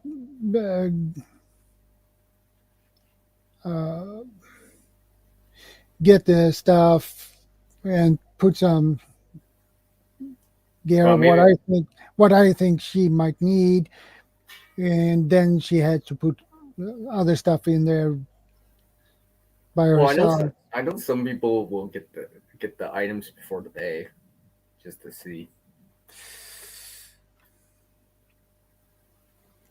No, I don't. Harvey, this does not have a sternum strap on it. My airbag will. Oh, who's this? Hey, oh, look who it is! Boom! Hey, brother. What up? Hey, brothers. Shadow, get in touch with me on Twitter if you have Twitter. Yeah, I have Twitter. Okay, it's at survival_star, and send me your address and everything. I've got a box of vegetarian MREs that were sent.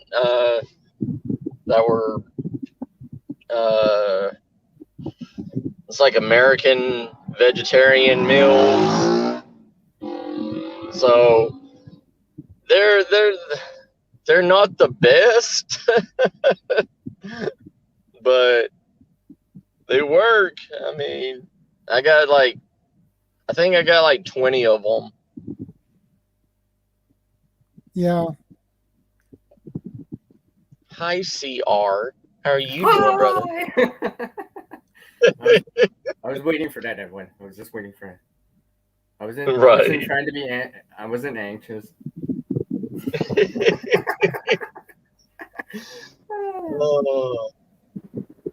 Oh yeah, I keep forgetting second story. See, I told you I had the bag on. See, I was gonna do that on your stream. I was gonna do that on that stream. Oh, you showing us something. I guess this is your Twitter. Yes, sir. That is me.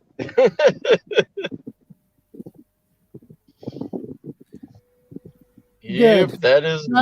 I just wanted to be sure that I got the right Yeah. the right one. Yeah. Yeah. It's all good, Shadow brother. I'm doing just fine. Yeah, Harvey. Yeah, Yeah. I'm thinking about that. I've been thinking about that because this bag doesn't have a sternum strap, although that's probably not the worst thing. I mean, you can add a sternum strap. Yeah, that's doable, right? It's not like I need a waist strap. That'd be much more difficult to add in because you have to sew it in there. Yeah, well, I don't want to staple and tape it. That's not the work. It needs to be sewn in or glued in, right? Well, now they have attachment kidney belt, like kidney belts, waist straps, whatever, that you can buy out of military surplus for like pennies on the dollar, and you just add your straps for it and make a Franken bag. Just like Mrs. Star? Yeah, I should start. Yeah. I've been thinking about that, man. I'm just because it's a good way to test your sewing skills, I think, anyways. If you can actually make something or recreate or put stuff together that you want. Well, it's not just that. I mean, you got to think major companies and stuff like that. They make a bag or they make a few bags, and it's all the same. Like they don't specify for different builds, different body types, stuff like that. It's all one cut. One size fits all, generic, not custom or and it's better for you to yes, it does help your skill set and everything, but if you could make a bag that is not only just comfortable for you but is also perfectly fit for you, it helps you in the long run also, because it's tailored to you and your specific body, because that's like going to get a suit and having someone measure you, tailor measuring you and getting your dimensions, and then it's the same thing, I guess, right? Yeah, it's the exact same thing. I mean, and we've been brainwashed. Like, you can see so many different, survivalist channels, or, prepper channels, all this stuff, even like, through hikers, they have bought hundreds of thousands of dollars of different backpacks just to find that one that would fit them, you know? And why not just go and get a regular backpack and Well, tailor it to you? or find one that's close enough. Right. You know? Yeah. I mean, you know, Because add different modifications. I know some people have different items that they want to put in their bag, and your first aid kit's different from my first aid kit, right? Size and all that stuff. You might put in this knife. Right. I'm putting in Mora. You know? Yeah. You're putting in free lighters. I'm just putting in a lighter and a seam rod, right? And stuff like that. So the equipment's different too, so you have to factor that in. Yeah. See, I found a found water that, bladder, right? I guess that's a thing. Yeah. Too. And everyone does that. I don't do water bladders. well, you know, since you said water bladder, you know, 90% of like basic like school bags carry a water bladder holder anymore, you know? It Really? that seems like I thought that was for my report card. Oh yeah. Or your laptop, right? I thought about when I was younger. Report card, not laptop. I've actually found, you know, the Swiss gear backpacks for like school and work and everything. Those backpacks are really like tailored to more than just what it is. Like there's so many different compartments in it. There's so many hidden compartments on the inside that you can literally pick one of those up for pennies on the dollar at like a secondhand store or a thrift store. And it is a comfortable, very comfortable backpack. It's got a sternum strap on it. It has I mean, it's not a high quality sternum strap, but it does its job. And plus, it has a waist strap also on it. Well, and what I say about that is that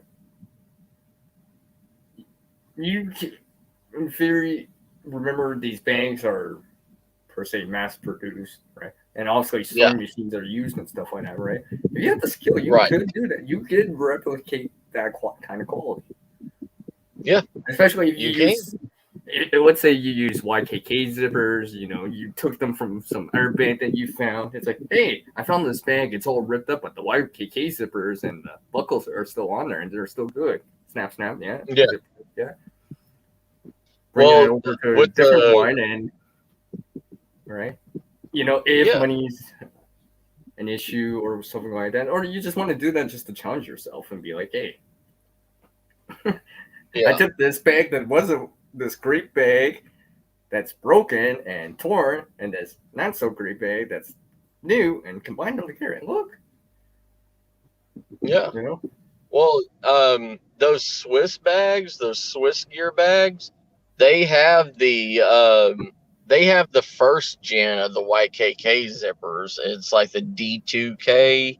It's the metal ones that have the self-lubricating like rubber that's on the inside, so it doesn't get caught or anything like that, or rust. So, I mean, it's really good quality for a basic backpack.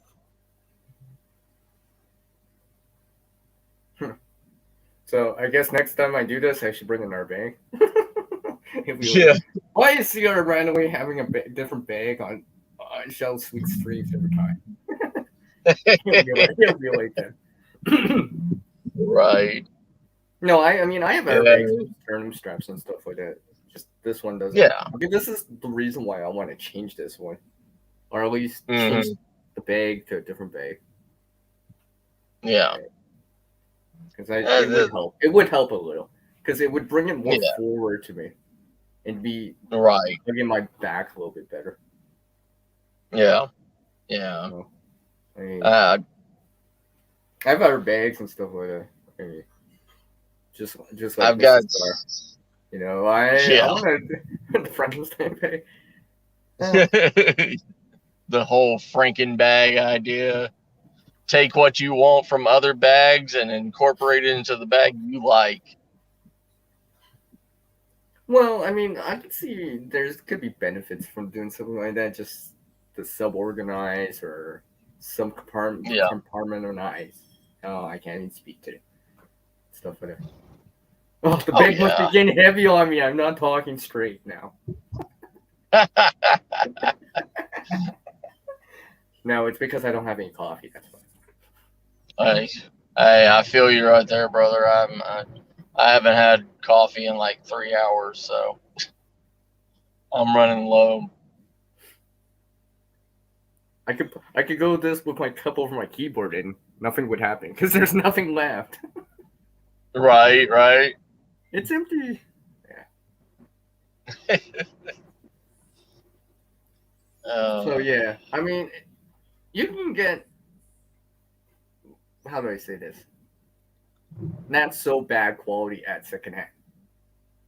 Yeah. I'll say it like that. You have to look at it. I mean, like, consider it for what it is, right? And how much you paid for it, too, right? Yeah. I mean, if I'm finding a wool sweater at some secondhand store for like $10, I'd be like, well, it might be one size smaller, but I can still do something, right? Right. I can still do something. The good thing about wool is wool stretches, you know, unless it's been washed with like fabric softener, then it doesn't stretch. But that's the only bad thing. Well, Harvey, if I had the money, yet I don't, so I have to make do with what I got. On the bright side, I guess I'll learn. I'll learn some skills, get some experience. It won't all just be about the gear. It won't just all be about the gear. Right. I'm trying to remember that. Gear is nice to have and stuff like that, but it should be more like a wheel to help you keep going and not a crutch that you gotta lean on heavily. Kind of deal. Yes. As a metaphor, yes. My friend gave me that metaphor. I'm like, I'm using that. I'm using that on the channel or saying something.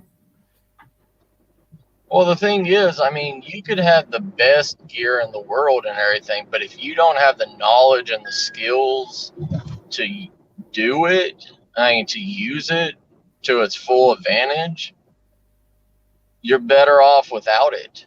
You know, it's right.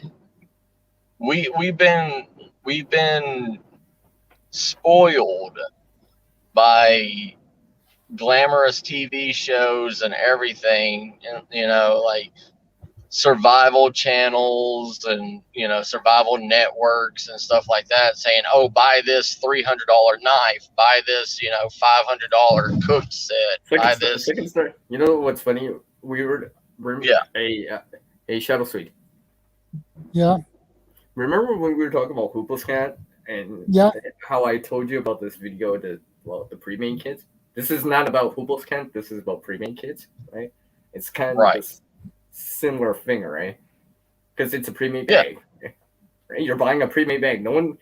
I don't know anyone that actually makes their own backpack. Right. Right? How many people actually make their own backpack from scratch, right? Not me. I'm not there yet. Right? Usually you're paying someone or paying to get one, right? Yeah. Stuff like that, so. Well, I mean, that's also a thing that nobody has time to do either. You know,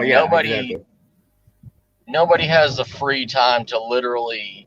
I mean, yeah, you get bushcrafters and stuff like that make their own haversacks and stuff like that, but a haversack isn't technically like a backpack, especially like a tactical backpack or anything. I mean, a haversack is 2 gigantic pockets, maybe with a divider in it and a flap. It's not that much of a skill to make that, but something like a backpack where you're going to need it, especially in a situation like an inch bag, basically you're just I'm never walking out coming with home. it. You're walking with it, right? Well, that's probably not Right. the time for it. Uh-oh. Yeah, You're trying to scramble and like sew it back up or grab another bag. I can't carry everything. right. Yeah, I mean, See, that's why look I'm how actually many. trying out the bag, right? I'm actually doing stuff Yeah. with it, right? Right. I'd rather it fail like when I'm close by to home instead of 30, 50 clicks away, and it's just like, guys, my bag broke. I don't know what to do. Right. I can't leave it Oh, yeah. all. Well, Second, not even. Oh yeah, yes, sir. I tried to send you a message on private on Twitter, but Twitter says I can't send any messages to you on. I probably have to.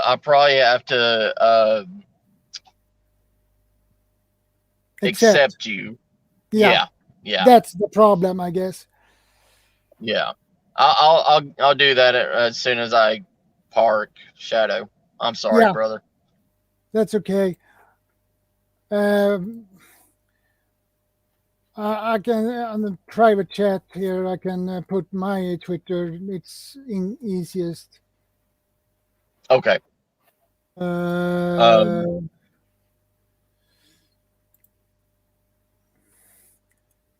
I even typed wrong one. Oh, you're fine, brother. You're fine.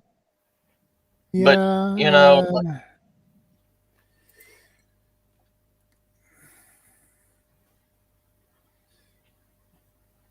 I just want to send my Twitter, but because so you know who I am. So I have the same logo on Twitter as well, but I have my Okay. real name there. I have my real name there, so you don't get confused. Okay, brother. No problem. That sounds great. But like backpacks is like tactical gear for men is just as bad as I'm not saying it to be mean or anything, but it's like we are just as picky as women are with when a woman goes out and shops, she wants the perfect fitting dress, the perfect fitting, everything. And it's the same way with us with tactical gear. We want the perfect fitting backpack. We want everything to be, what we paid for. We don't want any kind of flaw in it whatsoever, Yeah. Mm-hmm. And it's we gotta look at things. Look at the pioneers. Look at our ancestors. They didn't have a Walmart. They didn't have a 5-Eleven. They didn't have all that stuff that they could just go and buy whatever. Yeah. Mm-hmm. They had to deal with what they had and make do with it. And if they needed a bag to hold their gear or anything, they went out and killed an animal, skinned it, and created their bag out of that fur, out of that skin. Mm-hmm. We don't have that, we don't have that mindset anymore. And a lot of places, yeah. I was gonna say it's the change of times too, right? I mean, like cotton, polyester, as the materials became cheaper and more widely easier, and then the machinery, right, for sewing, the sewing machine. Then there's that stuff like the flying shuttle, the what's that called, the spinning jenny, and all that stuff. They made this stuff much more cheaper or much more readily available for a common person to obtain, right? They didn't need per se skill, right? But then again, we've forgotten about it. Right. How many people do you know actually know how to sew or knit or stuff like that? And I'm talking about outside of YouTube, Yeah. right? Right? Because I Right. don't know that Yeah. many, right? You know, I know some people that can sew, Right. but I mean, like, or knit, but I mean, like, it's a lost kind of art, But right? I mean, yeah. And yes, I did make It's this. just like, This is my there's a bar. lot of.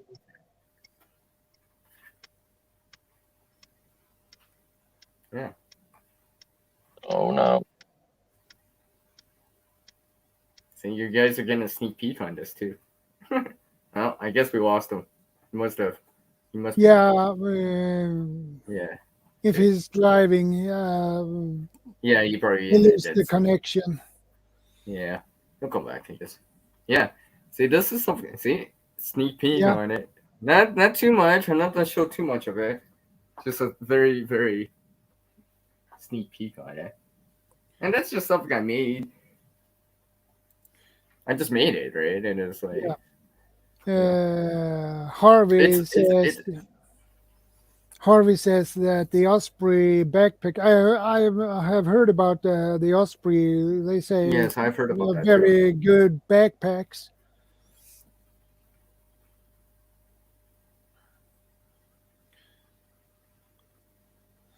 But I don't. I'm not sure if I can get an Osprey here in Sweden. I'm not really sure about that. I can walk. I can go down to a place like, well, similar place to in the U.S. called. Well, it's not REI here in Canada, but Well, I have to look that up a little bit more.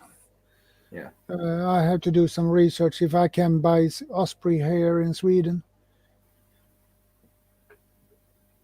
They say everybody who has an Osprey says they are one of the best backpacks. You know, I guess they rank it up as high as Berkeley and Benchmade in terms of performance. You're paying for it, but it is done perform really well and last long. Yeah, if you want quality and Yeah. they're gonna be comfortable, you have to pay for it. Well, it's because you're paying for the convenience of someone else putting it together, right?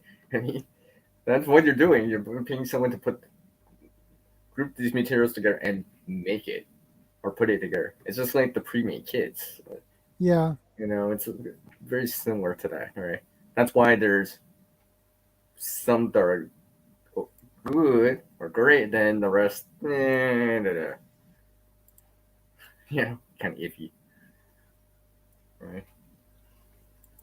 I think this is why I made that pouch in the first place. It's because, well, I needed something to put something specific in, Yeah. right? And I'm like, well, yeah, I can go out, dollar store, probably not to have anything specifically for that. And I'll be like, for the money, I might as well just make it at that for a couple bucks, right? And let's say if I go somewhere else, $10, 20, I'm like, well, it's nice, it looks nice, and it's nice, fairly good quality for what it is, but it's too small. So I ultimately just made it instead, and double back stitched in. That's why I did that by hand too. It's just funny because it has trim layer 1, 2, 4 layers, and a trim layer and such. So that's like 6 layers by hand. I had to use a thimble. So Yeah.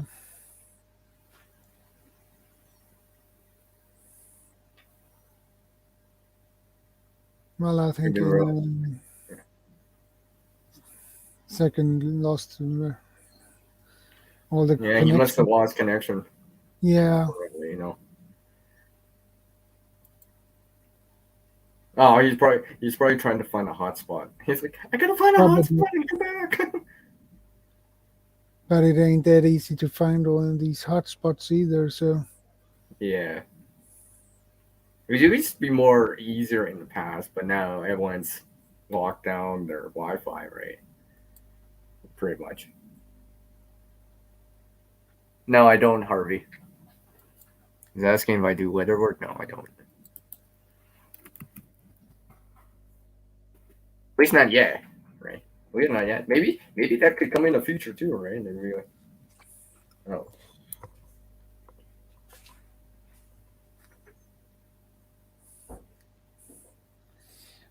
And that was my wife. She told me that she going to bed for sleep. Oh, okay. Yeah, I mean, Harvey, leather work is much different, right? Because it's not as forgiving as working with other materials, because once I put a hole in it, there's a hole in it, right? It's an That's art, the difference. Yeah, right. I would want to practice first, make a few little small scale things, practice first, and get the hang of it. And I'm just gonna make this big, whatever thing right away. No, I didn't even do that with sewing.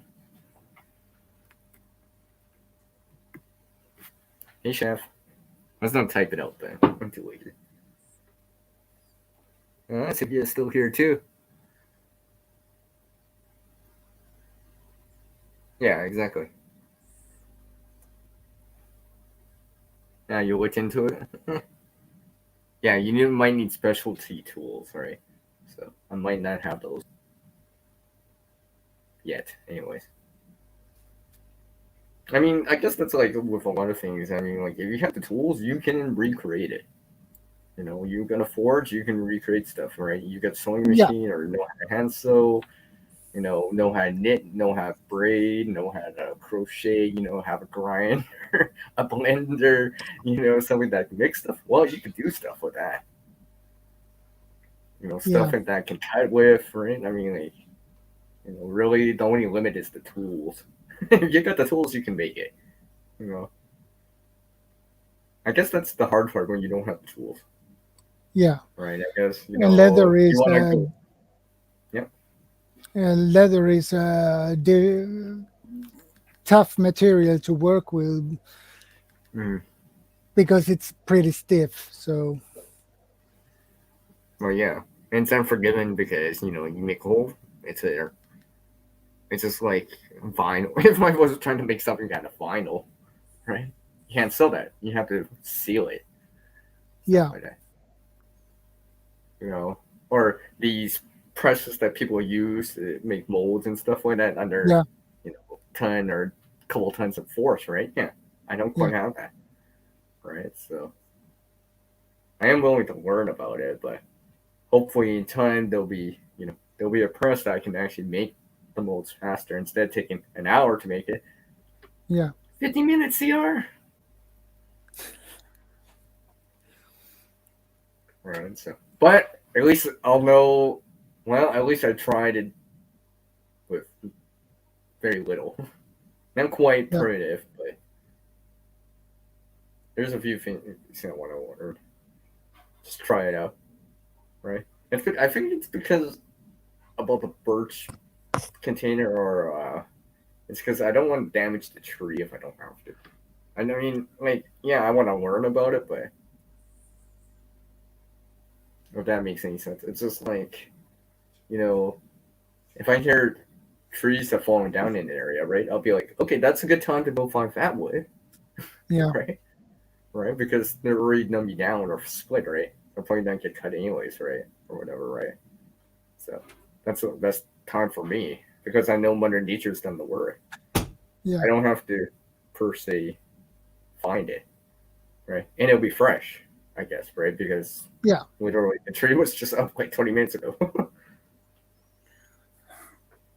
Because I found some foul wood like that before, but that doesn't happen often. Usually it's smaller chunks, or else I'll have to go deep, find a tree that's down. Stuff like that.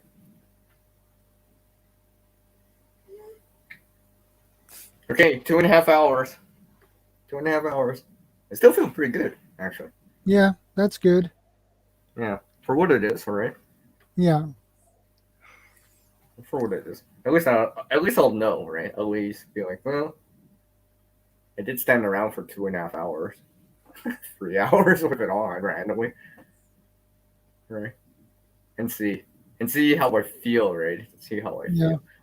Because I've noticed that, especially about not just bags, but shelter in general, sometimes in cold, you don't notice how cold it is until you're in it and trying to fall asleep. Yeah, Right? Because now exactly. you're not moving. Yeah, now you're not moving so much. So you don't notice, hey, my feet actually do get cold, right? Or they'll start getting colder. You might not even notice in the first hour, the first 2 hours. You might not notice it until the third hour, right? Because I've done tests like that where it's just like, it's fine in the first hour, first 2 hours, then the third hour, it's just like, okay. Now I'm starting to feel that heat loss. Like in my feet.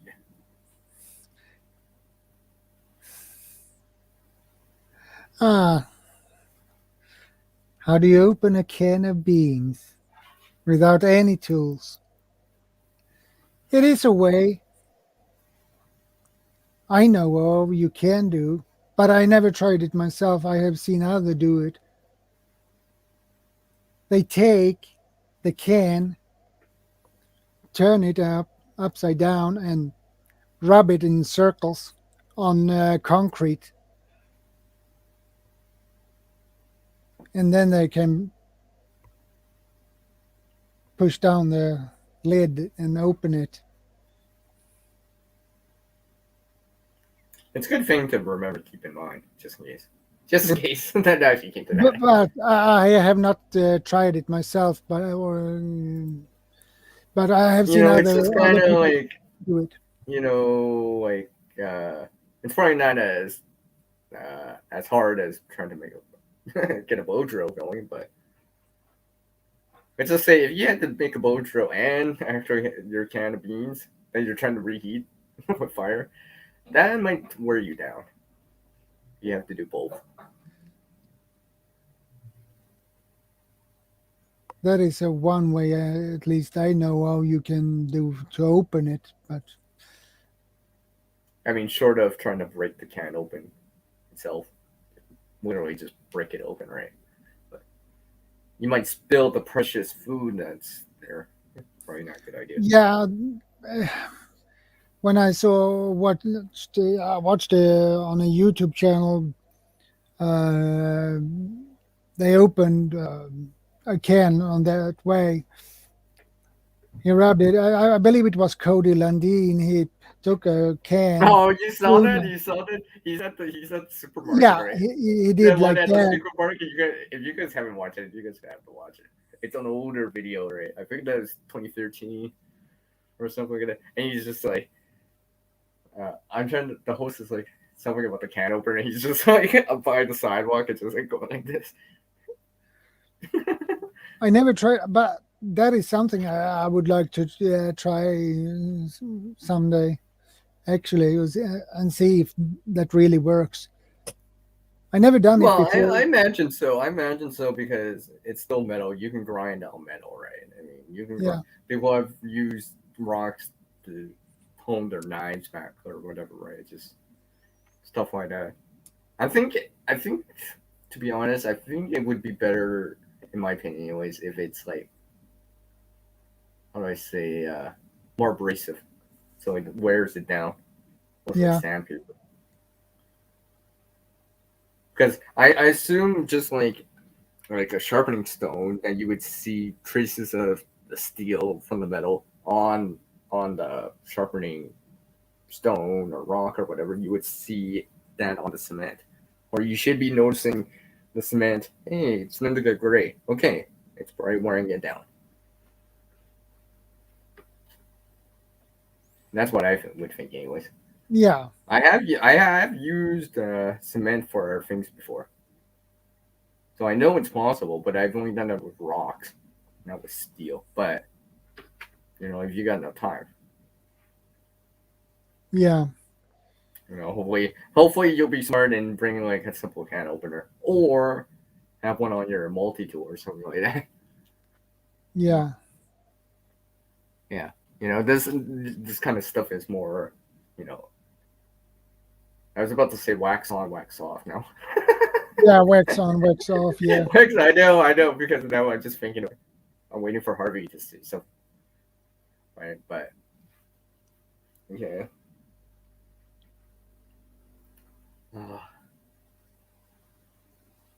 Yeah, it's still raining here. Yeah, I think it's gonna rain here all day. Yeah, It is still raining. yeah, I figured it is. It might have, it might have stopped, but I know I have water out there. So. See, I was waiting for that. There we go. I was waiting for the LOL from Harvey. Yeah, that's how CR is. Yeah, I just don't usually get like this on my normal videos. Usually on my normal videos, I'm trying to go fast. So yeah, I guess. Well, without spoiling too much here, from what I said to you personally, Yeah. right? Because I've see for the people in the side check, I have shown him this guy here a few things in this bag. He has seen a few little things here. I gave him a sneak peek. on it. It was to warm up just in case if I want to show the bag actually. Yeah. Because actually I have so much per se in the bag that I want to explain it all. I'm like, should I be like, it does this, and this, right? Because I'm trying to make these kid videos smaller, so they're more manageable to watch, right? Yeah. If that makes any sense. So that's why I'm showing it before I actually show the stuff. That way I'll be like, oh yeah, this bag, yeah, I've worn this on ShadowScoutSwede's live stream for like a couple hours, worn it on my stream. Right? You might have seen it in our video, right? So people, I want to show people that I'm actually per se wearing it, right? It's Yeah. not just a bag that's just sitting on the side that you never see being worn ever, right? Because I just kind of figure, I mean, like, how I figure about these bags, if it's that ready to go, you should be able to just grab it and just put it on right now for 5 minutes. Yeah. Right? You should be able, right? Whatever it is, closet, whatever it is, right? Because I kind of feel like that'd be a good way to employ it, right? Yeah. Because it'd just be random, right? It's just like me right now. I had to go get it, but it's random, right? Because when you need that bag, per se, it may be random that you need to leave or go with it. Hey, Tony B. Welcome. What's up, Tony? How you doing? You know what's funny? ShadowScoutSwede, I'm almost starting to talk like I talk on my live streams. I'm almost doing that. I'm almost talking like I talk on my live streams. Yeah. Almost. I guess I feel comfortable here. Yeah. And besides, this is my fourth time here now. It's like, Yeah. like I gotta have you on my. I could have you on a panel on my side so I can do all the talking. No, I'd be like an interview. It's like, okay, everyone, this is my special guest. Introduce yourself. Yeah. This is fun. Doesn't even feel. I know it is fun. I mean, like, it doesn't even feel like I'm doing it. Well, I am not doing it much now, but it doesn't even feel like I could just keep going. But no, I do have our stuff too. It's I like to have options. Yeah. You're familiar with how I like to have options because when you have options, that means depending on the situation, you have something that like could fit that kind of spot, right? What I'm saying is like, let's say, your vehicle breaks down, you're driving, you usually drive, right? Someone's now got to pick you up, or you got a carpool. Oh, I can't bring this big bag this time because we're carpooling, right? Yeah. So you got to bring something else, right? Or adjust it, right? Or adjust your bag and stuff like that. That's why I like to have options. That way I can be like, okay, at least I got a bag ready to go or something ready to go as much as possible. Because, like, that organization thing comes back to mind for me. Because it's just, as much as possible. I'm not the most organized person by far, but when things are organized, I like it that way. kind of deal, right? Because Yeah. they seem to work. Like, you know, I don't know how many people out there have seen or heard of people, you know, have you seen the phone? Have you seen my phone? Have you seen my keys? Have you seen my keys? I don't know where I put my keys. I just have them. You know, and all this stuff, right? It's like, Yeah. wow. Right. I know where my keys are. My keys are right in my pocket. My keys are right in my pocket right here. Yeah, my keys Yeah. is in my pocket as well. Yeah. See, that's one of those EDC items. It's just one of those things you don't want not to you want them on you, right? Because when you don't have your keys, then issues come up, right? You know, it's a personal situation for yourself now, right? Because now you don't know where it is. You don't know who has it. Could be keys to your car, home, or whatever now, and you don't, right? You know, hopefully you lost them in the pond and not in the middle of some subway. Yeah.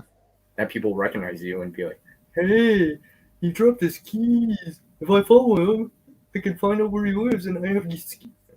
Sorry. I didn't mean to say it like quite like in that tone, but you know, you kind of get the point, right? Yeah, I got the point. Yeah. Because I mean, I know for me, I don't like getting locked out. Because it's annoying. It is very annoying. Yeah. Because you waste so much time at it. That's why. You know, you see people trying to do that clothes hanger thing or whatever, something like that. And it's just like how time consuming that takes, right? You know, when you could be out enjoying yourself, all right, or on that trip, right? You know, oh, let's go on a vacation, CR. Okay, what? You walk this out? What? You can't get in the car? What? Where's your keys? They're in the car. What? Great. Now you're wasting the next hour. But we could have been on the road. I'm missing all the sights and sounds. So yeah. The time is flying. Oh yeah, the time is flying indeed. Well, almost 5 hours. 5 hours goes flies. Hey, don't. There's only 8 more days left in the month. When's your renew? Well, because I know you. No, wait. You paid for. I keep thinking you paid for the service now, haven't you? For StreamYard, right? Yeah, I pay for StreamYard. Yeah. Okay. Yeah. And never mind. $25. Well, I guess you might as well make it worth it. $25 a month. You might as well make it worth it. Well, right? I like StreamYard because it's easy. I don't like. No, I know. I understand. I tried to understand this OBS, but it's too high learning curve, and I don't get it. Fair enough. And it's too much time to prepare a stream, because before the same day you have the stream, you need to be it takes 1.5 hours before you can go live, because you need to do a lot of things before you can go live. Hey Tammy, welcome back. Hi Tammy. So that's why I needed something that goes faster to set up, easier. You don't need a stream code. You don't need that, and you need that and that, and so on. So that's why I like. So I tested out Oh, there's nothing StreamYard. wrong. I'm not saying there's anything wrong with using it. Just for me personally, I have the choice. I can do both. StreamYard, you know, it's easier and stuff, but OBS I can be more technical about it, or more dramatic about it, or more, and not embellishing, but like artistic about it, right? So. And the problem is with OBS is that it takes a lot of computer resources. Oh yeah, so yes it does. I keep forgetting because we're in StreamYard. You're doing it online, right? Because none of us download anything from StreamYard.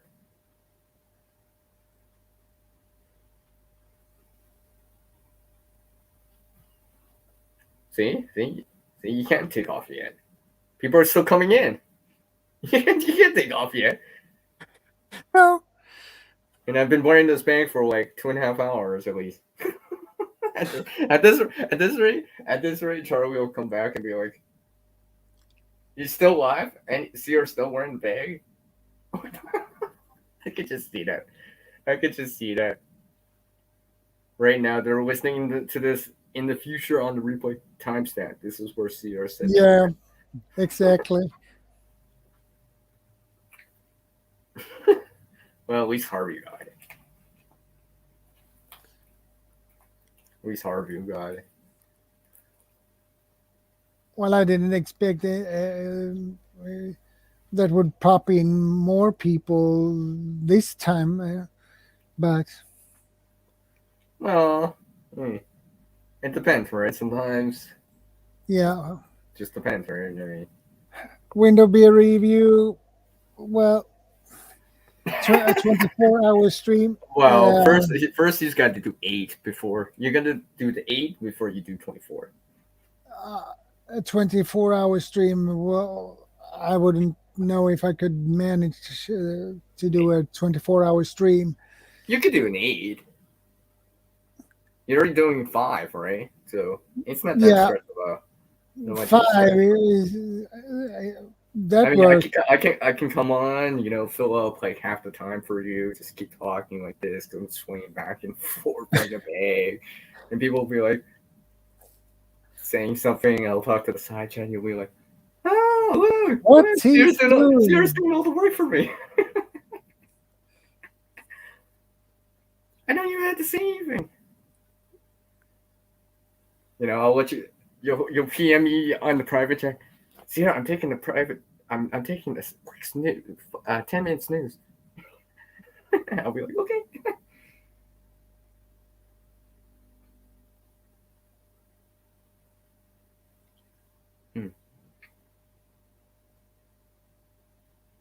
Yeah, anyway, it's good to see that I had a lot of people, familiar people. Yeah, we even had Uncle Al up here for 5 minutes. Yeah, for 5 minutes. Yeah. Yeah. Actually, I feel a little bit sorry for him that he had so much to do. Well, it's called real life. Unfortunately, sometimes. Like, I mean, like, I meant to you even. Like, I missed one of your Saturday streams because I was gone that day. Yeah. Just right. Like, remember? Yeah, you see my last video, right? I shot that video on Saturday. Yeah. So that's why I was gone. I was gone all afternoon to shoot that and to be there, right? So unfortunately, when I came back, I'm like, oh, he's not on live anymore. Oh, I'll have to find something else. Stuff like that. This feels great. Yeah. Either I'm getting a second win from this or something, because it doesn't even, or maybe I'm just getting more used to it. But that's just why I want to increase the difficulty every so often. Right? Like, depending on the task, like, get heavier in the pack, right? Then start doing stuff too, right? This is my just standing still with it on kind of deal, right? Because when you're moving your feet, right? So you might not feel pressure in your knees from standing this whole time. Right? Remember, I've been standing for a while. Yeah. With a bag on, right? So you don't feel that you're on your knee a little. As soon as I start walking, it's fine, right? And I try these standing up on your tippy toes kind of deal or something like that. Yeah. Doing some squats and stuff like that.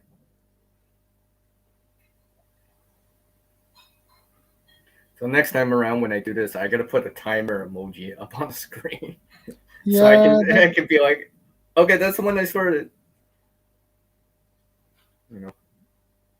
Like I said, I'm just doing this for fun, right? Just because I can, all right? Just because I can, and I'll learn about it and be like, Because I just kind of figured if I can't do this, well, I'm not ready for 10 miles, 20 miles, whatever distance, right?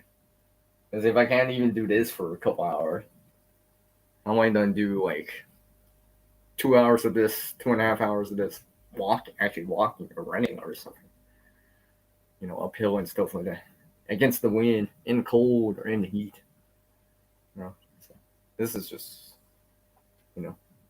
it's like a prototype or something, just something to practice with, get a sense of it. Yeah. Besides, it makes a good stage prompt. We're talking about preparedness. So a backpack is one of those things you think about too. One of those things you think about in terms of preparedness. I guess a backpack, right? Rucksack, whatever. Yeah. Day pack, Actually, I should go look into the history of a backpack. Okay. And it kind of makes me want to look into that. Some documentary about that. That'd be kind of cool. Let's see.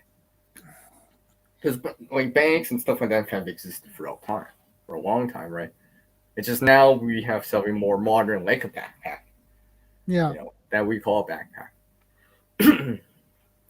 Well, at the Stone Age, they had a more primitive form of a backpack.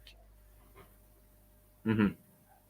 But that was basically a simple frame with some, rope made of grass or things. Well, it could have been sinew, right? Yeah, sinew. Yeah, it could have been sinew later on, right? In the beginning, probably not, right? Right in the On beginning, on a simple frame, wooden frame. So yeah, exactly, right. But they probably didn't call it. Then depending later on, right? Then they might have used bone, right? Yeah. Because bone is stronger than wood. Yeah. Not as strong as metal, right? But it weighs less than metal. So I don't know. I'm just saying. Could you get a bone this big, the size of your back? Maybe. Or some really big animal, but. Well, back at that time, they had mammoth. So. Well, Tammy, I mean, I've seen milk here go for first only 2 per day per family, something like that, or there's not price limit, but a limit on buying like something like steak, for example. So those are pretty good indications right there, I would say. Yeah. I mean, it's not like, extended to other things as far as I could tell, per se. There is some shrinkflation in some of the packaging on some of them. Not a lot of them, but there is that shrinkflation. It's like, hey, I thought this was 250 grams. Now it's 200. Right? Yeah. And you're still paying relatively the same price. Although things are different here in Canada than in the US. So yeah. But over there too, I guess. Yeah. But we are experiencing something. You're experiencing something, right? You see something. It's not 2019 time, right? You are seeing some sort of difference in the store. Yeah. Yeah. So I think that's pretty clear that there is a difference, right? Hopefully it won't last long, and hopefully things won't get that crazy. Yeah. And again, we're only in October. Right? We're only in October right now, so yeah. Yeah. They say that the price on power will go up here in Sweden. So that's what they're saying a lot in these countries that are relying on for electricity. Well, it's going to be winter, right? It's winter. Yeah. It's coming up to winter in the Northern Hemisphere, so yeah. And it will be more. They say it will be probably more expensive than it is usually are. So. I mean, I've already cut back power per se as much as I can without sacrificing too much, right? I mean, I don't leave the lights on everywhere. stuff like that. You know how I am. It wasn't just about saving money, right? It's just saving power in the first place, really, for me. Doing something like that, right? That's preventing, right? I don't have to pay for it if I'm not gonna use it per se, right? So I use less, right? Stuff like that. So Because I'm not a big fan of just leaving, the lights on for like 2 hours and no one's even in the room the whole time. That just seems like a waste to me. well, we try to save.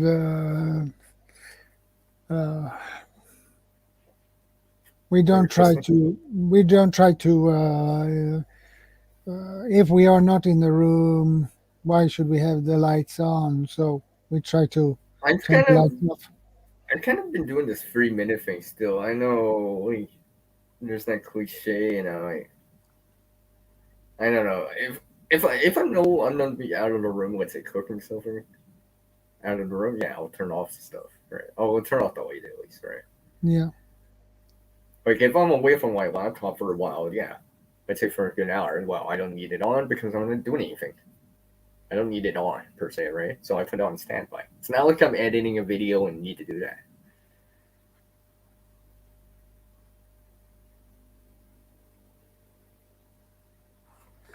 I've been talking about that Harvey.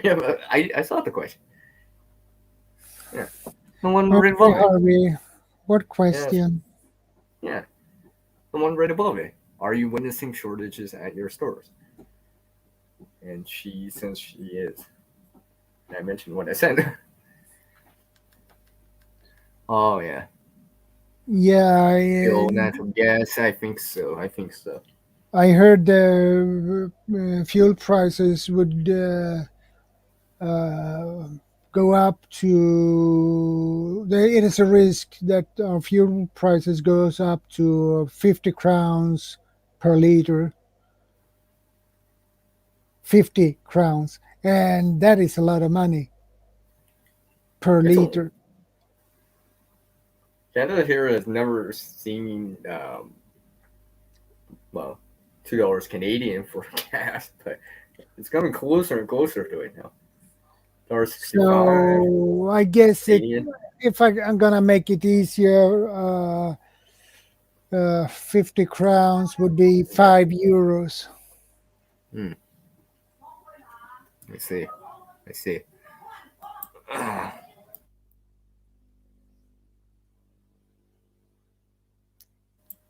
Excuse me.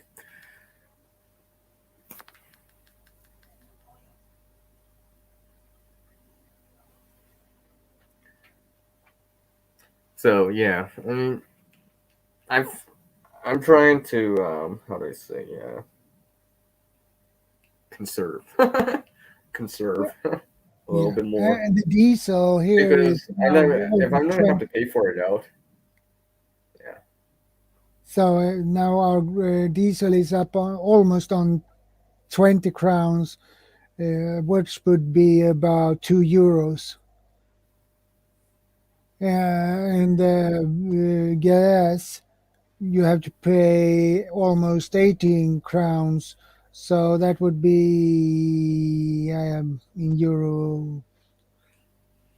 I'm not sure really, but. Oh, you guys are hearing it. The vocals coming off. And no, it's not because I'm tired. It's because I want to sit. I can't. It's hard to sit with a bag on. But see, I'm not even still in my hand. I'll do something else though. Again, So everything goes up. Arm lifts to the side. But I have a feeling that the coffee price will go up here in Sweden as well. So let's see what time it is. I almost got 3 hours in on that. Almost. So I can stand around with this bag on at least for that period of time. At least I know something, right? Next thing, go travel, right? Oh yeah. I heard about that, Harvey. Yeah, I heard about that. That's a big thing too. Computer chip shortages, yeah, Oh, unavailable. especially if you want to get it something new. Affects computers, electronics, appliances, vehicles. Now a shortage of pickup trucks at a good price. Yeah, I heard about that too.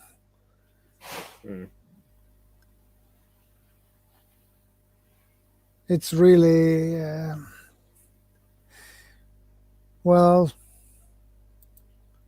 it's a bad situation. And I think that will going to be worse, much worse. Yep. I can't quite. I wish I could do those things that some of those people do with bouncing water on their head. I don't think I can balance a backpack on my head. That's a little much.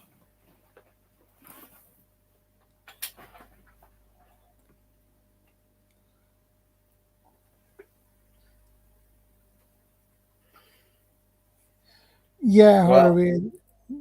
Probably, yeah. Yeah. And if that will go on for years, well,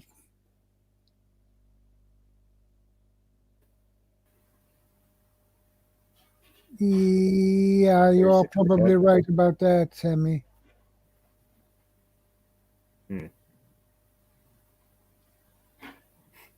Me and math, I always have problems with math. Not my favorite.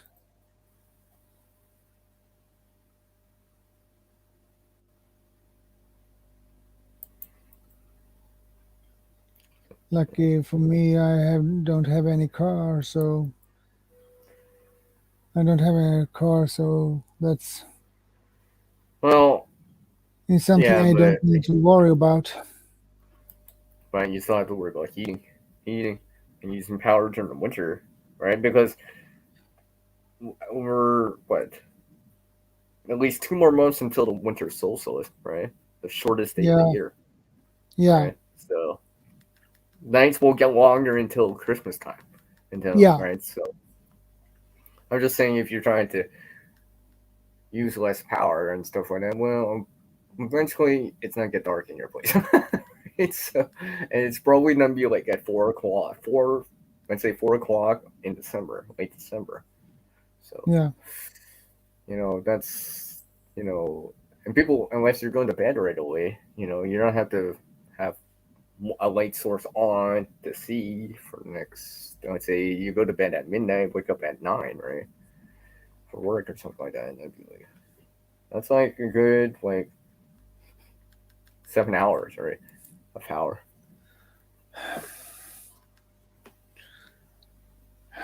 Name one weakness in your prepping, and what are you doing to work on it? Well, I know. My biggest concern and my biggest weakness is, at the moment, power. I need actually get me some emergency battery pack or a solar generator. But I think these are expensive. Yeah. I was gonna say, for me, I guess it's the winter planning more, right? Because in the summer here in Canada, it probably won't be as bad. It's the winters here that I have to be worried about. Because if things goes down in the winter, then it'll be bad. It'll be bad. Like, I never had a power outage specifically in my area where I live in the winter. Yeah. Right. I've had them in the summer, right? Yeah. So I think that is one of my bigger weaknesses in there, right? So once I start getting something not space heater or something else, right? I mean, I'm not saying I don't have like propane or something like that, but I mean, that can only go so far. And it's not like I have a generator. I wish, but I'm just like you in that boat, right? I mean, I'm fine for the small devices, right? I'm not Yeah. worried about that so much, right? It's more like here in the winter, I'd be more worried about the heat than the fridge, because per se, give or take, it's probably gonna be snowing if the power goes out here in winter, most of Yeah. the time, right? So I've actually it'll be cold enough outside I can put food outside. I'm not worried about that.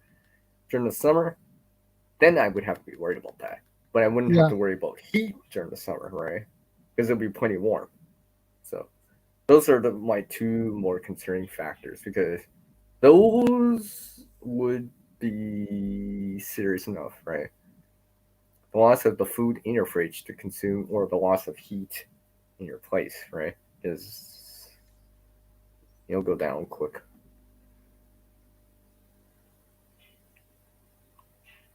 Okay, I see. Tammy, food, energy or fuel, and water filtration storage. Okay.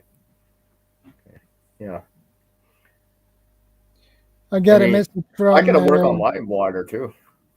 I I got a gotta work message on it. from Second Star. Yeah. He says his internet crashed. Well, I kind of figured that like 20 minutes ago, since he didn't come back. But okay. Yeah. Yeah, I mean, I could work on obviously, I guess food and water can always be improved on. I got something, but it could be better still. I'm trying to improve on it a little bit more, like the organization of it, stuff like that.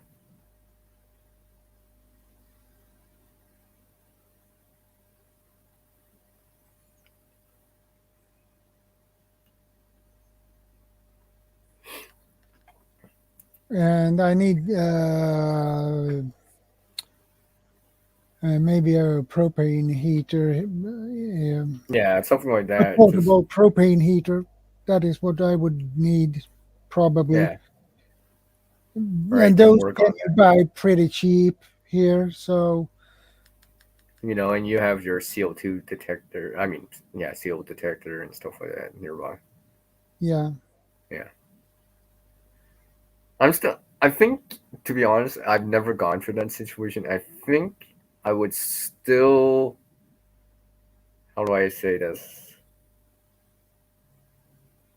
Use the hot water bottle or bladder method if I have access to fire, something like that, yeah, or a different heat source. Because that way I don't have to bring like the heat source in per se, like burning inside, right? I don't have to worry about CO because I'm heating water, right?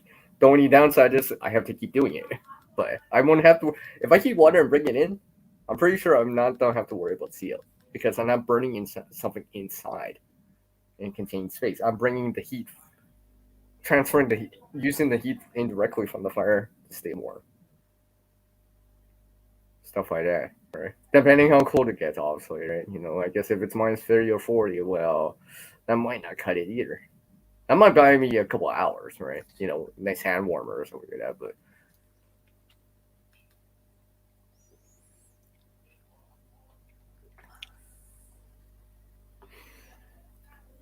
his so, internet crashed.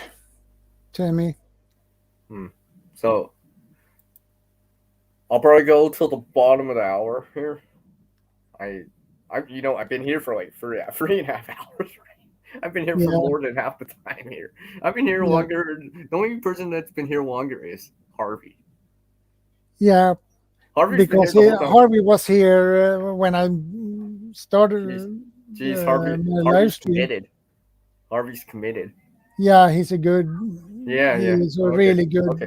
guy. I So okay. I'll be looking for that commitment too, Harvey.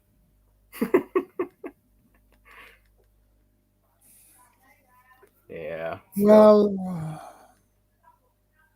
a fun marathon, yes. yeah, 5.5 hours. Yeah. Geez, the time flying. Really.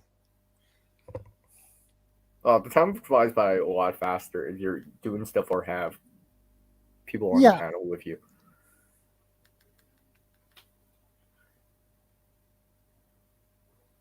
Okay, I know what he's thinking. I know what he's thinking. Everyone in the side chat, invite CR back, so I can just relax and I can get all this watch time, and CR will just talk for the next 2 hours. Well, actually, I need I'm the just watch kidding. hours anyway, so Yeah, no, it's cool. It's cool. I believe I had. I don't remember how much I had on watch hours. I had 641, I believe. Yeah. Okay. I think it was. Well, this should count. This should count for some of the watch hour because I've been here the whole time. I think YouTube Yeah. still counts it just because I've actually been here and stuff like that, and talking and on the side chat still.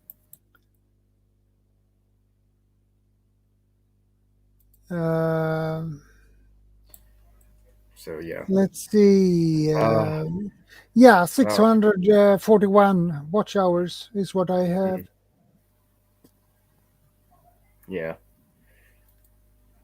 Well, if it, I think it. You guys keep. See, I'm almost thinking maybe it's almost time to show the bag. Almost. And like I said to you, it's not that I don't want to show it. It's I just want to show that I've used the stuff, or at least had the stuff, worn the stuff, right? And not just, oh, hey, I just made this bag. I'm gonna show you it now, right? Right. If that makes any Harvey. sense. Prepper checklist. checklist. Yeah. That sounds like a good idea.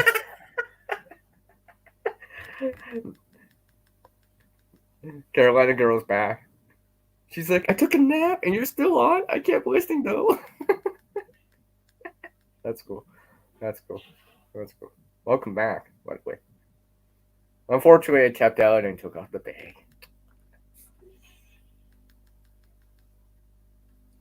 At least I'll be used to it being on me. So comfort, I'd work on that, but at least I'm used to that kind of weight. Now I just have to do something. I think this is why I want to show the bag later. It's because I want to show that I've actually either used it or it's on me. It's not just. It's more than just a stage prop, right? It's something that is useful or can be useful, right? Because I don't want to be like. Because I could have showed like probably. How many times have I revised this bag now? Probably 6 times, right? I guess I could have made video on it, but then again, is it just, are you just updating for the sake of updating, or are you updating for a reason, right? So yeah, I figured if I go out and actually use it, maybe I'll find that reason. Be like, do I really need this or that?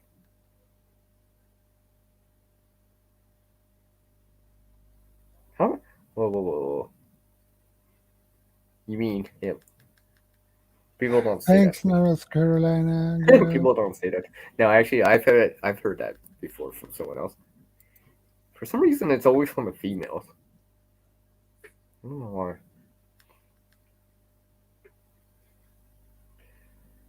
Well, I guess it's almost that time again, right? For me, I guess it's my 2-minute warning. For being over here.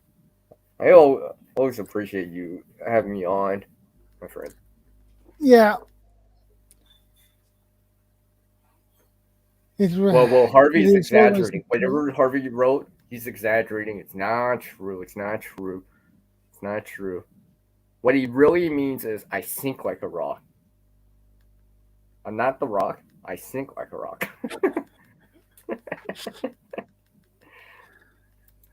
Thanks, North Carolina girl. I took a nap and you're still on. I kept listening though. Yeah, that's cool. Yeah, and it's are these gonna be like more open chat, or you don't have something more specific later on? I have one planned in November 20th. Yeah, Saturday, Okay. November 20th. Actually, that one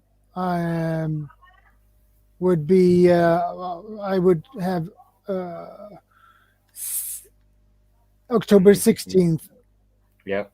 at the beginning, but my co-hosts that time had to go to the hospital for surgery, so Okay. from Friday, Saturday, to Sunday, so I had to move that into November instead. Oh, okay.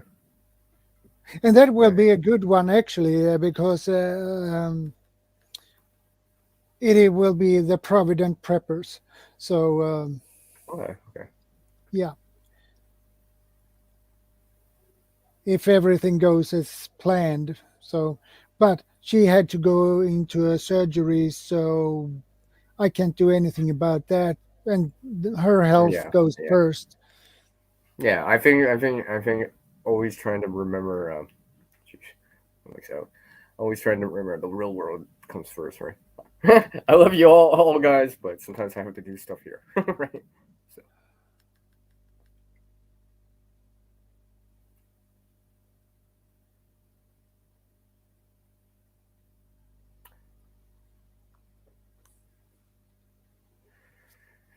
So, anyways, I appreciate everyone seeing new faces, and apparently I'm not have to check out some of this content out there because I Yeah. had all these tabs open too. So, anyways, I appreciate it, my friend.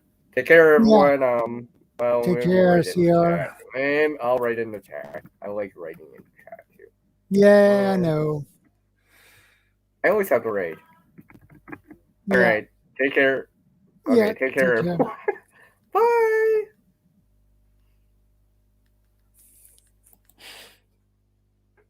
Yeah, Harvey. Same time next Saturday. So, well, 5.5 hours. Oh boy. Um, well, I think we do like this. I think I wrap things up here now. So, and thank you guys for popping in, stopping by, and be here. And thanks for your support. I appreciate it very much. Hey, Havana. Anytime, North Carolina girl. Anytime. It's good to see you.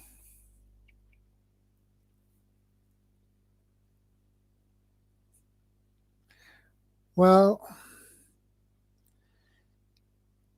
and thanks, Harvey, for taking care of my chat and keeping my stream clean. Much appreciated. I